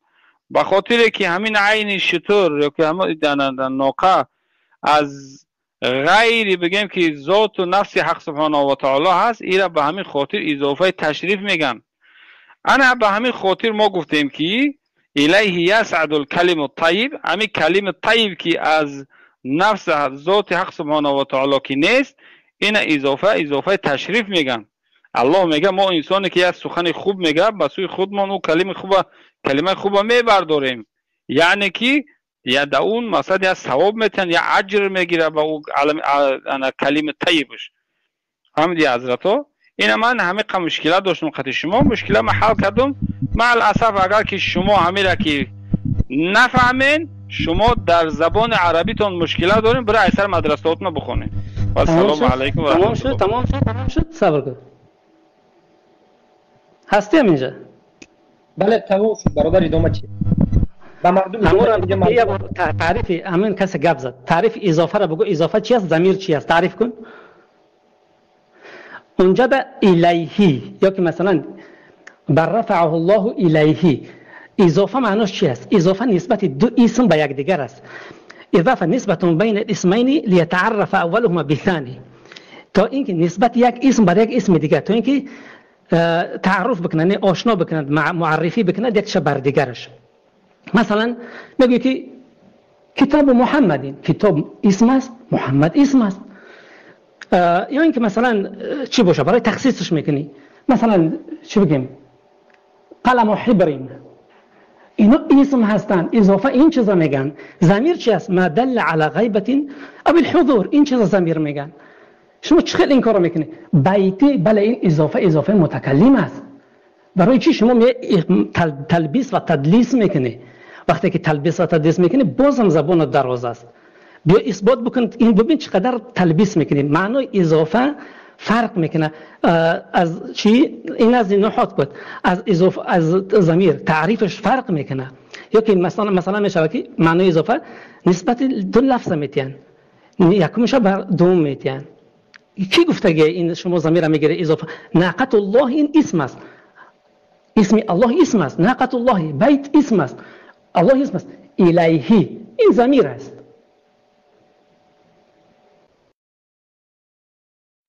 بارک الله فیک. بهترین.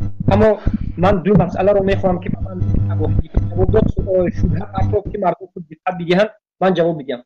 اولا گفت روایت هایی که از ابو حنیفه به طریق ابو مطیع البلخی کردی، ابو مطیع البلخی رو امام ذهبی کذاب گفته و دروغ گفتن. بهترین توجیه یک سخنی خود میگن، قندت رو بزن میگن. برای چی؟ برای اینکه اگر ابو مطیع البلخی ضعیف و کذاب باشد، همه سخنهایی که احمد از کتاب فقه اکبر کرد پس حجت نیست. این یک رد ابو حنیفه حنفی به احمد حنفی است. ابو مطیع البلخی ضعیف باشد، همه گفته های احمد هم که درباره فقه اکبر خوند و موضوع رو حتی دیگر کرده به کلام الله رفت، همش ضعیف و قبول نیست. این یک مختصرا ما اینا به خاطر همینه گویم اینو قبول نمیکنند. اگر ما گویم که ابو مطیع البلخی کذاب است، قبول نیست، روایت او را قبول نمیکنیم، گویم میگن که شما هیچ کس قبول نمیکنید. ما دیگر خیلی گرفتیم، ما گرفتیم خود روایت ابو مطیع البلخی را گرفتیم، اینا خودشون کذاب گفتن، پس حجتی که شما از فقه اکبر از روایت ابو مطیع البلخی آوردن ضعیف است. حجت از ابو حنیفه آوردهتون همش به روایت ابو مطیع البلخی ضعیف است. ما حجت صحیح را از ابو یوسف میاره. ابو یوسف روایت میکنن چخیلی که در کتابشون ابن خزیمه، ابو سعید عثمان ابن سعید الدارمی و غیره روایت کردن که الله اینها در بالای عرش میگفتن. ابو حنیفه روایت میکنند. ابو یوسف شاگرد ابو حنیفه، ابو مطیع البلخی را چه پرتی. نظر کنید به کتاب توحید ابن خزیمه، نظر کنید به کتاب رد بشر المریسی و رد علی الجهمیه عثمان ابن سعید الدارمی. ابو یوسف را تزکیه میگن، شاگرد ابو حنیفه را میگن که بهترین یک عالم اسلام است، اهل سنت است و روایتی که این میکند قبول است و از استادش هر روایتی که میکند قبول است.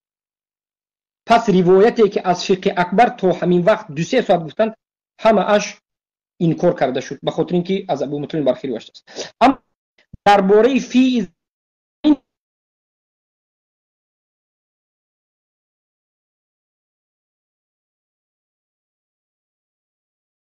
اینکه الله در بالا است، ما سخنی کی را گفتیم؟ سخنی ابن باس عبدالله بن عباس رضی الله عنهم را گفتیم. سخنی انس بن مالک صحابه را گفتیم. سخنی ده ها تن از سلام دو سخن گفت. بزیر این وقت دو سخن رو گفت. سخن عیسی ابن عبدالسلام رو گفت، سخن قاضی عیاض رو گفت. عیسی ابن عبدالسلام یکی از متشددین اشاعره بودند. عیسی ابن عبدالسلام این یکی از علمای عصری 7 بود. وفاتشون در سال 664 است. ما علمایی که علمای عصری 1 و 2 بود. پیامبر همون کسی رو که ما گفته بودن که پیروی از همون کنید، ما از همونجا گفتیم. در مسائل اختلافی گفتیم، 100 بار تکرار کردیم. بیایید سخن سلف صالح رو گویید، سخن آدم‌هایی که بعد از 400 سال سلف آمدن برده به سلف نزنید. وقتی که اختلاف بین سلف صالح و بین آدم‌های امروز آمده شد، ما سخن کی رو میگیریم؟ سخن بعد از 400 سال آمده از سلف رو یا که خود سخن سلف رو؟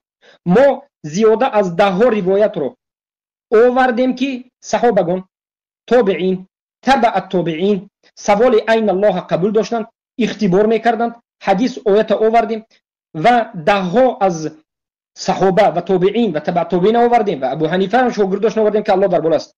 به همین سخن ما 2 سخن آورد، یکیش ابن عبدالسلام و یکیش ملا علی قوری. ملا علی قوری بعد از 1000 اومده است، بعد از 1000. یعنی سبحان الله با ضد اهل سلف بعد از 400 سال و بعد از 700 سال آدم آوردن، انمین دلالت به باطل بودن منهج میکنه.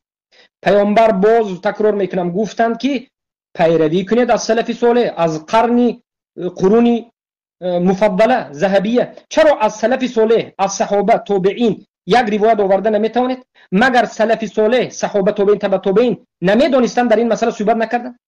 مگر آنها گمراه بودند و عیسی ابن عبدالسلام و ملا علی قوری هدایت یافتند؟ حالا که روایت‌های ما دیگر داریم. عیسی ابن عبدالسلام معروف است، ولی همه علما حق نیستند. عیسی ابن عبدالسلام اشعری هستند، ملا علی قوری ماتریدی هستند و ما سخن‌های اینها وقتی که مخالف به سلف صالح، مخالف به ابن عباس، عبدالله ابن مسعود، مخالف به ابو بکر و عمر و عثمان و علی و مخالف به بارک الله فیکم انس ابن مالک میبرویند، ما سخن‌های کی گیریم؟ سخن صحابه گیریم یا سخن تابعین و علمای سلف گیریم یا سخن بعد از 1000 سال اومده گیریم؟ چقدر این سنها اومده است و گپ کرو زیاد است. اما صحبت میکنیم در مسئله ظرفیت. من یک سوال دارم، به ابو حنیفه نویسید بگیرید. سوال من از سوره طه آیه 71 است. الله سبحانه و تعالی میگه ولا اصلبنکم فی جذوع النخل، من شما را اصلبنکم صلیب میزنم در جذوع نخل، در تنه نخل. اگر ما فی رو، همون حرف فی رو، کلمه فی رو همیشه به ظرفیت اگر ما معنی داد بکنیم، پس معنای این آیت همین است که فرعون گفته شده است که من شما را به درونی همون خرما میزنم. او همین درست است؟ زیرا که تو مطلقاً گفته شده ای که فی ظرفیت مطلقاً. چرا زبان عربی رو میگویی نمیدونید؟ اگر عربی رو میدونستی این سخن رو نمیکردی، شرمنده کردی. آیا فی فقط ظرفیت است؟ این آیت رو چی میگویی؟ ولا اصلبنکم فی جذوع النخل. اگر فی رو ما در اینجا ظرفیت بگوییم، به درونی همون درخت، او حتی امکان نداره، در این هیچ کتاب قبول نداره. الله سبحانه و تعالی در سوره توبه آیه دوم گفت فسیحوا فی الارض، سیاحت کنید در زمین. فیل اگر فی رو ظرفیت مثل تو بگوییم، پس الله گفته شده است که سیاحت کنید در درون زمین. تو باید زمین کوفته درایی در درون زمین در تگ خاک سیاحت کنید.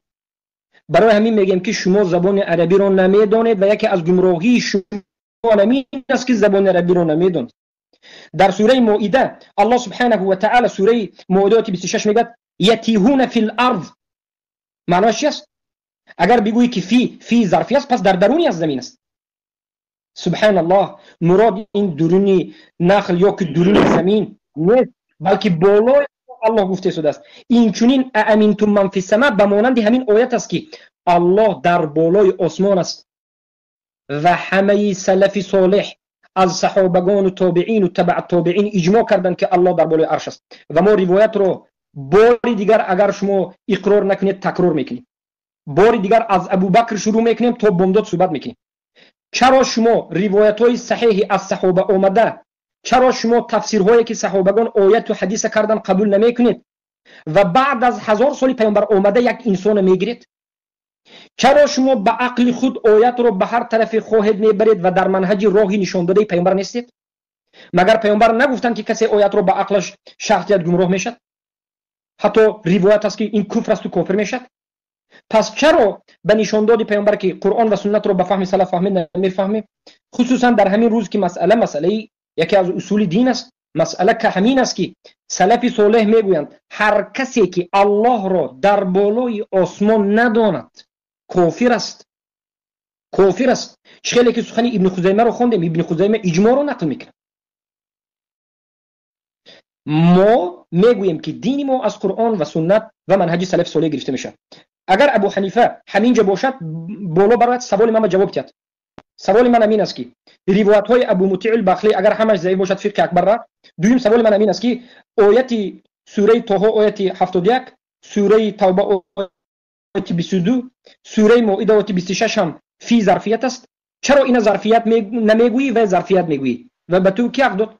سوم سوال همین است که وقتی که بعد از 200 سال و 400 سال 500 سال عالمی آمده مخالفت به صحابه کنند، فهم علمای 500 سال بعد از صحابه آمده مخالفت به صحابه و تابعین کنند، ما کی را قبول کنیم؟ صحابه را سخنشون قبول کنیم یا که علمایی که بعد از صحابه آمدن یا قبول کنیم؟ چهارم سوال، صحابه و تابعین قرآن را خوب میفهمند یا که اشعری و ماتریدی که بعد از 500 سال آمدن اینا خوب میفهمند؟ هر یکش به آهسته آهسته جواب بدید. علی صدای مرا نکشین وعده خلاف کردی اتش اتش شوهینا بالا برو حاضر دقیقه برو اتش شوهینا بالا برو بیا یا اول ابو حنیفه جواب داد. ابو حنیفه جواب داد. ما برادر منم انسانم، برادر شیخ ابو حسام حفظه الله، ابو عمر، همین جنگی انسان هم خسته میشیم. ما احمد که صحبت کردیم همین صحبتی کرده بیچاره احمد از ابی متین بلخی بود، ضعیف شد، این ابو حنیفه به یک رد زد، باطل شد رفت. ابو حنیفه به سوال دادیم اما جای اینا به دیگر براد ما تو بومداد از اول سر کردن نمیگیریم. این اخیرگی سوال به اگر با عقل جواب تیت برادر از مباهله به میبریم. ابو عثمان هستند من هستند مباهله میکنیم به همین موضوع تمام میشه. زیرا که معروف وایش گریخ شیخ هم مباهله را گرفتیم وایش گریخ نه کمی یک تاش مونده است. وقتی ما ابو حنیفه جواب داد چهار سوال ما فهمیدن یا نفهمیدن؟ ابو حنیفه میکروفونتون گیران کنشینده. گوشو دارم ببین حضرت همین کلمه فی همین چوان مردم همین تهمت از توی شما. ما کی شما را گفتم که فی گفتم که در ظاهر اگر ظاهرا که گیری در همینجا فی به معنای ظرفیت میبید. ظاهری ما آیت گفتم فهمیدی؟ لکن فی در لغت عرب به چند معنا میبید. فی به معنای فوقه میبید، فی به معنای علا میبید، فی به معنای ظرفیت میبید. فهمیدی؟ لکن ببین لکن تو اینجا یه نمیفهمی آخه تو اگر که همه جای فی در امین تو منفیده گوش که خاموش بیستو تو ما گبزم تو گبزدی شدی همه جایی که امین تو منفی سما اومد اگر که همه جا به معنای علا می اومد انا لأصلبنکم فی جذع النخل گفتی آیت خوندی انا همه جا تمام مفسرین میگفتن که انا همه جا فی سما به معنای علی سما اومده لکن مع الاسف الشدید ببین نه صبر کن بیس یاتم بریم صبر کن یکم هست از اهل سلف خود نگفته است که این امجد علا از اهل سلف نگفته که امجد فی به معنی علا میبید. شما از دیگه آیتی که اون به اینجا تعلق ندارد شما چیکار کردین اینا با اون مقصد که قیاس کردین این قیاس ملفوظ میشه زیرا که فی ظرفیه در هر جا به هر معنا می آید. این جای گرفتن نیست. اگر به معنی علا میشید گفتی ابو حنیفه گفتی آشکار گفتی که تو منفی سما فی ظرفیه است گفتی شما عربیاتون نمیدونید. نه عربی را اوما گفتم که ظاهری روایت نه بچه همین صبر کن همین من همین گفتی ظاهری لفظ ببین همینجا فی سما میبید. آخه من گفتم که حوزی ما گفتم که عربی را نمیدونه در برای چی گفتم عربی نمیدونه خاموش شو ما گفت زنم آخه نو گفت زدی سوالات دادی خاموش شو گفت زنم نگو در بین 400 نفر شرم نمیداری تو دروغ میگی. برابر خدا بترس خدا بترس تهمت حرام ای بچه تهمت حرام ای فهمیدی تهمت حرام هم صبر کن من گفتگی خب بدونم من چی گفتگی باشه بگو.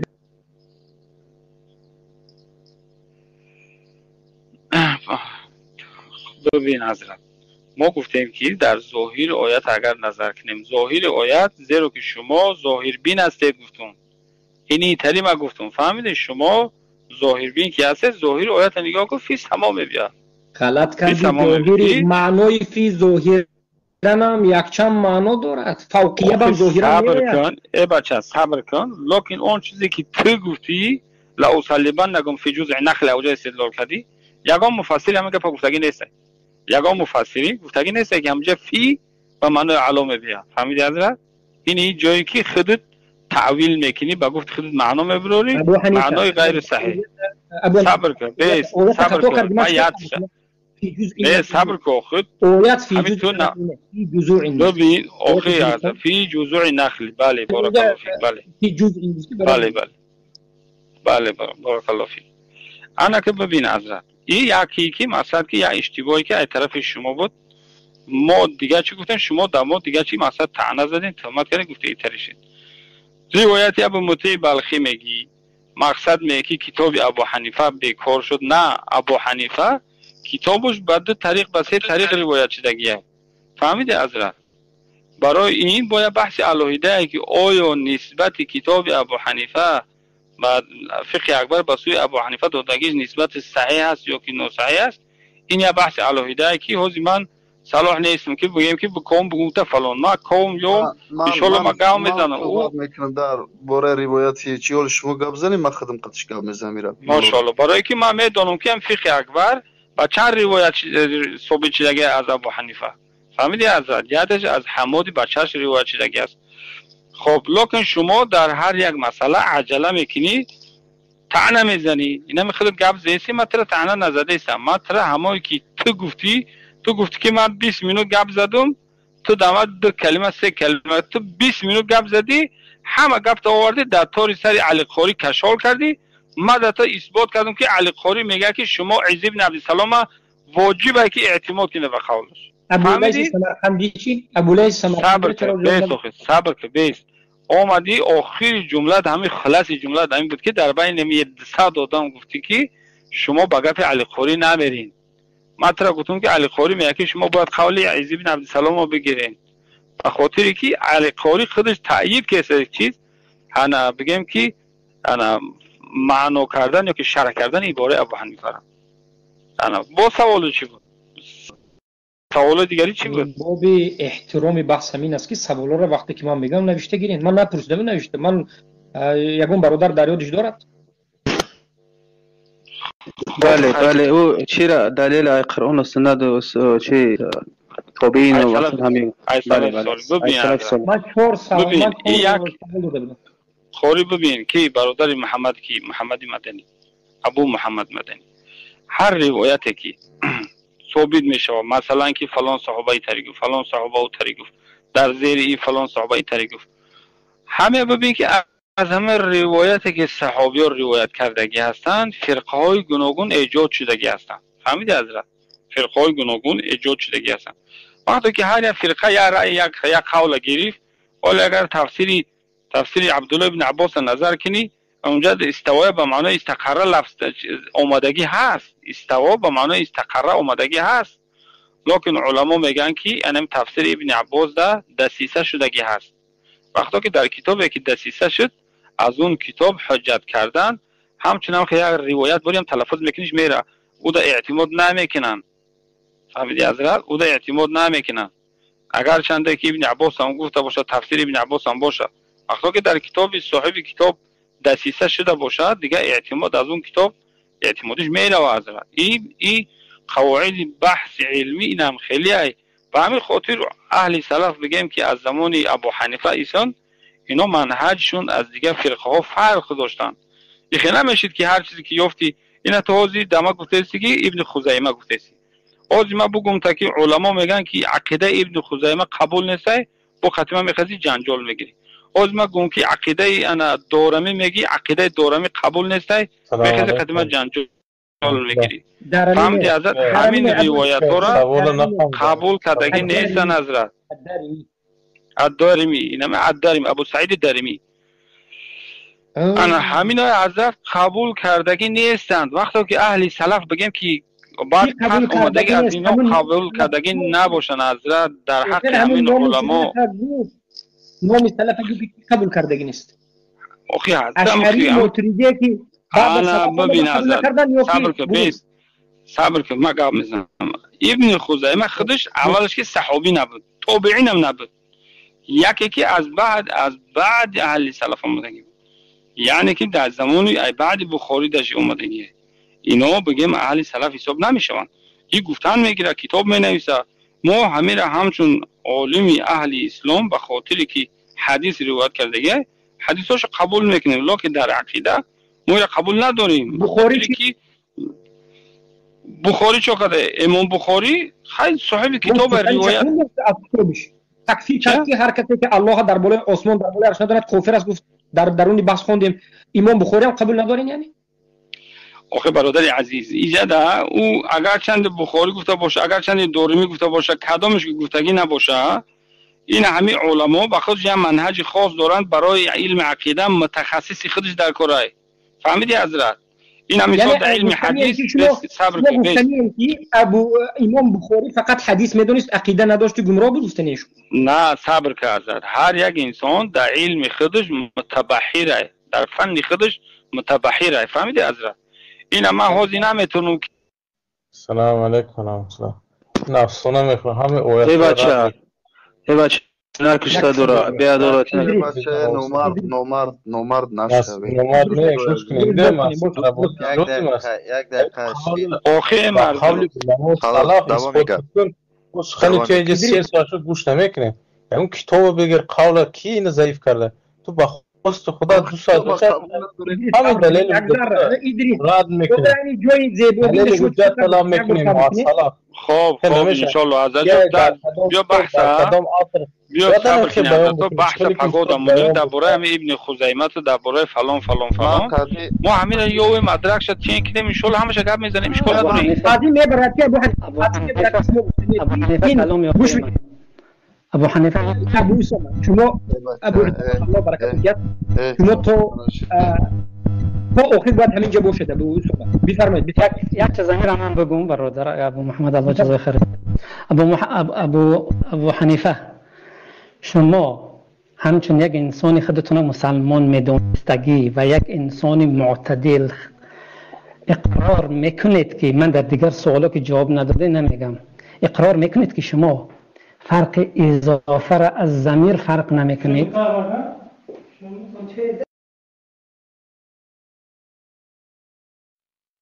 ابو حنیفه به من سوالا میتیم بعد از سوال ابو اسامه جواب تیم.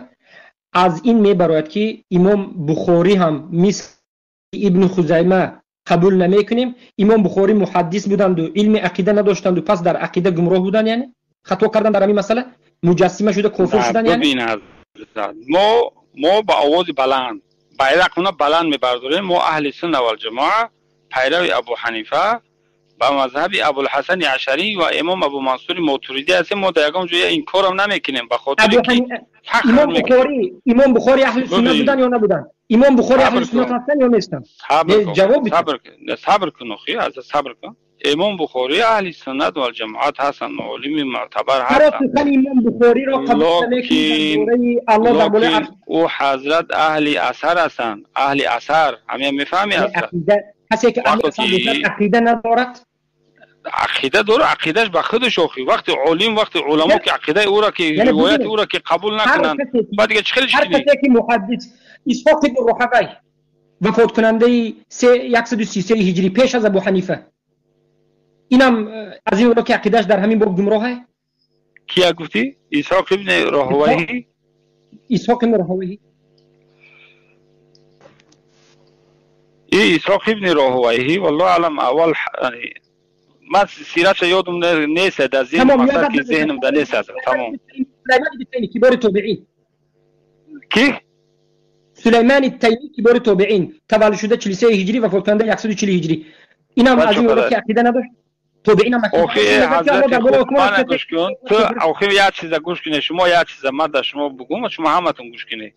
همجده دو تا مدرسه فهمیدین؟ یاتش مدرسه اهل سنت و الجماعه بگیم که 4 مذهب، یا دیگه مدرسه اثر میگن اهل اثر. من صبر کن من اوکی. پیش از من توبعین گفتم، توبعین پیش از ابو حنیفه، پیش از احمد بن حنبل بود.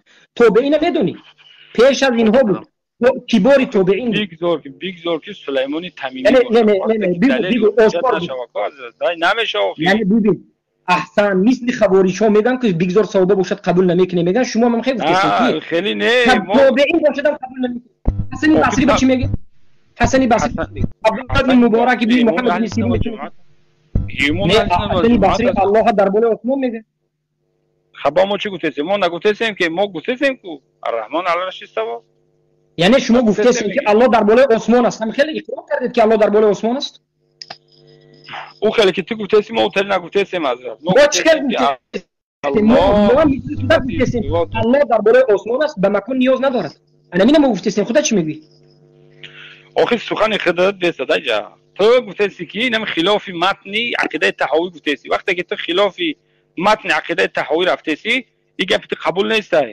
زیرا کی اگر چند عرش بالا هم که باشه کلی چند تولد شد بکای خود کرد. من اگرش که گودک بازی گپ نزن صحابه کی تولد شد. چرا من به تو توبعین میگم چه هجری صحابه ها به شاگردی کردن. سلیمان تیمی استاد شیخ مرحمت بیاین مباهله ده بیا مرحمت با مباهله نکنین. این خیلی بحث شما اولش نمیشد فهمیدید؟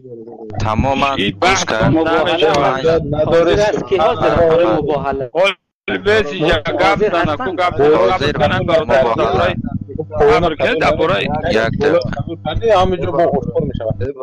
اصلا قبول نمیکنه فقط مباهله انا کنون دیدید که ما صحابه میگیم، ما صحابه بگیم، ما به تحوی میگن. تحوی او صلاح بودن تحوی سال چند وفات کردن تحوی. ما میگیم که انس بن مالک، عبدالله بن عباس، سلیمان تیمی، کبار توبعین، عبدالله بن مبارک، محمد بن سیرین میگیم. اینا میگن که ایزی بن عبدالسلام 666 تولد شده است. علی قاری 1014 بود والله یا که پایانتر تولد شده است. این چی است؟ ما بعد از صحابه اومده، بعد از 100 سال 200 سال 300 سال صحابه اومده رو مخالف صحابه کرده. پس در از این میبرد که منهج شما این است که صحابه عقیده نداشتن، پس توبعین عقیده نداشتن، تبع توبعین عقیده نداشتن. شما می آیدو از غیره بجز ابو حنیفه در این دین هیچ کس گویا عقیده نداشت. حالا که روایت هایی که از ابو حنیفه ما آوردیم شما گفتید که ضعیف است. ما میگیم که روایت هایی که شما از ابو حنیفه آوردید از این مودید 100% ضعیف است. قرآن و سنت سلف این امت صحابه با همراهی کی بود است؟ الله اکبر، با همراهی اهل سنت و الجماعت ما بود است.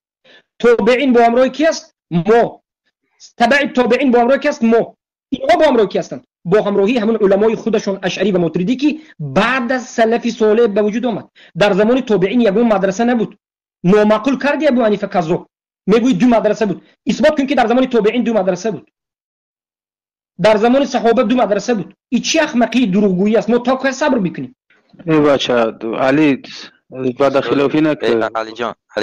علی جان نه بیا مباهله مرحمت حاضر هستیم مباهله ما زیاد شما ما مباهله میدیم هیچ دلیل مرحمت برادر اول حاضر هستم یا برای مباهله؟ همین کسایی که هم بیان اینجا مباهله حاضر چند بعد مباهله میشه. احمد دو مسئله یک چیز گفتنی هستم. صبر مدرسه کسی السلام علیکم و رحمت الله و برکاته.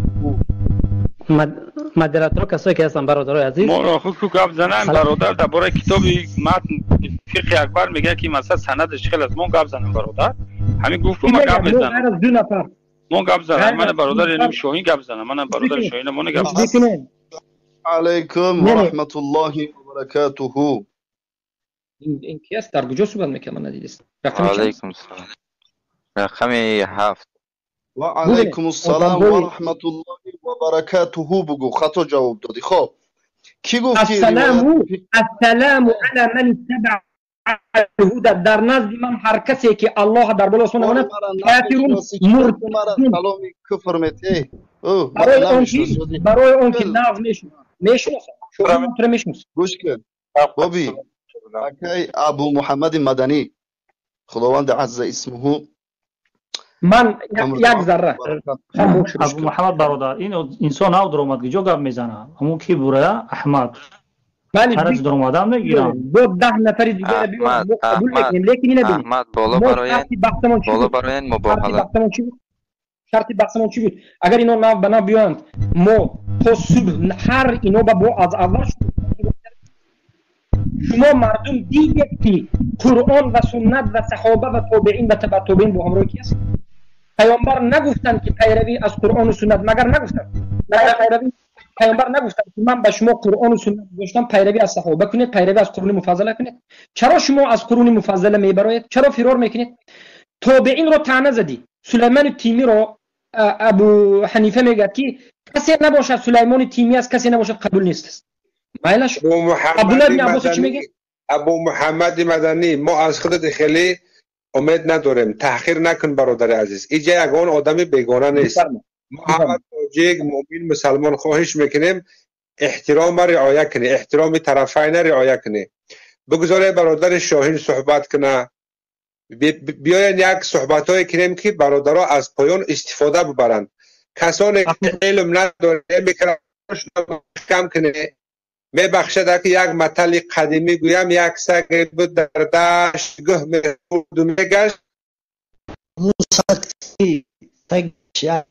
میخورد و میگشت الله المستعان. ما قال الله والرسول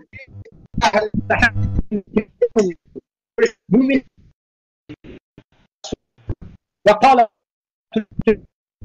اینها میگن که یک سگ بود بالله بس مرا فهمیدید که اینا دیگر صحبتاشون افسانه‌ای بوده که اینا سر شد.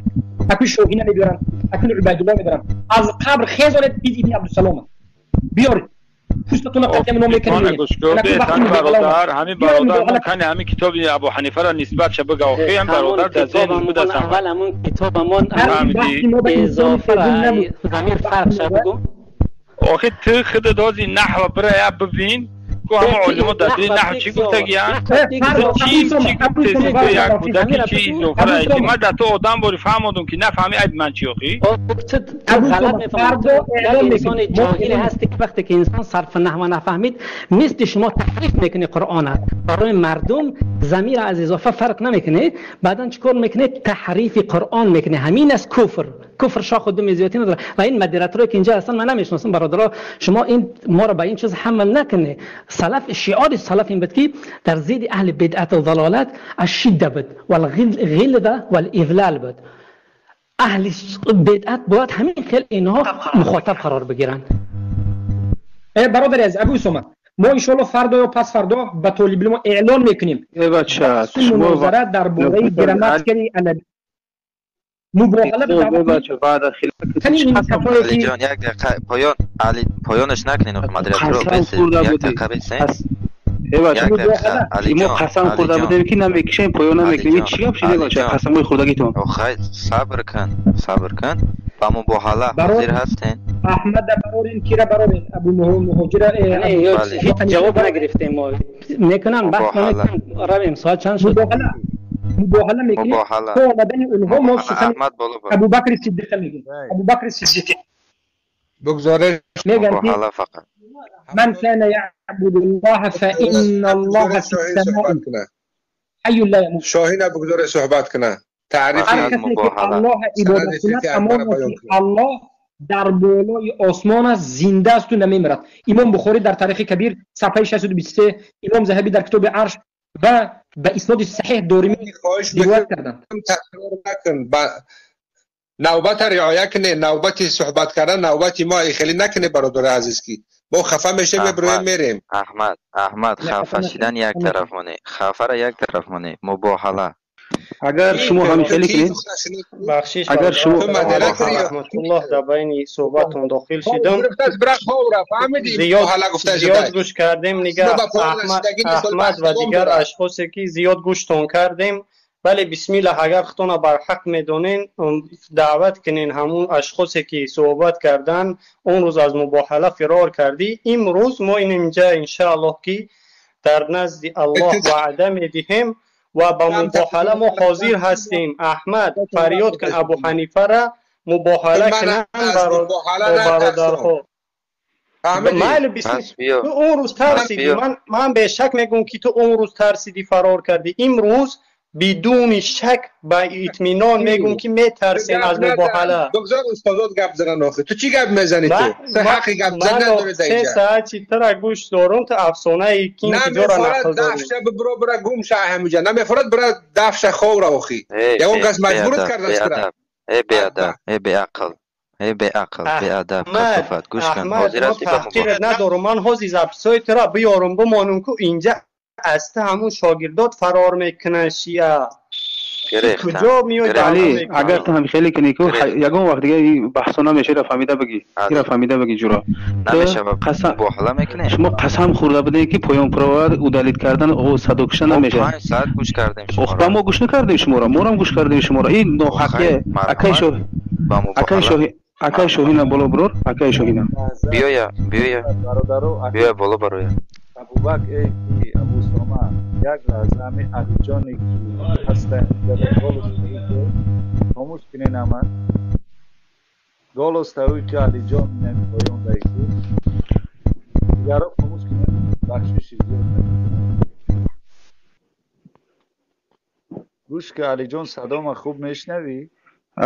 میشنو صدا امی خودت خوش شنواییت خوب بوده است بد نبوده است امی خودت شرم نمیداری باور که من شرم میدارم که همین 2 نفری که تو آوردی 2 نفری آوردی با الله قسم میخورم 2 نفری آوردی تو خودت اگر با دقت گوش میکردی احمد چی گپ میگو و این ابو حنیفه که آوردی اوشم چی میگو ببین که اینش زیدی اینش سخن دارد همین قدر خودت اندیشه کردی یک خاموش کنم جرا محکم که سبحان الله علی یک قدر سبحان الله بچه چی بدهی محکم کم جرا گوش که مرا تو خودت حاضر گفته ایسته که میشنم خوب تو گوش باش چی گو تو خودت مقایسه کردی گپای هر دیمیره که ایش زیدی اینش سخن کردی لکدام مثلا زیدی ایش سخن کردن نگاه که احمدش اعتقاد داره چطوری که ابو محمد مدنی گفتش اعتقاد داره در بالا است گفته است و گفته است که خودش به زبان خودش گفت کسی که اقرار به همون گفته هایی که خودش احمد گفت کسی اقرار نداشته باشه پس او گفت کافر جهمیه گفت پس ببین که احمدش چرا که همون مسائلی که احمد گپ زد ابو حنیفه در این مسائل ادامه ندادش چرا میگریزه از صحبت ابو حنیفه بچه او مشکلی داشت تلفنش همینجا چند بار برآمد او مشکلی داشت این همین قدره تو چی به پشتیبانی رو میکنی مشکلی داشت چی به خودش مشکلیش نمیگه خیلی مسخره بازی شد رفت از همینجا معلوم بود آشکار بود معلوم بود تو باید خودش شرم بکنی آدمایی را آورده که اینش زیدی اینش گپ زدی خودش اقرار کرد که احمد کی چیکار کرد باطل سخنایی که آورد قولایی که آورد گفت همش باطل تو شرم نمیداری کی گفت تمام بیان کنم نگاه که سلام علیکم با فهم و عقیده و فهم احمد ابو حنیفه کافر و مجسمه با فهم ابو حنیفهش احمدش کافر و مجسمه این هر استغفر الله تهمت نکه باشه این بهتانه والله قسمی خطا فهمیدگی علی جان بس گپ زنیم مخی علی جان همون ابصار عرضش هم دیگه ش تکفیر کردگن اگر گوش کنه میگه که کسی بگه که استوا را انکار کنه بالا بدن شه وای کافر میگه همون گپ ابو حنیفه اقرار میکنه خودش ایش میگه که نه بلکه الله لا مکان است لا مکان به معنی با ایش هم دیگه میگه شل که الله در قرآن میگه یهود نصارا اتق الله یا اخی اتق الله اعوذ بالله خب کسی بگه الله بالا عرش چی است اتق الله موضوع هر چیزی کسی بگه الله بالا عرش مو دواری کسی بگه الله بالا عرش استوا کرده چی است شما تناقض داشته من همش ذکر کردم نه سوال جواب بدی کسی بگه که الله استوا کرده بالا عرش سوال جواب دادنش در گردن من فرضم نیست اولش اجاب برادر همچون طلب کلبرین گفته برآمده جمع برادر شاهین بالا برو به خاطر الله شو دفع کن، همش دفع کن. این مشکل همین برادر ابو علی وقتی که نگاه کردن شما حدثا این برادرای طالب علم که مثل ابو محمد حفظ الله برادر ابو ساما یا وقت ندارن که شما قطیق کودک این هر احمد قطی نمی یک اونجا رو خواندگی نیستن واش دقم خواندگی گل در مصر اقفای همون سگ بچهای صوفی گشته است هر اینها صحابه تکفیر کردن هر دشمن ویدیو دارن حتی حنفیایی که در پاکستان ایران هستن اینها را کافر میگن من ویدیو داری برای چی ویدیوش نشر نمیکنی وقتی که اینا را ما وقتی که حقیقت میگیم مردم خلاص میگن که شما کار میکنید شما تحقیر میکنید تحقیر نیست ولی تحدی هست خلاص تحدی بود چیز دیگر نه تحدی فرق الله و برکاته برادر جان نیست شب شد همه کار موندیم سر کار برام سلام علیکم ابو علی برادر علی نگاه کن شما مثال میبروی هر یک تک شاین پایین دیگر اینها یگان تاش درجه تحصیل کردن اگه پاشو معلم هستن این هم دیگهش کافر میگه و با هوش میکنی با بالا میبروین برادر ابو اسامه ابو محمد دیگر برادر که هستن اینا وقتی ندارن قطعی کودکا و قطعی این جاهلا و قطعی این وقت یا یک درس توحید بدن بهتر خوبتر بود منفعتش با انسان برادرها میرسید و بحث مناظره الله به همه شما برکت بدهد همه حاضرین که اینجا حضور دارند خواه مخالف هستند خواه موافق اولا الله سبحانه و تعالی همه ما را به هدایت نصیب بکند و در راه هدایت ثابت قدم نشان بده و نگاه بدارد عبدالله بن عمر دعا میکنن که اللهم ارنا الحق حقه وارزقنا اتباعه و ارنا الباطل باطله وارزقنا الاجتنابه ای الله به ما حق نشان بده و به ما توفیق ده که به همون حق پیروی بکنیم ای الله به ما باطل رو نشان بده و به ما توفیق بده که به باطل پیروی نکنیم و از او دور باشیم در این روز ما میدونستیم که این دو نفری که برآمد کی هست شما فکر نکنید که ما جاهل بودیم در حق اینها به ما برادرهای موحد خبر دادن که اینها کی است ما میدونستیم که اینها جاهل است ما میدونستیم که به اینها وقت صرف کنی جایز نیست قسم به الله مقصد ما بیان حق و بیان حجت ظاهر به شما بود ای مردم مسلمان تاجیک مقصد ما انا همین شما بودید که ما میخواستیم که بیان بکنیم که دین ما قرآن است سنت است سلف صالح است نشاندادی که انا همون نشاندادی پیامبر صلی الله علیه و سلم است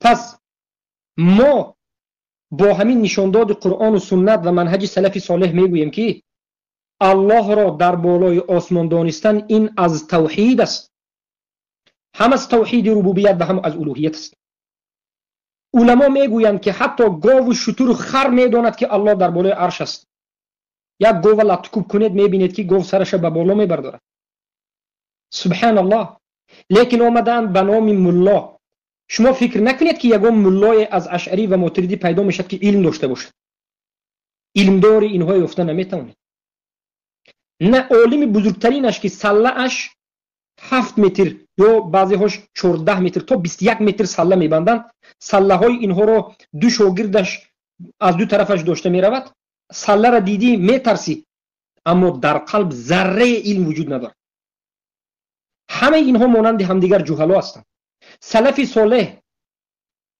ابوالحسن الاشعری را پیش از توبه کردن یک جاهل است میگفت نظر کنید به کتاب ذم الکلامی که ابو اسماعیل هروی نوشتن میگن که با پایش یک قلمی با یک انگشت سیاه خط کشیدیم بعد از یک هفته دیدیم که پایش سیاه ایستاده بود وضو نکرده بود مرحمت کلامی همون علما است ابو اسماعیل هروی در کتاب ذم الکلام و تکفیر الاشاعره و ماتریدی برادرانم و خواهران موحدم ای کسایی که شما خود را مسلمان میگویید هر کسی که الله را در بالای آسمان از خلقش جدا نداند کافر است من از اولی بس تا حاضر یک چند بار سوال کردم که اگر بگویید که الله در بالای عرش جدا با این از خلقش جدا از خلقش نباشد در کجا هست تا آخری بحث که 4 ساعت شد به ما جواب ندادند الله اینها نابود است اینها چیزی نبوده را عبادت میکنند الله اینها فقط در ذهن و در خیال اینها انسان‌های فانتاستیکی هستند به گفت خودشون خیالی هستند اینها به مانند مجنون هستند برای همین سلف صالح گفتند که المعطلة یعبد العدم والمشبهة یعبد الصنم ابن بطال ذکر کردند مشبهه ها بت میپرستند مجسمه ها بت میپرستند مثل اینها معطله ها چیزی نبوده را میپرستند اینها میگویند یک درخت خرما وجود دارد ریشه ندارد در کجا بودنش هم تعیین نیست. شاخ ندارد، نوده ندارد، پس درختی خرما وجود ندارد. این چنین الله وجود دارد، در درون عقل ها وجود دارد، نه دست دارد، نه پا دارد، نه وجود دارد، نه در بالا، نه در پایان، نه در راست، نه در چپ، در هیچ جا نیست، پس وجود ندارد. این است که علما اینها را کفار گفتند. سلف صالح تکفیر کرد. الله را در بالای عرش دانستن این از لا اله الا الله است.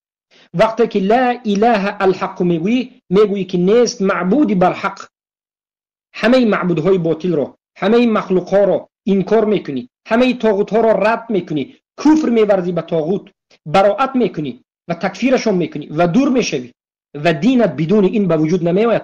100 سال مسلمان گو کفر به طاغوت نبیار، کافر استی. و بعد از این الا الله یعنی میگویی که ایمان آوردم که الله وجود دارد. یکمین الا الله، لا اله الا الله چی است؟ یعنی ایمان بیار. ایمان چی؟ باور کن، تصدیق کن، یقین داشته باش 100% که الله یک ذاتی که وجود دارد. الله در روز قیامت دیده می شود. الله دست دارد و پا دارد و چشم دارد و روی دارد. الله نازل می شود و همین الله در بالای عرش و از مخلوقاتش جدا هست.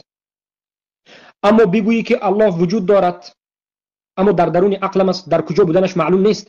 من حالا فهمیدم که اینها عقیدهشون همین است که الله در کجا بودنش معلوم نیست. اینها نمیدونند که الله در کجا است. این کفر است. این خیلی آدم کافر است. نخواد این که عبادت کنی یک ذاتی را، شب و روز سجده بکنی، ندانی که در کجا است. دستت را برداری به آسمان، گریه کنی به آسمان، نگاه کنی به آسمان. همه اشعری ها الله را در بالا بودنش را انکار میکنند. الله اینها را خور میکند، باز به آسمان نظر میکنند و ای الله گفته به آسمان گریه میکند. سبحان الله.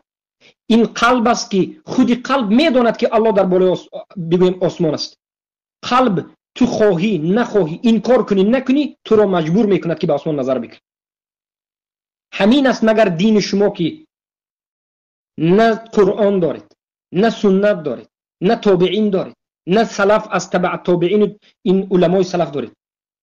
می آید یک آیت رو مخالف دیگر آیت میزنید، آیت رو به عقل خودتون میسنجید و بعد از این 600 سال 700 سال علما رو ترک میکنید، سلف صالح رو گمراه میگویید و بعد از این میگویید بعد از 1000 سال عالم میگیرید و باز ما طعنه میزنید که ابن تیمیه میگوید در مذهب ابن. ما ابو عثامه حفظه الله و من امروز یک کلمه از ابو حنیفه نگفتیم، از ابن تیمیه نگفتیم، یک سخنی از محمد ابن عبدالوهاب نگفتیم. با اینها ما رو وهابی میگوید.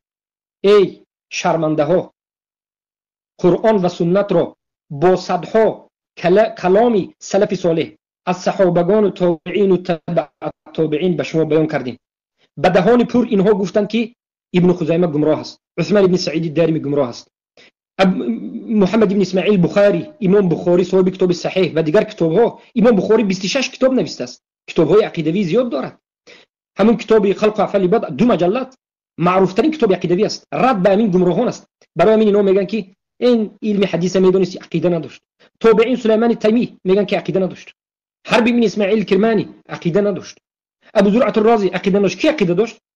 2 اشعری گمراهی معطلی جهمی.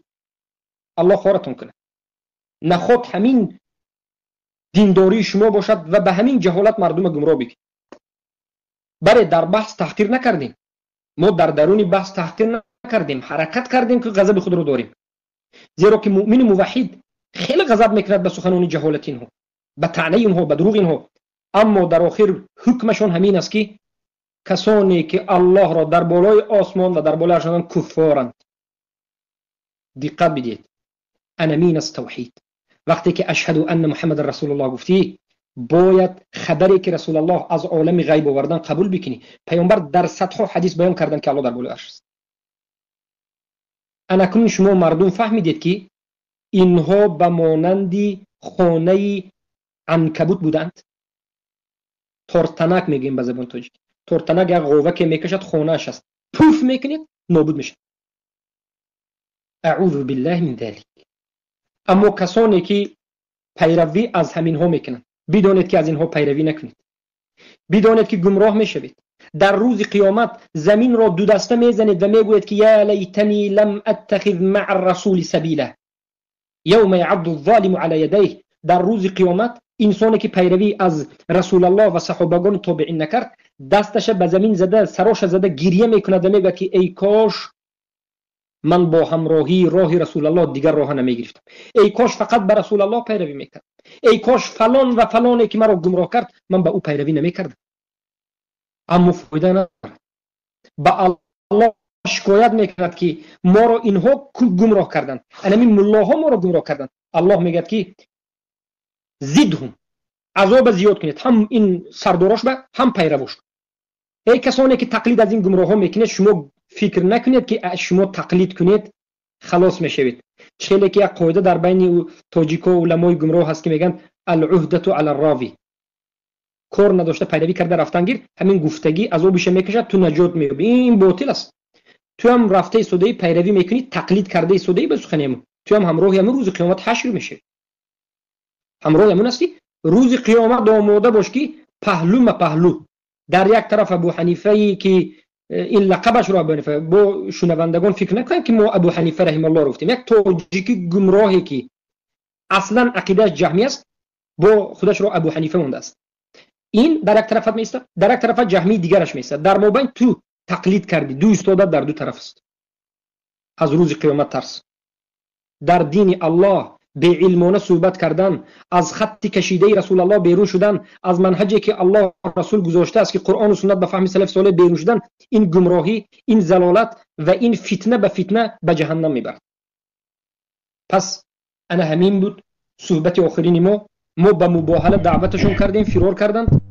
بعد از این من میگم که ای جهمی ها، و همه ما میگیم که جهمی ها دهان رو پوشید، شرمندگی شما از این زیاد دیگر نمیشه.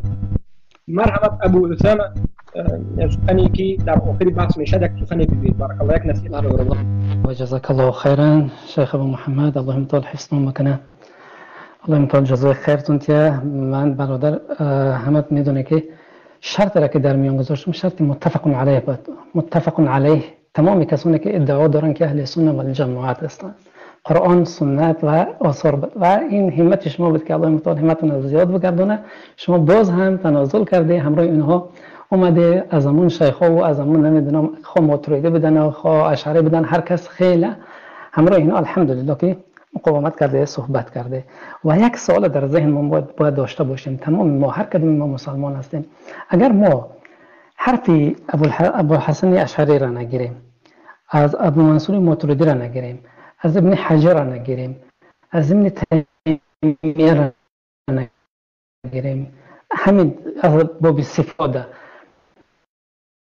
آیا ما از اینها میپرسه؟ حاشا و کلا که الله متعال ما را بپرسه که چرا از اینها تقلید نکردی. اما وقتی که ما قرآن و سنت میگیم، الله متعال ما را به این امر کرده است: اطیعوا الله و اطیعوا الرسول و ما اتاکم الرسول فخذوه و ما نهاکم عنه فانتهوا. و اصلش خودی صفات الله این توقیفی هست. ما از قرآن و سنت میگیریم و خودی شنونده های عزیز خیلی اگر توجه داشته باشن، خودی کسایی که عقل دارن نه اینکه علم، همین کسایی که داشتن صحبت میکردن یک چند کلمه من گفتم، چون این انسانی که به اسم و کنیه ابو حنیفه بیرون شده بود، بارها اینجا برادرها هم شهادت دادن که این اهل سنت نیست و یک شیعه هست و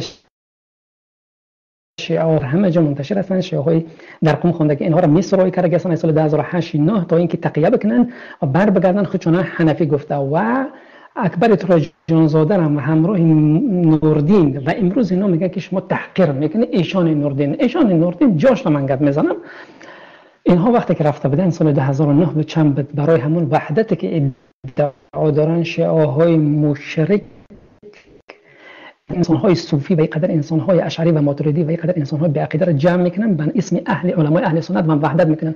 و این بناموسا برای چند دلاری که در دست اینها میدین، اینها وقتی که شما میره همون کی رفته بودن، ایشون بودن همراه تراجان زاده تهران رفته بودن، شما وقتی که در تهران پایین میشه سوال نمیکنه که مسجد اهل سنت کجا هست. خلاصه گفتنی هستم که اینها افرادی هستن که اینا برآمد از شیعه ندارن و خود اینها، من در جاش ان شاء الله در این موضوع صحبت میکنم که اینها انسان ها را همچون هم حزبی ها مثل اینها خود همینا خیانت سخت در عقیده اهل سنت و جماعت کرده هستن، سببی شیعه شدن انسان های تاجیکستان همین ها بوده هستند. وقتی که ما اینها را تحدی کردیم، اینها شروع غوغا برداشتن که بی آداب و بی اخلاق. وقتی که خود شما میایه همینجا گفت ابن خزیمه باشه، تحقیر این بود که به شخص به اسم ابو حنیفه تحقیر به ابن خزیمه و امام بخاری امام اهل سنت و جماعت کردن.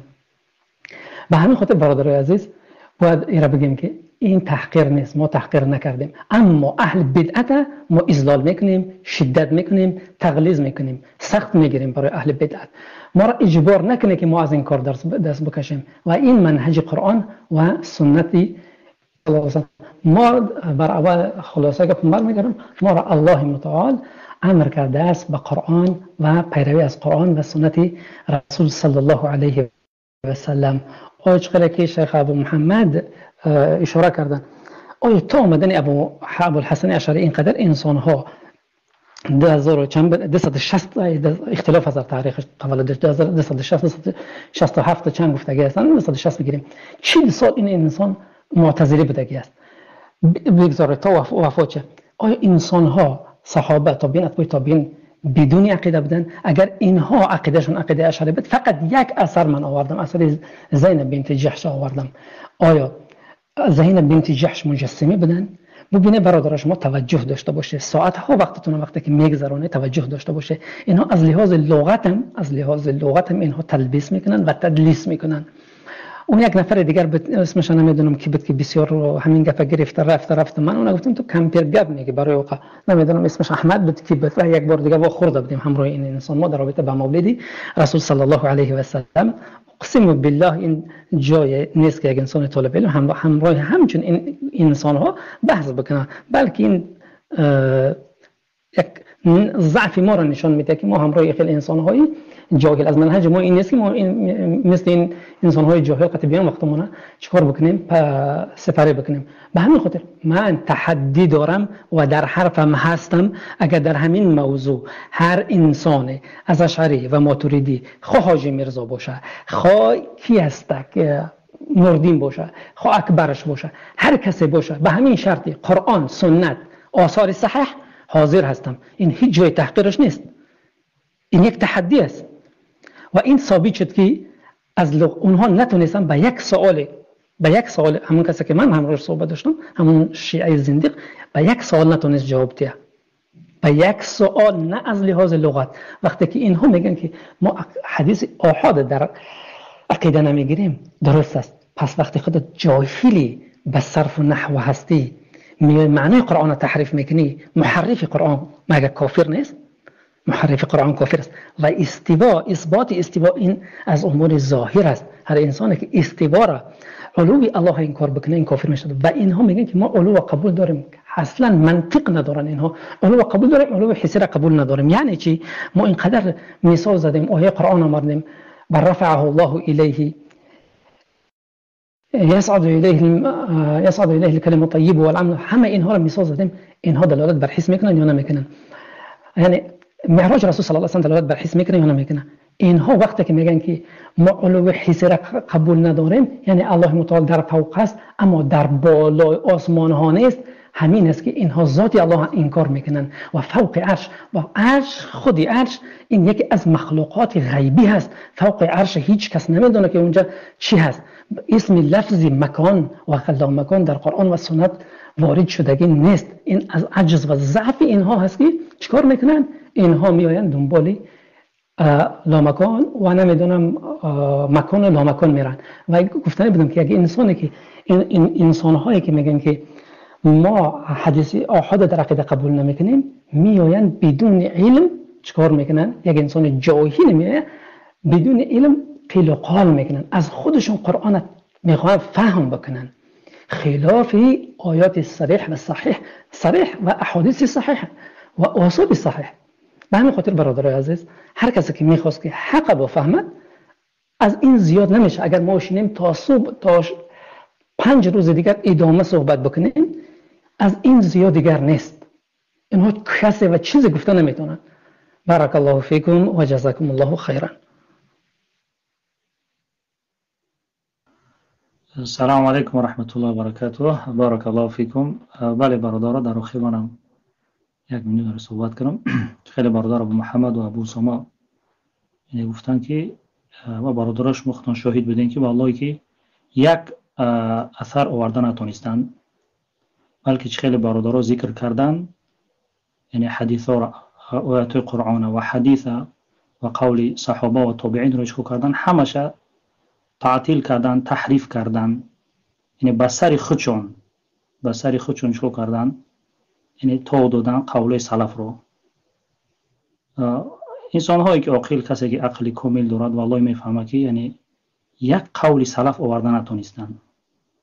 یک قول سلف خیلی برادر ذکر کرد، ابو محمد الله یسلم برادر، امینتم من فی السماء، یک قول آورد، یک عالمی که 700 سال 800 سال 1000 سال پیش گذشتگی، سبحان الله.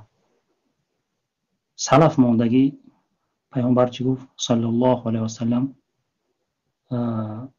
خیر الناس قرنی ثم الذین یلونهم، یعنی بهترین قرن من است، بعد از قرن من و بعد از قرن من. این سلف موندگی میان یک انسانای 700 سال گذشتگی 800 سال گذشتگی. ابن عباس قرآن رو تفسیر میکنه امینتم فی السماء، یعنی الله میگه. مجاهد دیگه علمای سلف این آیات رو تفسیر کرده هستند، الله در عرش میگه، الله در بالا از عرش است. اینا میان چیکار میکنن؟ علم 700 800 سال گذشته را حجت میگیرن. والله که از این دیگه انسان گمراه نیست دیگه، از این دیگه انسان گمراه نمیشوه. برای برادرها فکر کنید، خودتون کسایی که مخالف هستین، شما خودتون شنیدین که 4 5 ساعت موضوع کشید، یک قول سلف نآوردن، بلکه برادرها الله حفظشون کنه آوردن، اینو بسر خودشون تحریف کردن، تعطیل کردن، دگرگون کردن. با علمایی که 700 800 سال گذشتگی 1000 سال گذشتگی، کسایی که در عقیده گمراه بودن، قول سلف رو بسر خودشون چکو کردن تو بودن. این والله از این اگه گمراهی نمیشه. بارک الله فیکم. السلام علیکم و رحمت الله و علیکم السلام و رحمت الله و برکاته. برادر مسئله که بحث شده بود علی بگذار من دوری خیشه با برادرامون الله جزای خیرتون بده. شیخ ابو محمد المدنی حفظه الله و شیخ ابو عصامه حفظه الله و شیخ ابو عمر حفظه الله و شیخ عبدالله حفظه الله.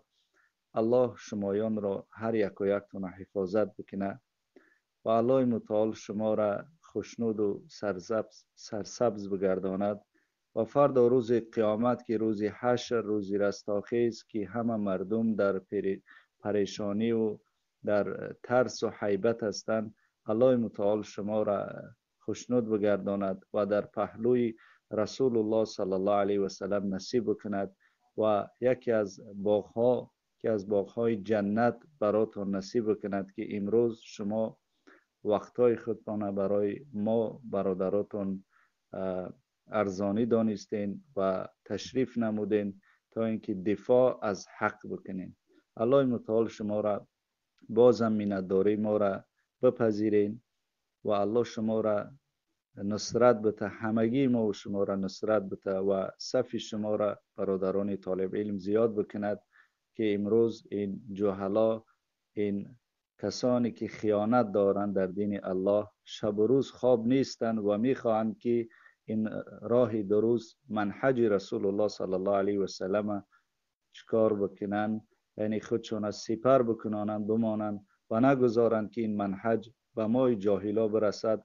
الله صفهای شما را زیاد بکند که با علمتان اینها را چکار بکنین، یک سو بگذارین. و بعداً برادران و خواهران ایمانی که در اینجا تشریف نمودید و گوش انداختید، الله شما را جزای خیر بده و ببینید که دوستای عزیز برادران و خواهران ایمانی هم که برادران ما و شما ای طالب علمان، با اینها از کتاب الله و از سنت رسول الله و از سلف صالح که هم اثرم برای ما و شما ذکر کردن. اما متاسفانه این دو جاهل بی سواد گمراهی که خودشان چکار کردن نقاب مذهب امام ابو حنیفه رحمه الله گرفتن و همو کسانی که ادعا و دعوای مذهب امام ابو حنیفه رو میکنن، شما باید چکار کنید؟ یک بیاندیشید که دو نفری که اینها واضح و آشکار که برادرها هم به سمت ما رسانیدن که اینها یک شیعه های خبثای مشرکین نجس هستند که نقاب میکشن برای ملت تاجیک که ما مذهب حنفی هستیم، ما عالمای اعناف هستیم، ما دعوتگران هستیم و دیگر و این برادرکا و خواهرکای و هموطنا و پدرها و مادران ما که گمراه ساختیان که تا حال حقیقتا نمیگذارن که به گوشهای اونها برسد. و از شما تقاضا دارم برادران و خواهران ایمانی هم که در حق این برادرانی که برای ما و شما خدمت دارن که دین الله را نصرت داده ایستادن، دعا را در حق این طالب علمان فراموش نکنین. و جزاکم الله خیرا برای اجازتون که گذاشتیم که ما هم سخن بکنیم در حالی که باید شما سخن بکنین و ما سکوت بکنیم. جزاکم الله خیرا شیخ، همتون الله حفاظت بکند. ما منت داریم از شما که وقتای اختانه برای ما چی ارزانی گردانیدین. الله حفاظت. حیاک الله بیاک. من از نام همه برادرها شما برادر ابو عمر الفارسی رو منت داری میکنم. برادری ما با وجودی در فعالیت بودن، در راه یا آمدن از اول ایستادن. برادر عزیزم، وقتی که این گونه بحث ها می شود، همه طالب علمای اهل سنت و جماعت باید حضور داشته باشند. اولا به خاطر آموختن همین مسئله از همدیگر، ثانیاً به خاطر یادرس کردن همدیگر. زیرا که بعضی حالات میشد که انسان خطا میکند یا که بعضی حجتی که بهتر و افضلتر شاید نمیارد، یادرسی، تذکره، یا بعضی حالات میشد که 4.5 ساعت یا 5 ساعت که شد یک کسی وضو میگیرد. شما در این وقت بودن شما هیبت است، بودن هر یک طالب علم اینجا. نه فقط شما، من امروز خیلی خوشحال هستم که همه کسانی که در اینجا هستند این برادرهایی هستند که سبحان الله مثل ستاره ها در آسمان در بین ملت تاجیک است. ستاره ها در بین ملت تاجیک، اگرچه اینها غریب است، اگرچه اینها را هیچ کس نمیداند، احترام یا که بگیم قدردانی نمیکند، لیکن در نزد الله این موحدین هستند، این غربا، این حقگویان. الله سبحانه و تعالی همه شما را حفظ بکند. الله به همه شما برکت بدهد و بارک الله فیکم. خیلی خوشحالیم که برادران اهل سنت و جماعت طالب علم ها حضور دارند و الحمدلله سخنان حق رو میگویند. مردم باید ببینن که چقدر طالب علم اهل سنت از کوچه نآمدن، همه 10 سال و 15 سال خوندگی، کمش 5 سال خوندگی بچه‌ها هستن اینجا. و در پایان با یک چند نفر دیگر برادرای طالب علم هستن که ما برداشته به بالا از سبب جان بودن نتوانستیم. الله بارک الله، الله به شما برکت بدهد و جزاکم الله خیر. بهترین استاد عزیز الله برکتون. همه برادرها نوشته سیان که ای پایان همه مباحله وقتی که مباحله گرفتن همه یک کمتر مباحله را میفهمونده. برادر ابو اسامه کمی صحبت باور که خسته شدم. نه اگر برادر ابو اسامه صحبت نکنن بسم الله من صحبت میکنم. شیخ گپ زدن خسته باشین گپ میزنم، گپ زدن گره خوب داره ان شاء الله. بفرمایید برادر بفرمایید.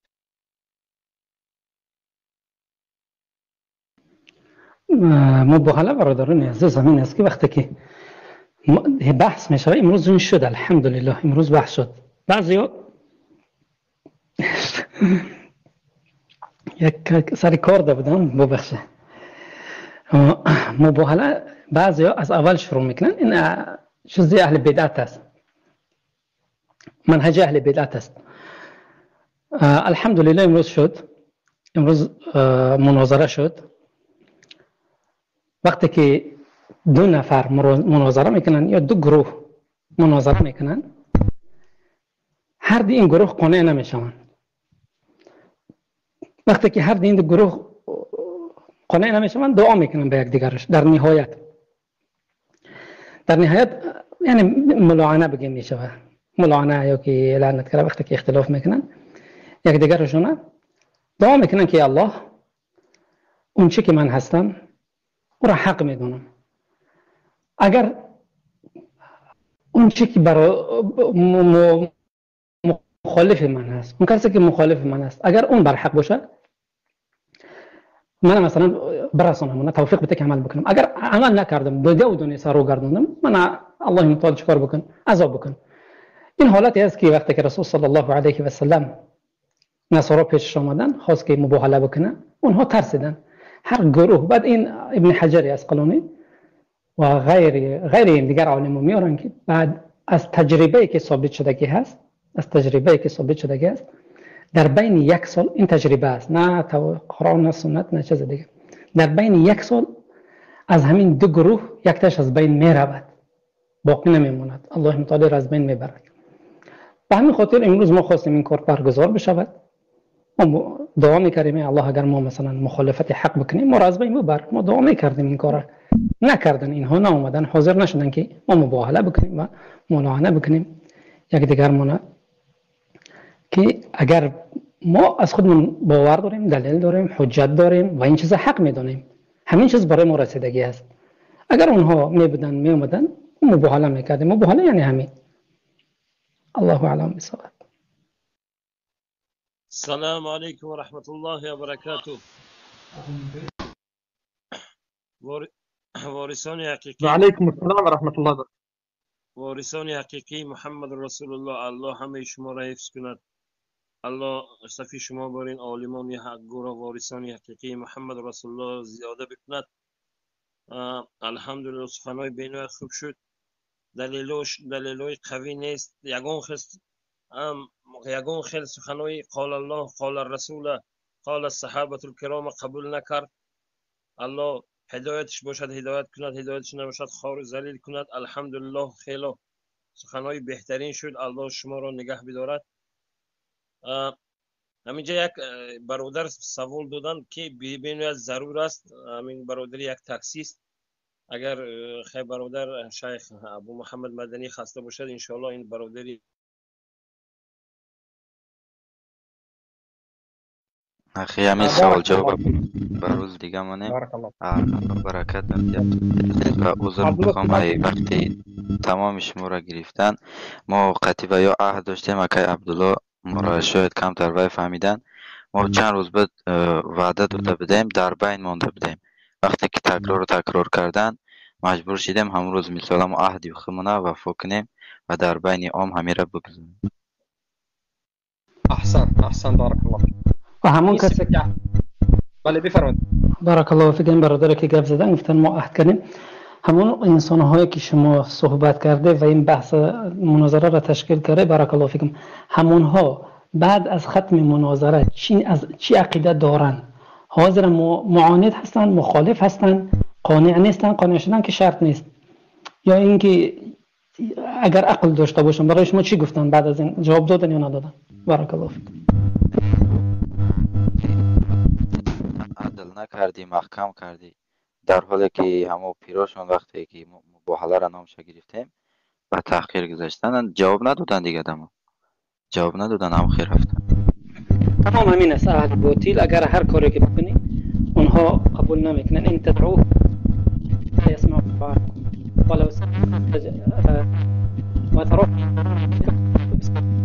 تدعوهم لا يسمعهم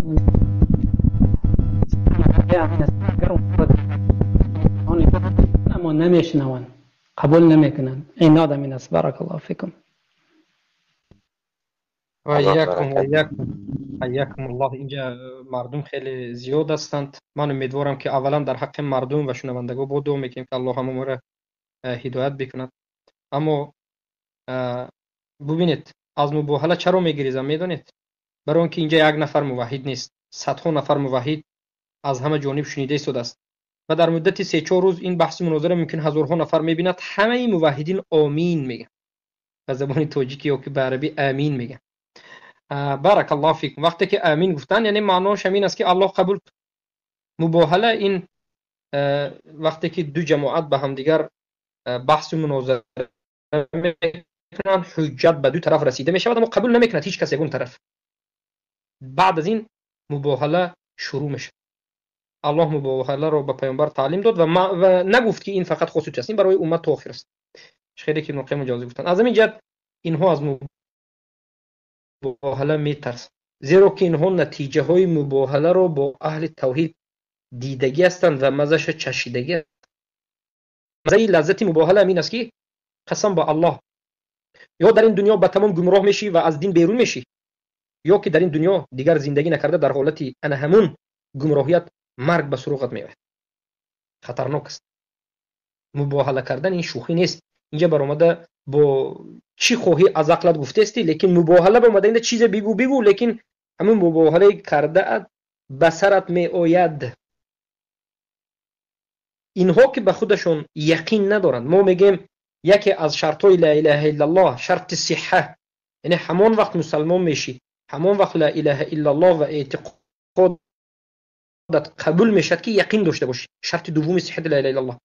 اگر یقین نداشته باشی تو مسلمان نیست. اینها یقین به عقیده ندارند. ملاعنه گفتید نابود میشه و بعضی جهلایش ملاعنه رو نفهمیده از سبب جهل بعضیش ملاعنه هم میکند و عاقبتش خیلی بد میشه. الله حفظ کند همه شما رو. بارک الله فیکم. حیاکم الله و بیاکم. شیخو برای قبول کردن. خیال میکنیم که خسته شدگین استادا، الله حفاظتون میکنه. با اجازت شما ما هم چکار کنیم، اجازت باشه ما هم بیرون شدیم تا اینکه دوستایی که سوال‌های چون پیشنهاد کردگین و دفتر بنویسونیم تا اینکه فردا انشاءالله شیخ حاضر میشوند، یعنی سوال‌ها را پیشنهاد میکنیم. الله حفاظتون میکنه. شیخ اجازت باشه ما صلاتو پس است ابو عمر. من نشنیدم این فقط به من است یا به همه؟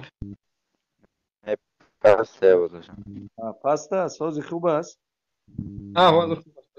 با اجازت شما میگم بیرون بشوم شیخ، به اتمام رسیدم. الله حساب کند. منم باور کنید خیلی خوشحال شدم از این برادر رو بیرون نبرموده کمی هم به یک طرف تکیه کرده شدیم که سبحان الله اینو این صحبت کردن جسم آدم میخرد.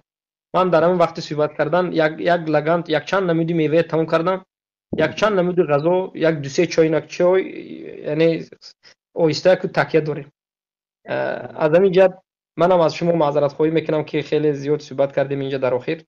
با اجازه شما منم بیرون میشم و به همه برادر جزاک الله خیرا خیر الجزاء. الله همتون حفظ بکنه برادر. حیاکم الله و حیاکم. ابو عمر بفرمایید. فکر میکنم امروز درس